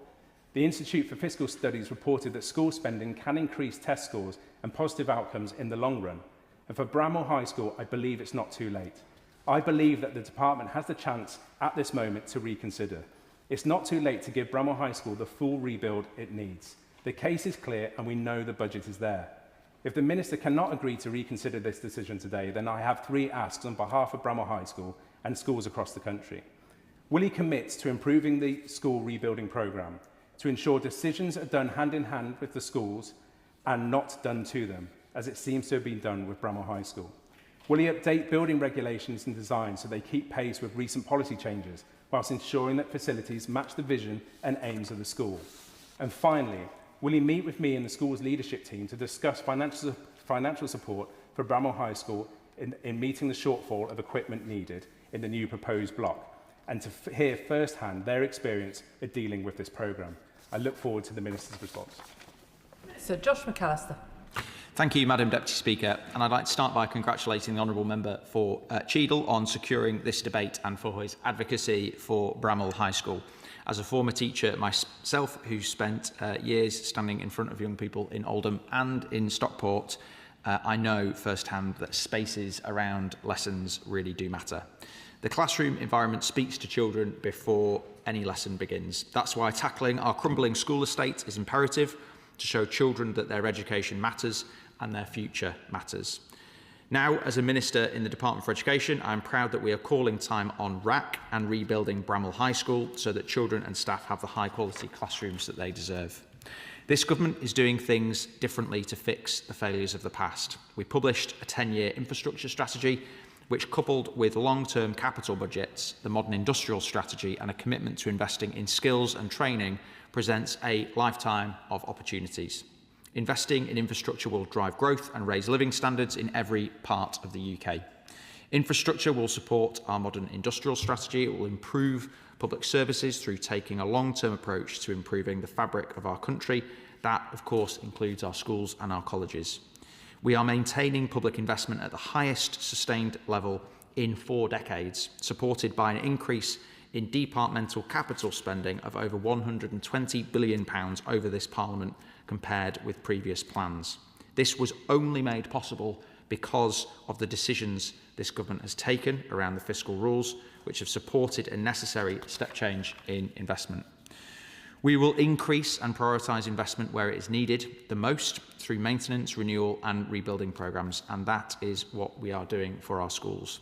That is why we increased overall capital investment in education to £38 billion to 2029-30, the highest since 2010 when Labour were last in government. With over 22,000 schools and colleges in England, the education estate supports 10 million children. But we inherited from the previous government the RAC crisis and years of decline in the school estate. After years of underinvestment, too many children are learning in buildings that have already deteriorated and are in need of repair. For too long, schools have had to patch and mend buildings that have already deteriorated beyond repair instead of the rebuilds that they needed at an earlier point. We're turning the page on years of decline in the school estate, fixing a legacy of neglect and removing RAC for good. At the core of our strategy is a shift to more proactive management, long-term maintenance and more renewal of the existing estate. That is alongside rebuilding more schools and making sure that there are high-quality places from early years to post-16. Our 10-year plan for the school estate, which I published a few months ago, is backed by unprecedented long-term funding. We're investing almost £3 billion per year by 2034-35 in capital maintenance to improve the condition of the school and college estate, rising from £2.4 billion in 25-26. We're investing almost £20 billion through the school rebuilding programme. There are over 500 schools already in the programme, with well over half in delivery. 59 schools have been rebuilt through SRP already, with 47 of these completed under this government. We will select a further 250 for the next stage of the SRP at the start of 2027, and the renewal and retrofit programme, backed by £710 million to 2029-2030, will improve the condition of schools where they are coming towards the end of their life, but deeper renewal and retrofit can extend them considerably. RAC has been permanently removed from 80 schools and colleges, and we have set out a clear plan to finish the job. By 2029, every school and college in England that is not being fully or substantially rebuilt will be RAC-free, and every school with RAC needing to be rebuilt through the SRP will be in delivery by that point. That includes Bramall High School. As the Honourable Member has set out, Bramall High School has faced building challenges with parts of the estate dating back to the 1960s and the presence of RAC. But what stands out is the positive and determined way the school community has responded to that challenge. It was a major operational challenge, but the school, Stockport Council and the department worked together to keep pupils learning safely and minimise the disruption to pupils as much as possible. I want to recognise that achievement. Through excellent joint working between Stockport, the head teacher and the department, all RAC mitigations are in place. That means that pupils are able to use the spaces again safely while we get on with the job of rebuilding the school. This is not just about resolving a building condition issue. It is about delivering a lasting legacy for pupils, staff, families and the wider Bramall community. I'm pleased to say that delivery is underway with real momentum behind it. Wilmot Dixon is the appointed contractor and has worked closely with the school and the department to design an ambitious new build. We expect to have spades in the ground later this year. But this is more than just a construction project. The rebuilding work will also provide valuable T-levels, placement opportunities and support apprenticeships, creating local jobs. A new modern 3-storey building will give Bramall High School the facilities it needs for the decades ahead. Every building, apart from the maths block, will be replaced. This building was built post-2000 and has solar panels on the roof and other modern features. Detailed surveys that have been conducted show it is in good condition and does not warrant demolishing or rebuilding. We're working with schools to remodel it, to integrate it with the new buildings that are created. And I would add, in response to the Honourable Member's speech, that 90% of the school will be rebuilt. And I do understand that when there is a new school project like this, and I've visited a number of them, the desire is to have the whole shebang, the whole school completely rebuilt. But in the context of a school estate of 22,000 schools across the country, it is important that public funds are used not to replace buildings that are still well within their life cycle. And I regularly look, Madam Deputy Speaker, at lists of schools that are in the 60s and 70s that are not yet in any school rebuilding programme, are well beyond their life. And we are doing the job of clearing up that backlog, but it does mean that we need to prioritise where that investment is going, so that it goes into those buildings that absolutely do need to be replaced. Through the school rebuilding programme, Bramall High School will benefit from 25 general classrooms and a full range of specialist teaching spaces. That includes 10 science laboratories, computing and ICT rooms, workshops, a drama studio and an art and design classroom. The plans include a dedicated area for pupils with special educational needs. Sports and leisure provision will also be improved with a new 4-court sports hall, activity studio and changing facilities. This includes 2 multi-use games areas, 1 for school use and 1 intended for community use. This is a substantial and exciting investment, a school that is modern, energy efficient and designed to support excellent teaching, learning and sport. And on the matter of the fixtures and fittings of the school, which I thank the Honourable Member for mentioning, all fixed furniture, fixtures and equipment are provided in the school rebuilding project. This means that schools will receive a huge amount of money for new furniture and equipment. For example, it will get a new kitchen, all classrooms will be integrated with ICT equipment, drama will get the lighting rigs that they need, etc. But we do not normally provide new standard loose furniture like tables and changes, as schools should have an ongoing programme to replace them as they reach the end of their life. That's part of schools' normal management of capital. I would like to acknowledge the strong partnership that has driven the progress so far. I'd like to thank the head teacher, Paul Williams, and his staff, the chair of the school's governing body, Sarah Brown, Stockport Council and Wilmot Dixon for the work they have done together alongside the department's programme management team. I want to reassure the Honourable Member that this government remains absolutely committed to delivering a safe, modern and high-quality school in Bramall.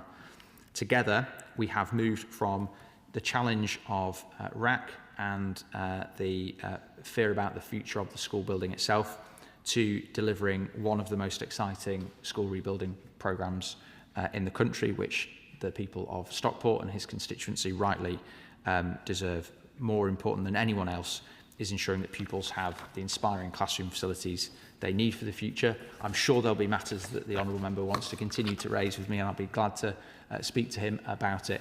But this is a good example of the sort of investment that we're making as a government and as a country because of the choices we have made. The question is that this House do now adjourn. As many as are of that opinion say aye. Aye. The ayes have it. Order, order.